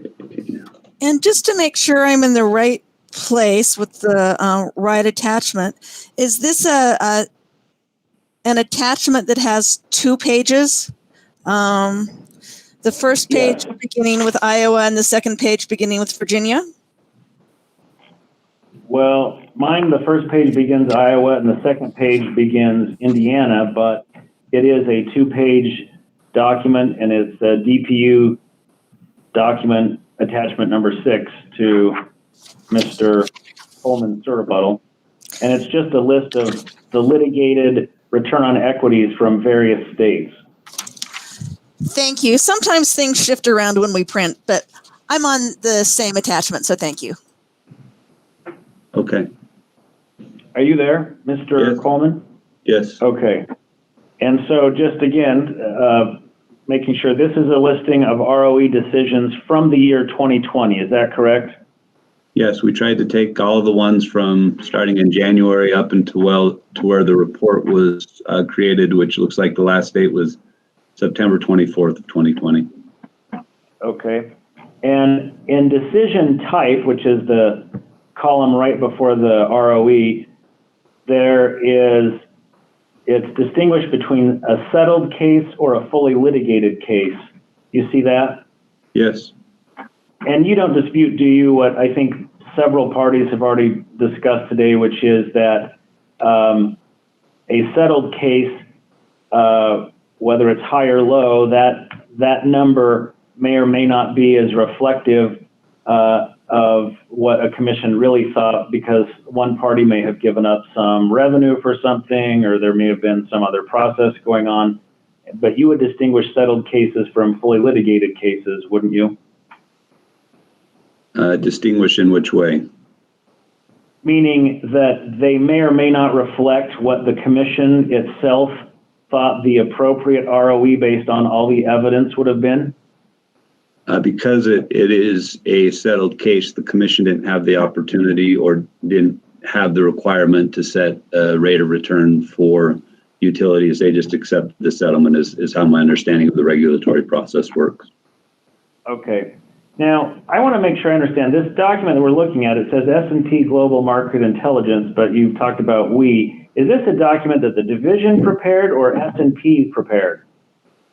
Well, I got the data from S&P Global Market Intelligence, but I did the calculation and I put together the information using what was available from S&P or RRA, which is the same thing. I want to have you look at what I think is going to be on everybody's page 2, which is the Vermont case. Do you see that? It's the Green Mountain Power Corp. Correct. And it's listed as a fully litigated case from August that resulted in an 8.2 ROE. Do you see that? I do. Now, when you put this together, did you turn to that case to determine whether that was a settlement versus a litigated case? I trusted the information that was provided in S&P. So I didn't go look at each of these individual cases to determine if what they were putting out there was accurate or not. There should have been emailed to you and to everyone just before we began a list of exhibits, and one of which is the actual order in the Vermont case. I don't know if you have your email handy. If it's going to cause too much trouble, I'm happy to read what I'm getting at, but I don't want you to feel like you haven't had a chance to see the document. So do you see the exhibit that's been sent to you that is the state of Vermont decision in this case? I'm going to ask Mr. Sabin to put it on the screen for everyone to just make it easier. I have it in front of me, but having it on the screen could be helpful. Okay. I've highlighted a portion on the second page. I'm going to have Mr. Sabin go down to that. And this is in the case where the commission is indicating why it landed on an 8.2 ROE. And would you read the highlighted portion?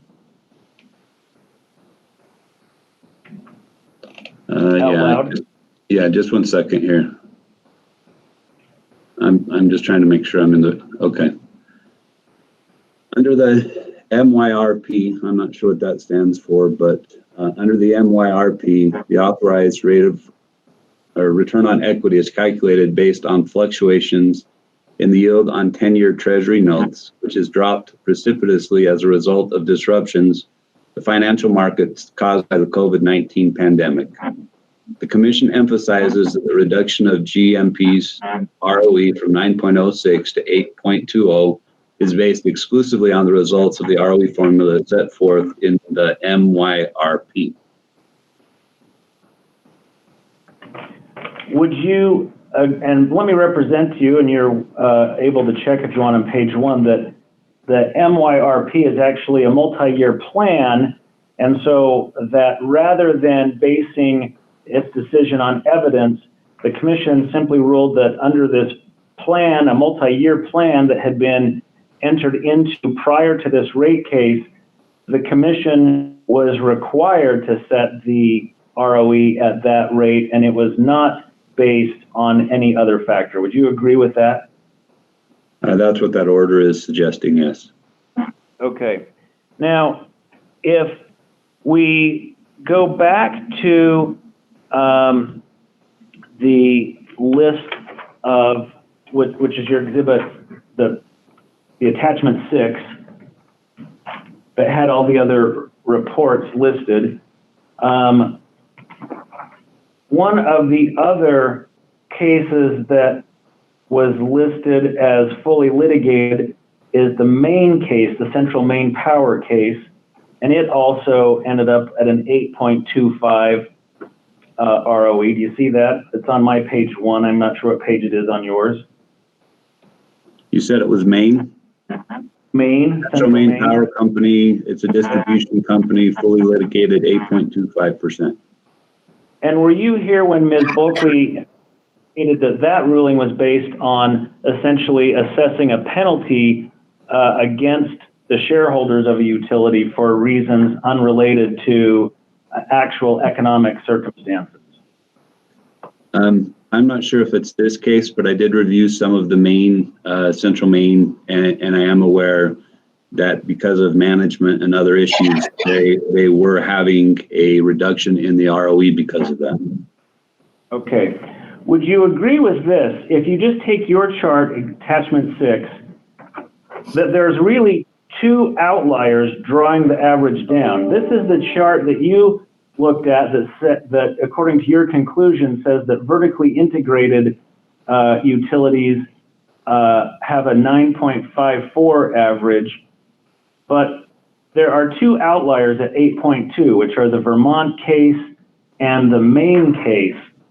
And I know you haven't done the math, or at least I suspect you haven't, but would you agree with me just looking at it that if you were to remove those 2 outliers, that the actual average would be well above 9.6%? So here's my answer to this, and this has been a pretty consistent position with the division. I don't know if Rocky Mount Power has gone and looked at all of the other ones that were higher, say like a 10.2%, to see if they also had formulas that would cause them to need to be excluded. What we did is we provided the information to the commission so that they can be able to make an evaluation. There are a couple that are lower. We believe that ratepayers are paying those rates in those states, and so it's some information that's valuable and helpful to the commission. But if you cut off the low part of it, should you do the same to the high part? There might be outliers as well. What we did is we provided the information and then created an average that was calculated with this. And I don't think that it's that far outside of what would be acceptable. And Trish may have to help me with this. I know we've been bouncing around, but I believe earlier today she shared an exhibit that showed RRA had recently calculated what the allowed rate of return was, and had Ms. Bulkley look at that. That was as of October 2020 with the most updated information. And RRA had calculated the 9.5%, similar to what I had calculated here information. So when they're putting that out there, they didn't say, well, these are 2 outliers that should be excluded. They calculated an average and a rate that is applicable and should be there. And so what we did is provide the information for the commission to allow them to be able to make the determination. And the calculation was that it was at 9.5%. I appreciate that, Mr. Coleman, but, and maybe I haven't been clear, I didn't want you to remove the 2 8.2s because they were just so outrageously low compared to the rest, though they were. Wasn't the distinction that we were making is that they, in fact, weren't actually fully litigated cases, meaning that the results in those cases were based on things other than a weighing of the evidence by commissions, right? Isn't that the point that we were making? My analysis didn't do that. When I take the average at 9.5%, that was of all of the cases, fully litigated, settled, everything else. If you take all of those in there, the 9.5% includes all of those. Now you could suggest that those need to be eliminated. And if you look down lower at settled average and also at the litigated average, and then I also did the vertically integrated at 9.54. Some of those exclude some of those things, and they're like vertically integrated. It was only the ones that are said vertically integrated in there. So the average that's there is of everything. It's not just of settled ones or fully litigated, that includes all of the information that was there showing what the average was. And then I tried to break it out if the commission wanted to get a little more detail as far as what would be applicable and how to look at it. That's what was included in there. I've got it ready. Let's do this then. This might be the easiest way to make sure we're talking about the same thing. I'm going to ask Mr. Sabin to put up the next cross-exhibit slide that we've sent over and put it on the screen. But again, everyone has had this emailed. Do you see in front of you a chart that says ROEs? Yes, I see that. So let me represent to you that what this is it takes the diagram that had all of them, it removes the settled cases, and it puts forward only the fully litigated cases from 2020, and that's the results. And they go, and there are some that, as you will see and note, in that 9.25 range, and then there are some as high as the 10.0 range. So do you see that scattering? I can see dots on a graph. I don't know what any of those dots tie to, but I can see that some were below 9.25% and some were higher than 10 point. But I don't know which dot ties back to what was on the attachment here, that they're accurate or not. I could look at it and try to determine that quickly from what's here. But I've got this today and I have no way to verify the information is accurate or correct or what it ties back to.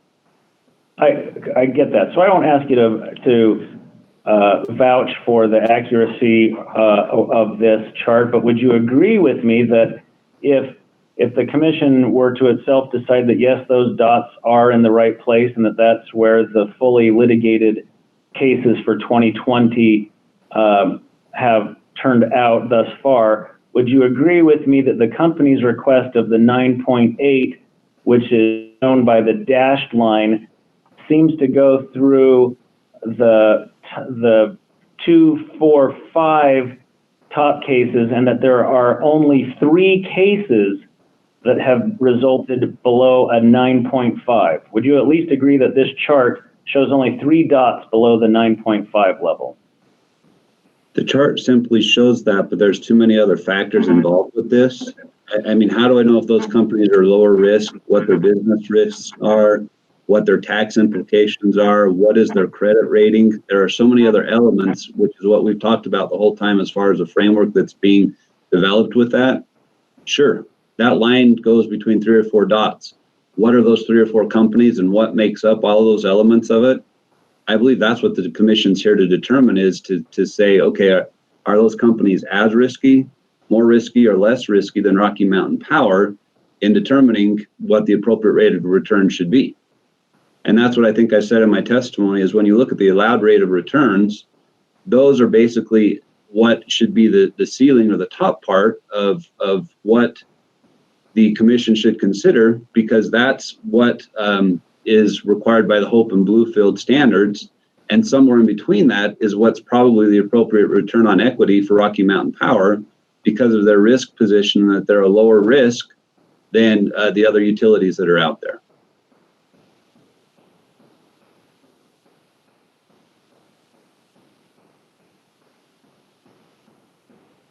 Mr. Moskin, if you're talking, I think you're muted. We're not hearing you. And why don't we? Thank you. Go ahead. Sorry. Is this an appropriate place to take a quick break, or are you in the middle of a train of thought on your next question? No, that's fine. I'm happy to, whatever is better for the commission. Why don't we take a 10-minute break right now, and then we'll return and resume your cross-examination. Thank you.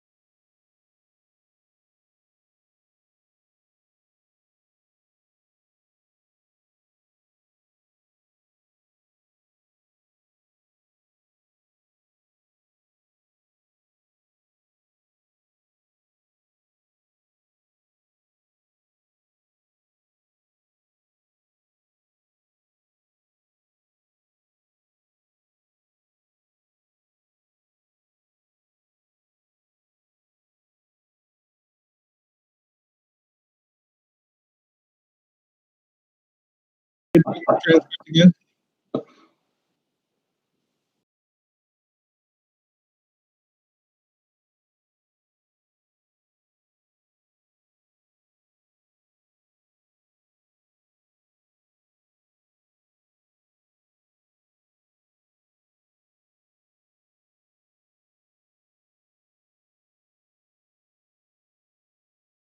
You can continue.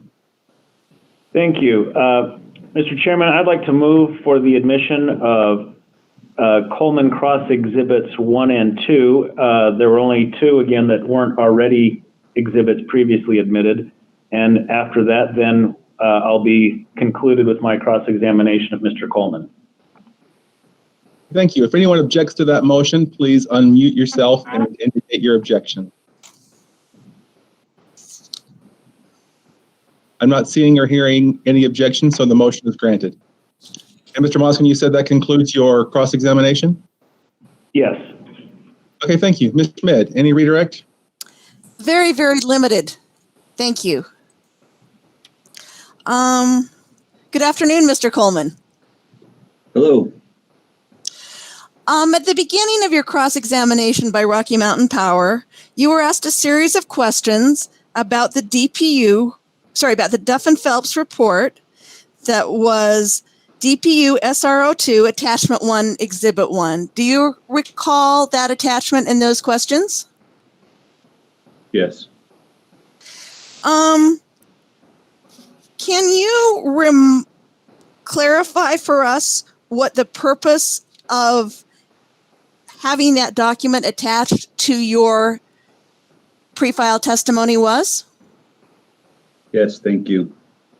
So the purpose in including that information was to try to give a little more breadth and understanding as far as Duff and Phelps and the equity risk premium and the risk-free rate and what that company goes through in determining those elements of it, so that we were criticized by Rocky Mountain Power that we didn't look at a certain number of factors when we were doing our analysis, and it was to show that Duff and Phelps in effect looks at those things and a variety of other elements to come up with its determination. And so it was mischaracterized that we hadn't looked at those things because we were using Duff and Phelps published information meant that we had looked at and had considered the impacts of COVID and some of the elements with it as well.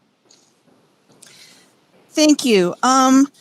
Next, were you listening or reading what was presented earlier in the hearing when the ratings downgrade for the regulation of Utah was discussed as a result of the Dominion Energy Utah rate case? Yes. If you know, did the Dominion and Rocky Mountain Power treat the effects of the Tax Cut Jobs Act the same in their rate cases? So I can give you a very broad overview. I'm obviously not the expert on that topic, but in discussions with the division and within our organization, I can give you what my broad understanding is. I believe that Dominion Energy, when they were dealing with the tax credits, made the decision to refund back what was due to customers on bills basically at that time, where Rocky Mountain Power, because of the amounts that were there in the tax credits, instead were able to defer or to keep those credits, which is part of what we're discussing now in this rate case, to be able to offset potential increases by customers or other elements. And so they didn't refund the money directly back to customers. And so I believe that the way that Dominion Energy and Rocky Mountain Power handled the situation was different and could have had some credit impacts because of that. Thank you.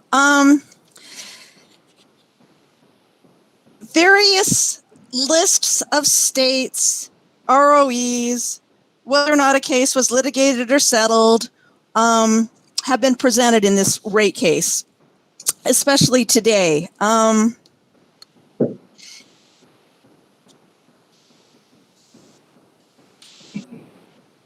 Do you believe that if the commission determines certain states, such as Maine or Vermont or New Hampshire or the one that has the rider should be kicked out, do you believe that information contained in DPU Cross Exhibit 1, the RRA report for September, would assist the commission in calculating its own base number? Yes.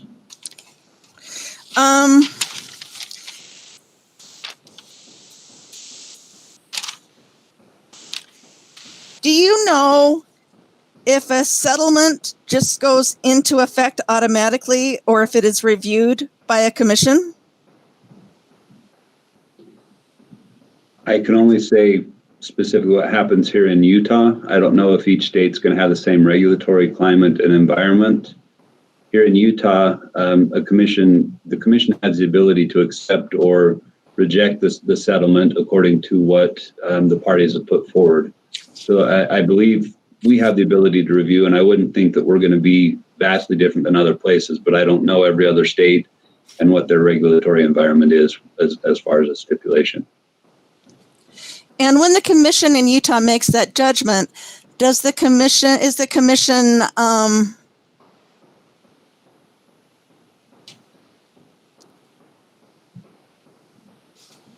I'll strike that question. So you calculated a range of 7.24 to 9.17% as, I'm just going to call it your base layer. Is that fair? Yeah, framework would be a good characterization. That's a word we've used a lot, but that's the framework that I use to calculate an appropriate rate of return. That's a much better word. Thank you. So is the 7.24 to 9.17 your final recommendation, or do you adjust that for some things? No, we do adjust the final recommendation according to a variety of different factors. One that we specifically talked about was gradualism, and also the business risks there, and come with our final recommendation or my final recommendation of 9.25%. And it's that 9.25% that you recommend the commission adopt. Is that correct? That is correct, yes. Thank you very much. Those are all my redirect questions. Thank you, Ms. Schmidt. I'll first ask all the attorneys in this hearing not named Moskin, if any of you have recross questions for Mr. Coleman, please unmute yourself and let me know that you do.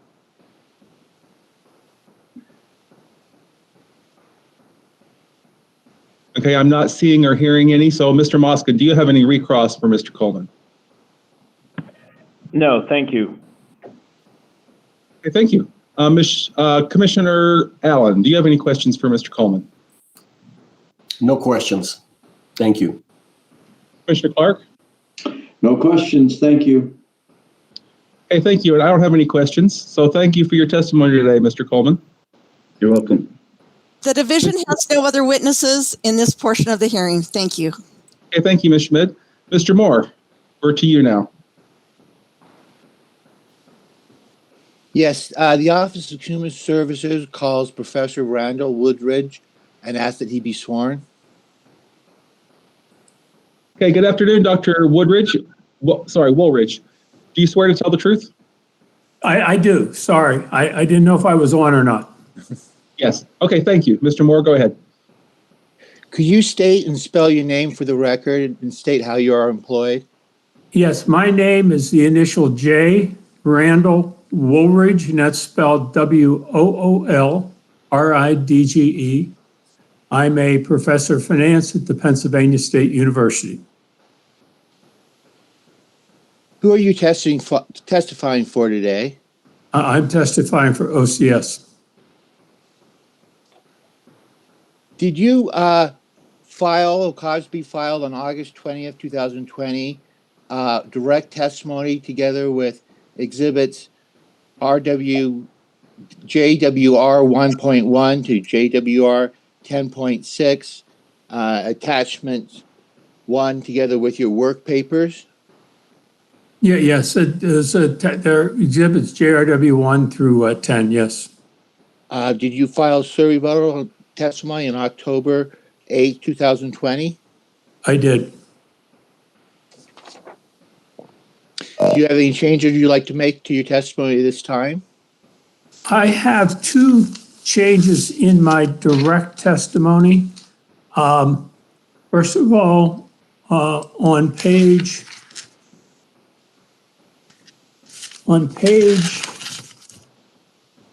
46, line number 990, the 5.5% should be 5.6%. So 5.5% should be 5.6%. And then you go to my exhibits, go to page 1 of JRW 8, and somehow there was an Excel thing left out. There's a panel C that should not be there, so that should just be eliminated. Are those all your changes? Yes. Other than those two changes, if I asked you the same questions today, would your answers be the same? Yes. The office moves to admit his testimony and exhibits. If anyone objects to that motion, please unmute yourself and state your objection. I'm not seeing or hearing any objection, so the motion is granted. Thank you. Go ahead, Mr. Moore. Have you prepared a summary to present to the commission at this time? I have. Please proceed. Okay. Good afternoon, commissioners. I am here to testify on behalf of OCS on the cost of capital or rate of return. The company has proposed a capital structure with a common equity ratio of 53.67%. Ms. Balke has recommended a ROE of 10.2%. The company's overall rate of return request is 7.70%. In rebuttal, Ms. Balke updated her ROE studies and concluded that 10.2% is still her recommendation. However, the company has reduced its ROE request to 9.8%. Now, I've reviewed the company's proposed capital structure and overall cost of capital. The proposed capitalization has more common equity and less financial risk than other electric utility companies. Therefore, my primary recommendation, I am using a capital structure that is more reflective of the capital structures of electric utilities. I'm using a capital structure with 50% debt, 50% equity makeup. To estimate the cost of equity, I've applied the discounted cash flow or DCF and the capital asset pricing model or CAPM models to two proxy groups of electric utilities. I have my own electric proxy group. I also use Ms. Balke's proxy group. In the end, I find my range for an ROE is 7.6% to 8.95%. I believe this accurately reflects the current market cost of equity capital. However, to recognize the fact that authorized returns were above my numbers and the Commission's traditional view of gradualism, in my primary recommendation, I'm recommending an ROE of 9%. Given my recommendation and capitalization and ROE, my primary recommendation is an overall rate of return of 6.91%. My alternative recommendation uses RMP's proposed capital structure with a common equity ratio of 53.67%. However, in that recommendation, since I'm using a higher common equity ratio than with less financial risk, I'm lowering my ROE to 8.75%, which is still at the high end of my range of ROEs. My alternative rate of return position is at 6.92%. Now, there's a number of issues in this case, I think, that differ between my position and Ms. Balke. First of all, in terms of the capital structure, as I said, the cap structure has a high common equity ratio. And one of the things I do a capital structure study in there, and I show that, they're proposing 53.67%, while the average of the two proxy groups, the average common equity ratios are 43.6% and 44.0%.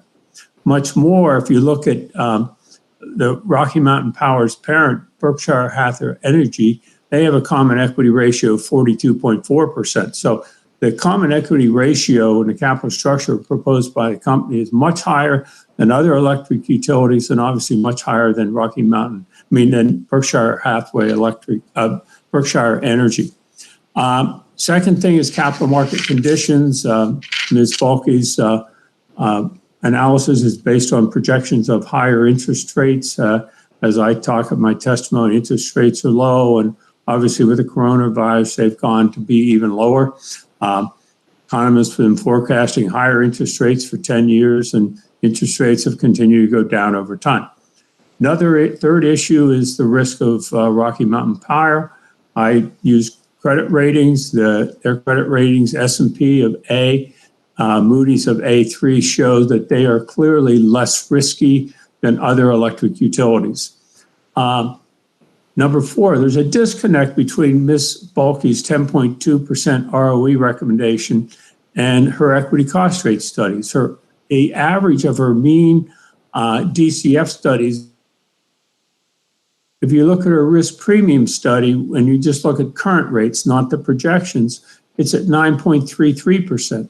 The only thing that really supports her 10.2% is our CAPM studies, our capital asset pricing model studies. And there's a big flaw in those, which I'll get to in a little bit. But I mean, she has numbers from 8.5 to 12.3%.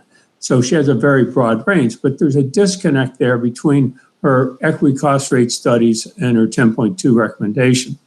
With respect to the DCF approach, another issue, number one, she's selectively eliminated low-end DCF results.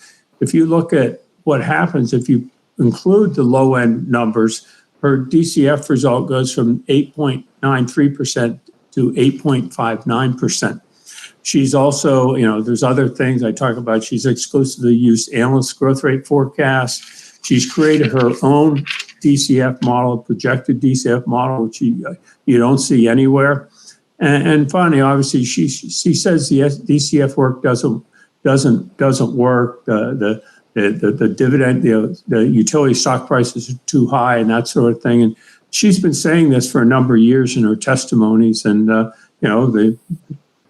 S&P, utilities have continued to do rather well. With our CAPM approach, that's where we have a big problem. Number one, she uses a projected 30-year treasury rate of 3.3%, which is a lot higher in current rates. Big issue is she also uses this thing called eCAPM, which is an empirical capital asset pricing model, which is a kind of an ad hoc model some consultant has come up with. But the big issue is her market risk premium. She's a market risk premium of 12.49%. I mean, this is higher than any market. I mean, the market risk premium is one of the biggest mysteries in finance. There's lots of studies on the market risk premium. There's no study that comes with a market risk premium nearly as high as 12.49%. It's just nobody comes up. And this is her own study for this, for this consulting engagement, that sort of thing.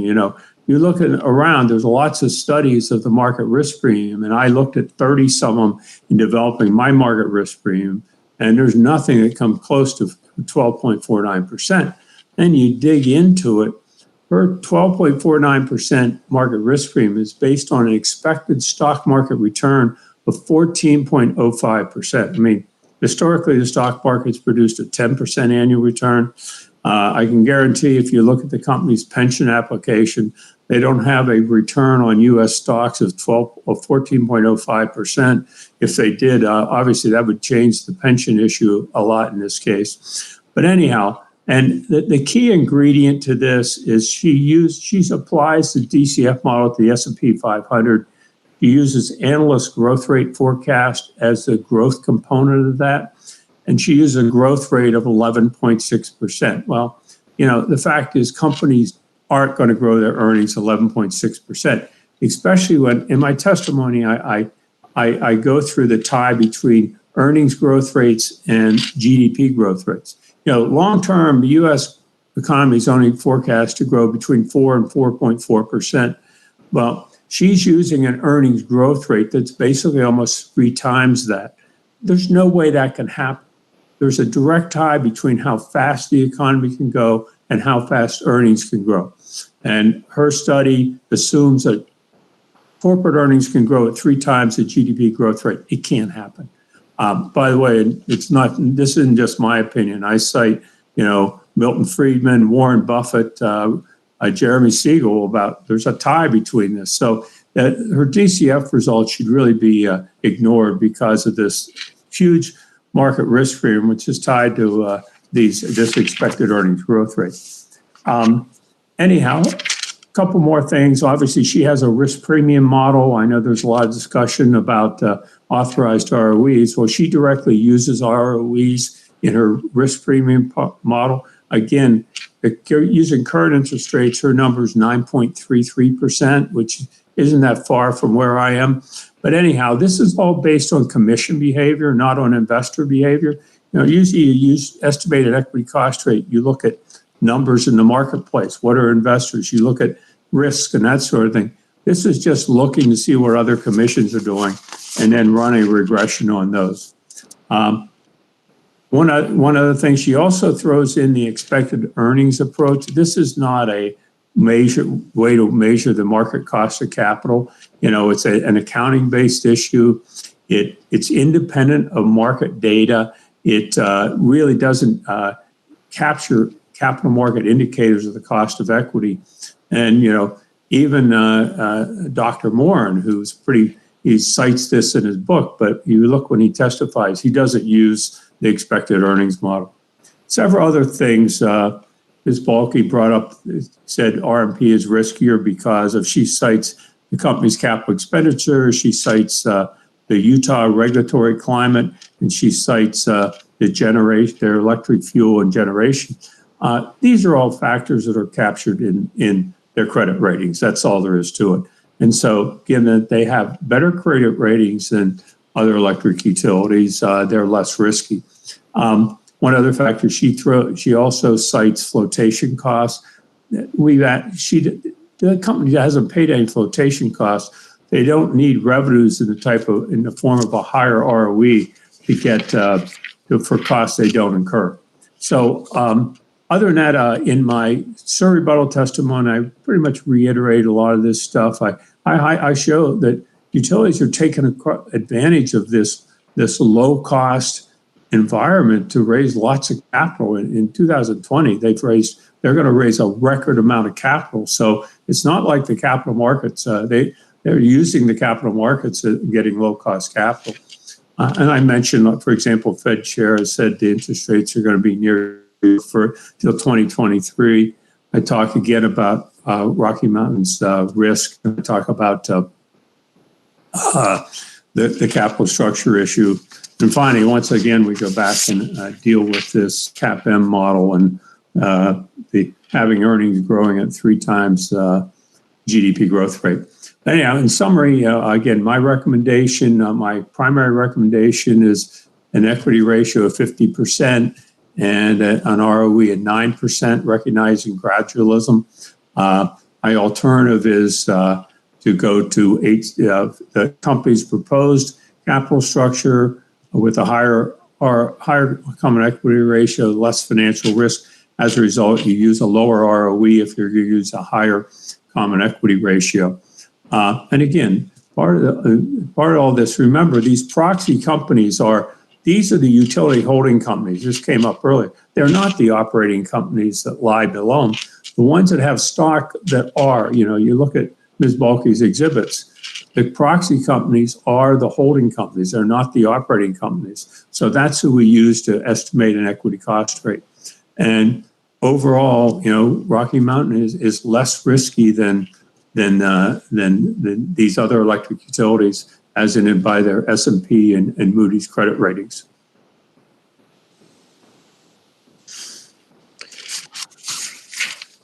Does that complete your summary? I'm sorry. Yes, that does. Professor Woolridge is available for cross and questions from the commission. Thank you, Mr. Moore. Ms. Schmidt, do you have any questions for Professor Woolridge? I do not. Thank you. Thank you. Ms. Baldwin. I have no questions for Mr. Woolridge. Thank you. Okay, thank you. Mr. Russell?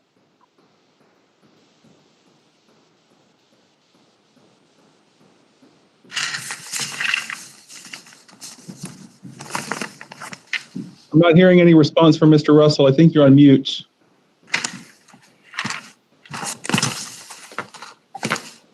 Okay, I'll assume there's no questions from Mr. Russell. Mr. Sanger, any questions from you?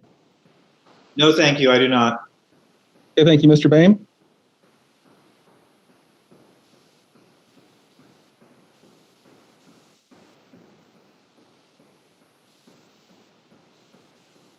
Okay, I'll go to Mr. Sabin or Mr. Moskin. Do you have any, Mr. Sabin, do you have questions for Professor Woolridge? I do, thank you. Can you hear me okay? I'm hearing you clearly, yes. Mr. Great. Woolridge, can you hear him? Yes, I can. Okay, go ahead. Professor Woolridge, in your opening statement, you noted that the range, your calculated range for ROE in this matter runs from a low of 7.60% to a high of 8.95%. Is that correct? Yes. And I think if I wrote this quote down correctly, I think you said authorized returns are above your range. Is that correct? That is correct. Yes, that's correct. And that's true across the board, right? That the authorized returns you're seeing fall above what you are recommending here. Yeah, and I think utility commissions have been slow to lower ROEs to reflect capital costs. Why, I don't know. I mean, where you really see that is now utility market to book ratios are above, they were above 2, they're around 2. That tells you one thing, the returns these companies are earning are above their equity cost rates. And so I think commissions, I don't know if commissions are believing these forecasts of interest rates or what, but they've been very slow to lower ROEs to reflect what's happened to interest rates over the last decade. Professor Woolridge, in her rebuttal testimony, and I don't know if you have that, if you have Ms. Bulkley's rebuttal testimony there. No, I do not. Okay, well, I'm going to refer to figure 13 of her rebuttal testimony. I'll try and bring it up for you. Give me 1 second. Okay.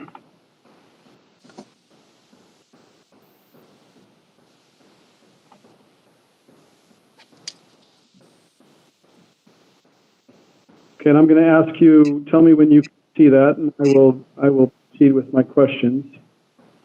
Yes. You can see it, okay, all right. I'm going to refer to figure 13, which is on page 83 of her rebuttal testimony.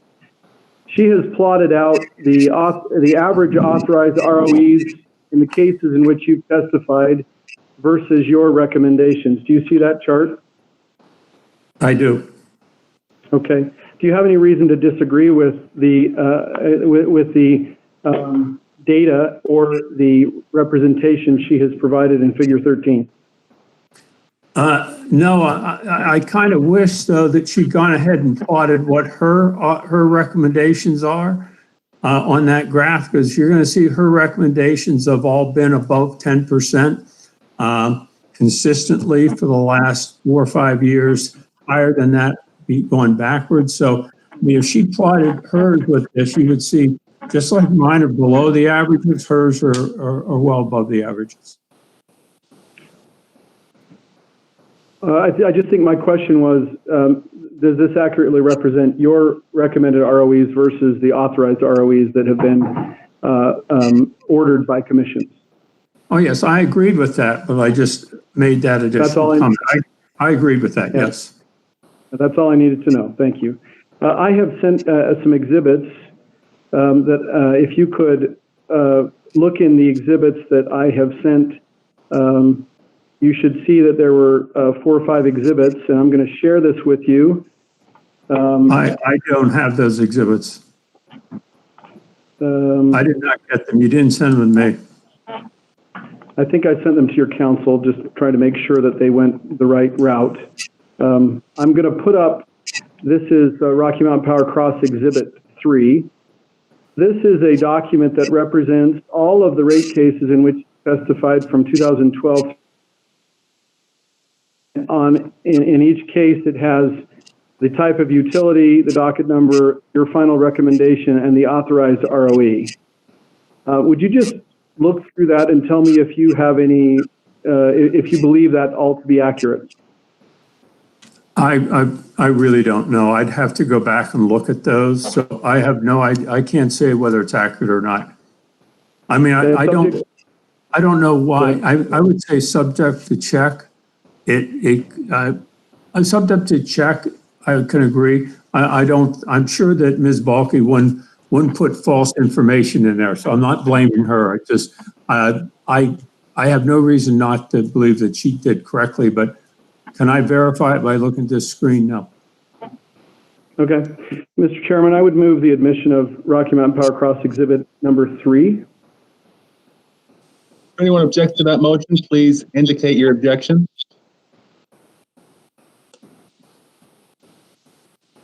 I'm not seeing or hearing any objections, so the motion is granted. Thank you. Okay, and I'm just going to point out in your column for your final recommendation, it's true, isn't it, on this chart that there is not a single ROE you've ever recommended above 9%? In 8 years. At least I would say that generally I would say that's probably true. So I'm not going to disagree with that. Okay. And would you accept, subject to check, that your average is approximately 8.75%? Probably yes. Okay. Going to put up another exhibit here. Give me 1 second.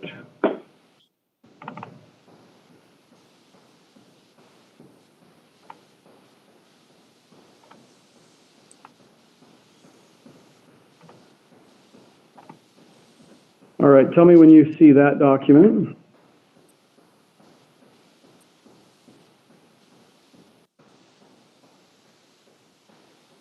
I do see that.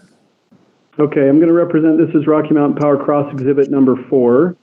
And what you can, the figure on the right should look familiar to you. That is figure 13 from Ms. Bulkley's rebuttal testimony. On the left-hand side, what that is, we've taken the quarterly average of your recommended ROE of your cases from 2012 to 2020 and compared it to the authorized ROEs in those same cases.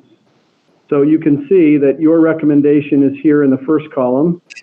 The authorized ROE is in the second column, and then the average authorized ROE is in the third column, meaning the average nationwide. Do you have any, I note your prior statement about not being able to verify every line item on the fly, but subject to check, would you accept that these figures are accurate? Again, I have no idea. Okay. Well, let me represent to you that this data comes from data responses that you have provided, or that that the office provided with your cases, and we've taken those cases and plotted them here. Do you have any reason to disagree that this is accurate? I don't know, but I can't verify it. I can't even read the numbers. Okay, I'm sorry, I didn't know that. Let me make it bigger. Is that helpful?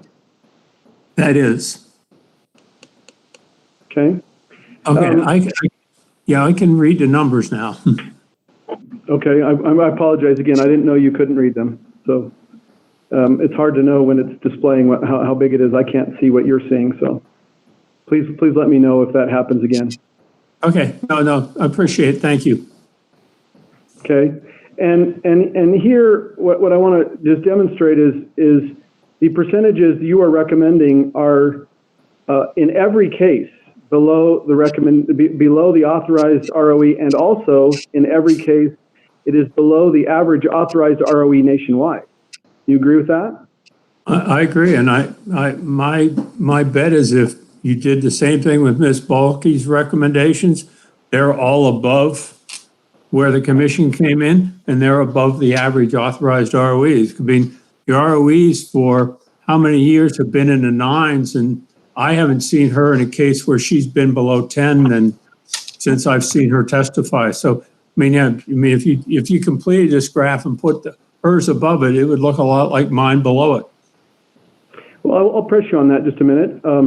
You agree with me that her range runs from 9.7 to 10.2, right? I believe so, yes. And I actually see authorized ROEs in both columns, some above 10.2. There's a 10.25 here, but I see lots of 9.7s, 9.8, 9.9s. I don't see any that fall within your range. Yeah, and again, there's two things. One thing, these are, her recommendation. As I said at the outset, if you look at her numbers in this case, her DCF is 8.9%, or it goes down to 8.6% if you take care of her outliers. She doesn't even consider that. So it really is her professional judgment. Well, I'm going to ignore those low numbers. I'm going to ignore this risk premium number, which is 9.33%. I'm going to rely everything on this CAPM number. So again, yeah, I mean, you're right. If you look at her numbers, they're higher, but it's also, she's at 10.2. The numbers don't support it. I mean, the DCF model is used in every jurisdiction around the country. She ignores it. I mean, and so it's all based on one thing, her CAPM numbers. Let me represent to you that we did the math on just taking the average of the authorized ROEs in the cases in which you've testified, and that average is 9.65%. I don't expect you to be able to know that, but that compared to the authorized or to the recommended ROEs from the prior exhibit, means there's about a 90 basis point difference between the average you recommend and the average that the commissions approve, a 90 basis point difference. You have any reason to dispute that? I really don't know. Again, I can't verify this, but my bet is if you had another call with Ms. Balke's recommendations, there'd be about a 90 basis point difference there. Well, I'll just note, there's nothing in the record that demonstrates what you're saying. That's right, isn't it? You don't have an exhibit that shows what you're saying. Oh, no, I don't, but I have a lot of experience, and so I've seen her testimony a lot. Okay. I can't remember, Mr. Chairman. I'd like to move for the admission of Rocky Mountain Cross Exhibit 5. I think this is 5. Thank you. If anyone objects to that motion, please state your objection. I'm not seeing or hearing any objections, so the motion is granted. Okay. Professor, I'd like to take you to a different topic. I'm going to show you there's a case in which you testified, in February in a case in Maryland. It's for the application of Delmarva Power and Light Company for an increase in its retail rates for the distribution of electric energy.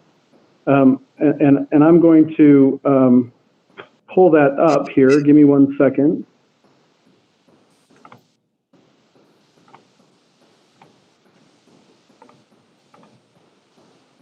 Let me know, Professor, when you see that.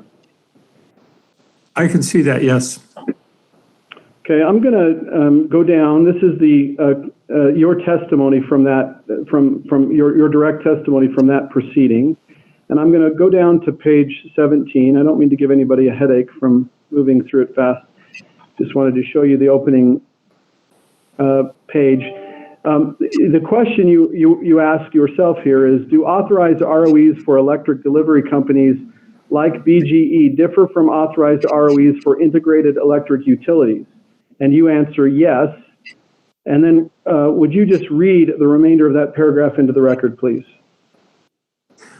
One consistent factor in electric utility authorized ROEs is the ROEs for electric or distribution like companies have consistently been below those of vertically integrated utilities. This is shown in Figure 4. Lower authorized ROEs are usually attributed to the fact that delivery or distribution companies do not own or operate electric generation, which is presumed to be a riskier part of electric utility operations. I believe commissions in states who have deregulated recognize the lesser risk and award lower ROEs. The authorized ROEs for electric delivery companies have been 30 to 50 basis points below those of vertically integrated electric utilities in recent years. The 2018, the average authorized ROE for electric delivery companies was 9.37%. Okay, and this testimony you filed in, by my records, it was filed in February of 2020, right? Agree with that? But it sounds, yeah, that sounds right. Okay, that was prior to the pandemic? Yes. And in that case, you recommended that Delmarva should receive a 9% ROE, correct? I think I recognize gradualism in that case as well, but I don't remember the details. Okay, Delmarva is a delivery, it's an electric delivery company only. It's not a fully integrated, it's not a vertically integrated electric utility, right? No, it's not. And but again, Rocky Mountain has better credit ratings, and so you would think Rocky Mountain, in the view of S&P and Moody's, is less risky than other utilities. So they account for their generation, they account for their fuel supplies, and that sort of thing. Yeah, and you say though that authorized ROEs for electric delivery companies have been about between 30 and 50 basis points below those of vertically integrated utilities, right? Historically, they have been, yes. And you say that at the bottom sentence there that the average ROE for electric delivery companies is approximately 9.37% as of sometime in 2018. That was in 2018, yeah. Right. So, and you're providing this information in a February 2020 case, right? I do. Well, hold on. I don't know what the date was of this testimony. I don't remember. It's probably on the first page. I don't remember. Well, I'm happy to, right there, February 21st, 2020, right? Very good. Okay. So let me ask my question again. This testimony you were providing was being provided in a case when you filed this in February 2021, which presumably the case was heard after that date, right? No, this was a settlement. I think it was a settlement. I'm pretty sure it was a settlement. But in any event, the case, you filed your direct testimony before any settlement or proceeding was done, right? Yes, I did. Okay, so if I take, and you're providing this 9.37% in a 2020 case, I assume you thought that was relevant, and I add to it the 30 to 50 basis points on top of the 9.37%, that gets us a range of between 9.67 to 9.87%. That would normally, you would say, be the expected electric, or the ROE for a vertically integrated electric utility in that time period, right? Yeah, and I think that if you look at the date, but you have to look at the data for 2020. First of all, you don't compare 2018 to 2020. Those are two different time frames.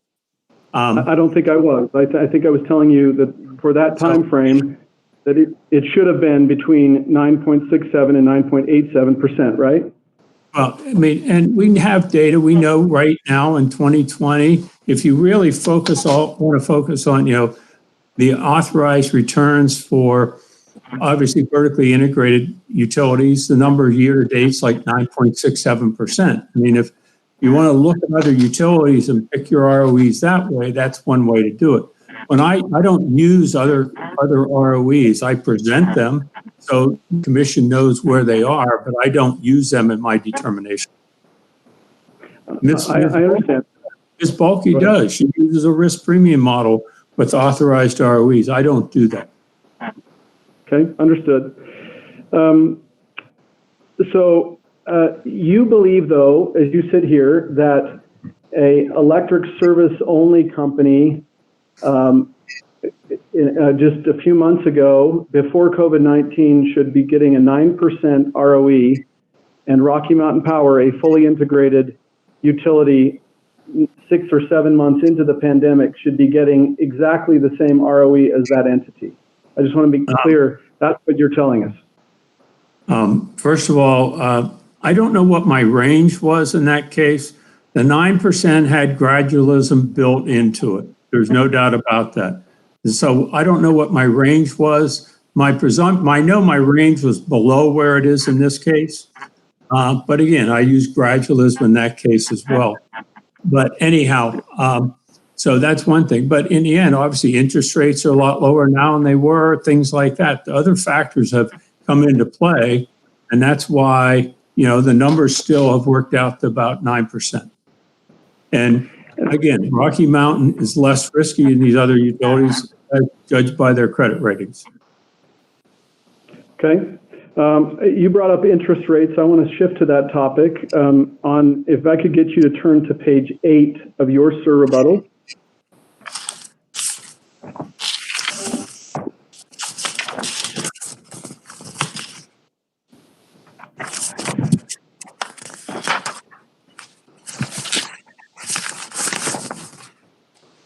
Yes. Tell me when you're there. I'm there. Okay. Do you see in the middle of the page, line 146? Yes. I'm going to ask you to read your question there on line 146 and then go down to line 152. If you could read that into the record, I'd appreciate it. Has Ms. Bulkey recognized that interest rates and capital costs have declined?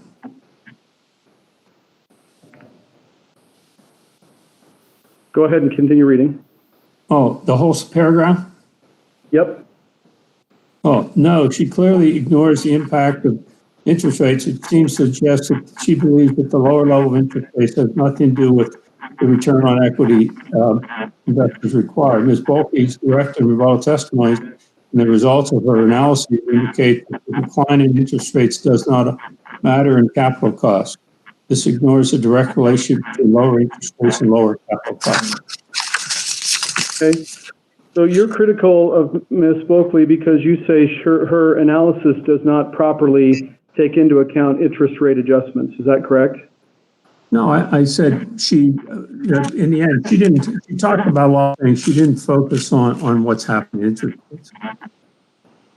Your position is that interest rates have a direct relationship with the return on equity. That's what this paragraph you read just says. Is that right? Generally, it does, yes. It's going to vary over time. It's not one for one. It's going to vary, but generally over time, interest rates go down or, equity cost rates go down. Likewise, interest rates go up generally. Not a one-for-one relationship. Okay. I'm going to bring up another exhibit here. Just write myself a note. Okay. Not that one. Okay, tell me when, this will look familiar, and actually, this is already in the record as a different exhibit, but I will also have it in my exhibits. So tell me when you see that. That should look familiar from an exhibit Mr. Moskin talked with Ms. Bulkley about earlier. Yes. Do you agree with me that this, take your time and look at it, that this is representative, I'll just represent, this comes from the Federal Reserve, October 15th, 2020. We plotted the federal funds target rate from 2008 through the present. Do you have any reason to dispute that this is accurate? I have no reason to dispute that, yes. Okay, and it's already been admitted, so I'm gonna shift now to another exhibit.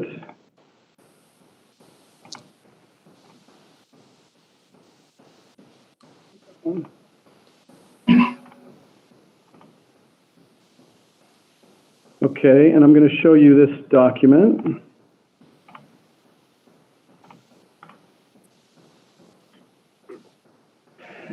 Tell me when that comes up. Yes. Okay.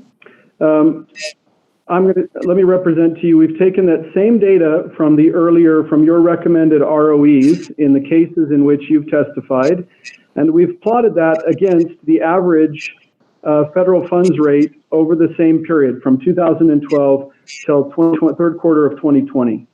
Okay, and let me just represent to you that so this is a compilation of the earlier exhibits I showed you, both the federal funds rate. We've just averaged it over the same period. We've averaged your recommended ROEs, and I'll just ask you, subject to check, do you have any reason to dispute that this would be an accurate reflection of those averages? No, it could be, yeah. I don't have any reason to dispute that. That's correct. And the results don't surprise me because ROEs are, the federal funds rate is a one-day rate. We look long-term rates when we're looking at ROEs. We don't look at one-day rates. My point is that you criticized Ms. Bulkley for saying that her analysis does not properly account for the, quote, direct relationship between interest rates and the return on equity. But as I look at the recommended ROEs that you have put forward in cases, it doesn't appear to me that it follows in any regard what's going on with the federal funds changes in the interest rates. Well, that's because this exhibit doesn't relate to ROEs. The overnight Fed funds rate doesn't relate to ROEs. It can, the Fed adjusts this rate. It's a one-day rate.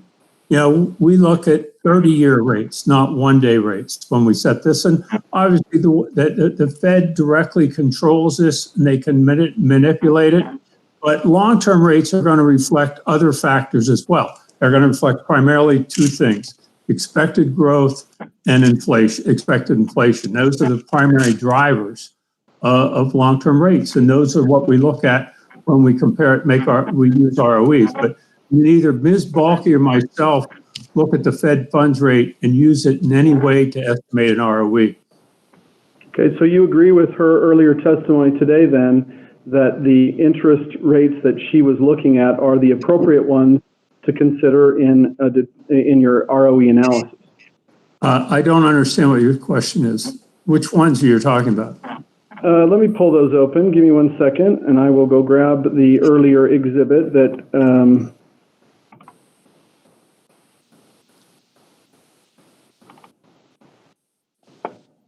So let me pull this up. Do you recall earlier today? Well, let me know when you see this, and then we'll talk about that.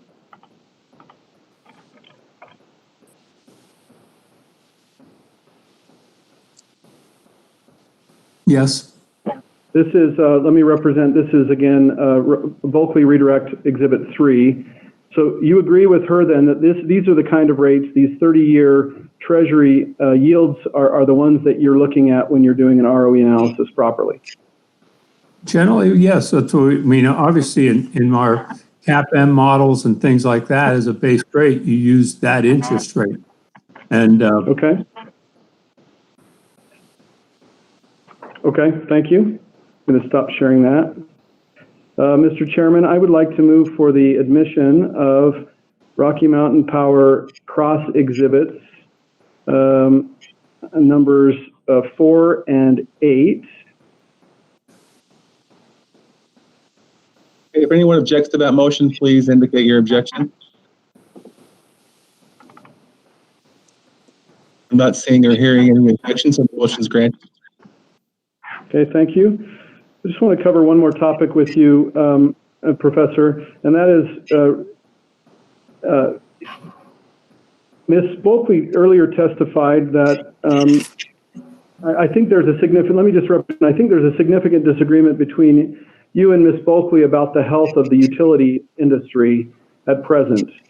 That's not your words, those are mine. Do you agree that that's an area of disagreement between the two of you? I don't know what her opinion is. Well, I think she testified earlier that the utility sector has not recovered in the current pandemic as the remainder of the S&P 500 has covered. And if I heard you correctly in your statement earlier, I think you were representing that it's never been a better time for the equity markets. Utilities are going to set records on the amount of equity that they're able to obtain in this time frame, and that things are going quite well for the utility sector. And again, that's my words, not yours. So have I understood you correctly? Well, let's put it this way. Utilities are raising record amount of capital. I mean, over $100 billion a year for the last 3 years. 2020 was bigger than the last 2 years. So their ability, because they all investment grade bond ratings, they have access to capital, and they're raising capital. It's cheap, so it's good. But you know, if things were so bad, they couldn't be out there raising capital on a day-to-day basis. Then the markets have been good. They've been able to raise capital. Okay, so I think the answer then is yes. You believe the industry is very healthy, and she disagrees and believes that it's lagging behind the remainder of the S&P. In my testimony, I do say they haven't recovered as well as the rest of the market in terms of the stock. You know, the Dow Jones Utility Index hasn't performed as well, but you know, over time, utilities usually underperform the market because they're less risky. Historically, you can track that, but they haven't recovered as well. They got hit harder than usual during March and April. They haven't recovered as well, but that still hasn't stopped them from raising capital, that sort of thing. Yeah, so I just want to confirm with you then. I'm going to show you I'm putting up another exhibit. This is Rocky Mountain Power Cross Exhibit number 7. You saw this in Ms. Bulkley's presentation earlier this morning. You can see that the bottom line represents the S&P 500 utilities versus the top number, which is the S&P 500, right? See yes. that? And you can see that the S&P during the period from January until basically September, October, has pretty well recovered. Would you agree? It pretty much has. This week hasn't been a good week. And then if you look at the utility line, it was running higher than the S&P in January, February, and early March, but then took a deep dive in middle of March and really has never gotten back. It's running quite a bit below where it was, say, in January or February. Wouldn't you agree? Yeah, that's true. I agree, and I think one of the ironies here is, of course, Ms. Bulkey. The only way that we really directly use utility stock prices is in the DCF approach, and Ms. Bulkey has ignored her DCF results, so because they're too low, and so the irony is even though they have underperformed, their DCF numbers are still low, and they're so low that she refuses to use them. Well, I mean, it's true though, isn't it, that the S&P Utilities Index is a reflection of what investors think about the utility stocks at present, right? If they had a high opinion of those stocks, it would have recovered. Well, in the end, they have recovered to some degree. The dividend yields are not back to where they were, but they're getting closer. They're like 3.6, not 3.1 or 3.2. But again, Ms. Bulkey didn't use utility stock prices because the numbers are too low for her. I'm just asking you about the disagreement between you and her about the health of the utilities industry, and investors seem to agree with her, not with you. Isn't that true? No, if you look at my testimony, I recognize they've underperformed. I talk about that, but I said that hasn't stopped them from raising records amounts of capital. So it's not like the capital. I mean, it's still an attractive place. The markets have been very kind to utilities, and they have underperformed. But historically, utilities do underperform because they're less risky. Okay, Mr. Chairman, I'd like to move to admit Rocky Mountain Power Cross Exhibit number 7. If anyone objects to the motion, please indicate your objection. I'm not seeing or hearing any, so the motion is granted. Thank you. So I just want to confirm, Mr. Chairman, I believe I've admitted exhibits 3, 4, 6, 7, and 8. I hope, I think that's correct. I want to just make sure that you have the same. If you have not covered those specific exhibit numbers, then I will grant this motion to admit those exhibits. Okay. Could I ask for just one moment to confer with my client to make sure that we've covered everything we need to with this witness? Yeah, well, in fact, why don't we take a 10-minute break, and then we'll come back to you and then to Mr. Moore if he has any redirect.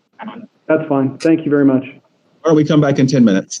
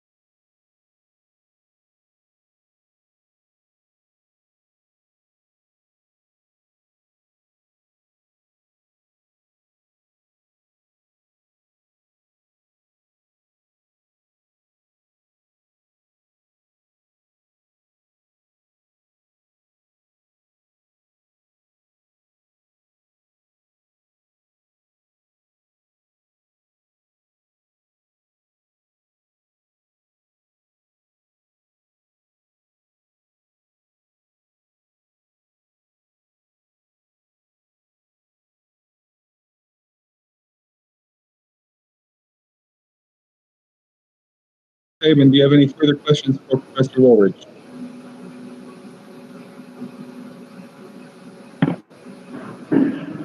I do not have any further questions at this time. Thank you. Thank you. Mr. Moore, do you have any redirect for Professor Woolridge? Yes, I do. Okay, go ahead. Professor, do you have Ms. Buckley's testimony on hand?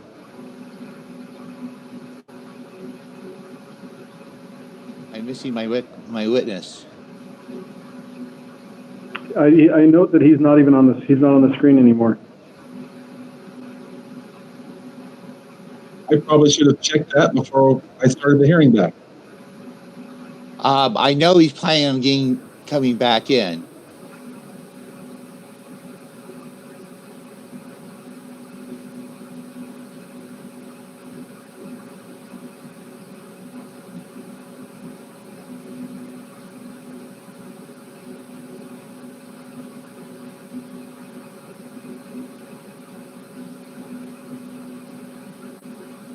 Oh, there he is. Sorry about that. I got knocked off. Go ahead, Mr. Moore. Professor, do you have access to Ms. Buckley's rebuttal testimony? I do not. I'll represent that on page 26 of the rebuttal testimony, Ms. Buckley testified in connection with the DCF model that utility prices are still too high. Could you respond to that? Yeah, I mean, obviously we saw that they've underperformed since the March and April of this year, and yet she still says they're too high and therefore the dividend yields are too low, and that's why she refuses to use the DCF model. So yeah, I mean, she still says, I mean, she's forecasting, apparently, you know, she knows more than the market and thinks that utility stock prices should be lower. But I mean, she's been saying this for 3 or 4 years, so this is not a new observation on her part. Thank you. I have no further questions. Thank you. Do those questions for Mr. Moore raise any recross from anyone? If you do have any recross, please unmute yourself and tell me that you do. None from Rocky Mountain Power, Chairman. Okay, thank you. And I'm not seeing any recross from anyone else, so I'll go to Commissioner Allen next. Commissioner Allen, do you have any questions for Professor Woolridge? No questions, thank you. Okay, Commissioner Clark. You're muted, Commissioner Clark. Yeah, that mute button is elusive on this program. Sometimes it's there, sometimes I can't find it. But anyway, I have no questions. Thank you. Thank you, Professor.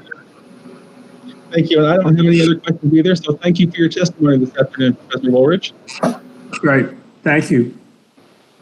Mr. Moore, anything else from the Office of Consumer Services?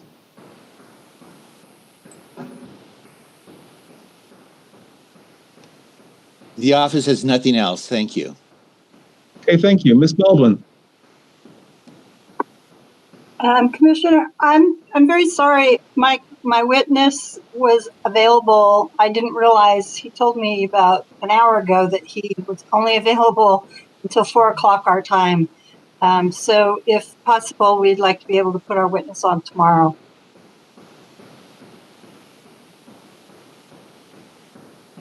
Okay, does anyone else have anything else? I don't think there were any other witnesses from any parties for this phase of the hearing. Does any participant in this hearing have any other issue? I have one issue, Commissioner. Mr. Moore? I neglected to move to admit OCS cross exhibit number 4. I wonder if there would be any objection if I could move to have it admitted now. If anyone objects to that motion, please indicate your objection. Can you give me one moment? I just can't, I don't think there's an objection, but I can't remember what cross exhibit 4 is. Let me go back and find that. Sure, we'll wait a few moments for everyone to have that opportunity.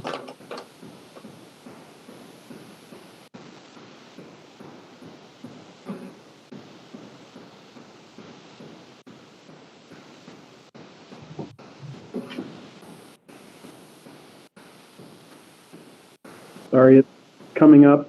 Give me 1 second.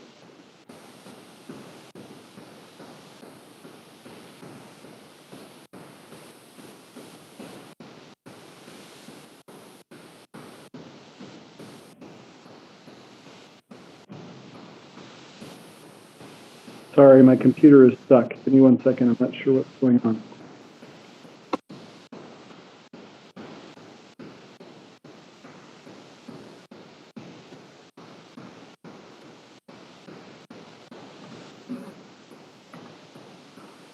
There it is.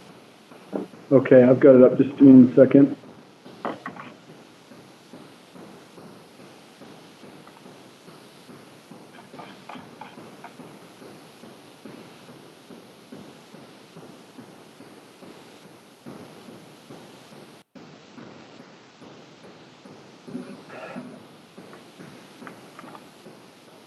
Sorry, it's just eluding me. Give me 1 second.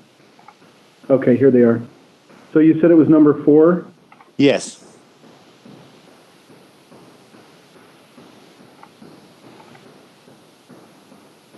I don't think we have any objection to that. I think it's fine. Okay, did anyone else need any more time to see if you had any objection to the motion? Okay, with that, the motion's granted. Anything else from any party before we recess until tomorrow morning? Yes, this is Irene Sanger. Just one minor item. Just wanted to let you know that my associate, Joni Slider, will be appearing for me tomorrow. She's made an appearance in the intervention. Just wanted to let you know. Okay, thank you. Anything else? Okay, thank you to everyone for your participation today. We are in recess until 9 a.m. Friday morning. Thank you.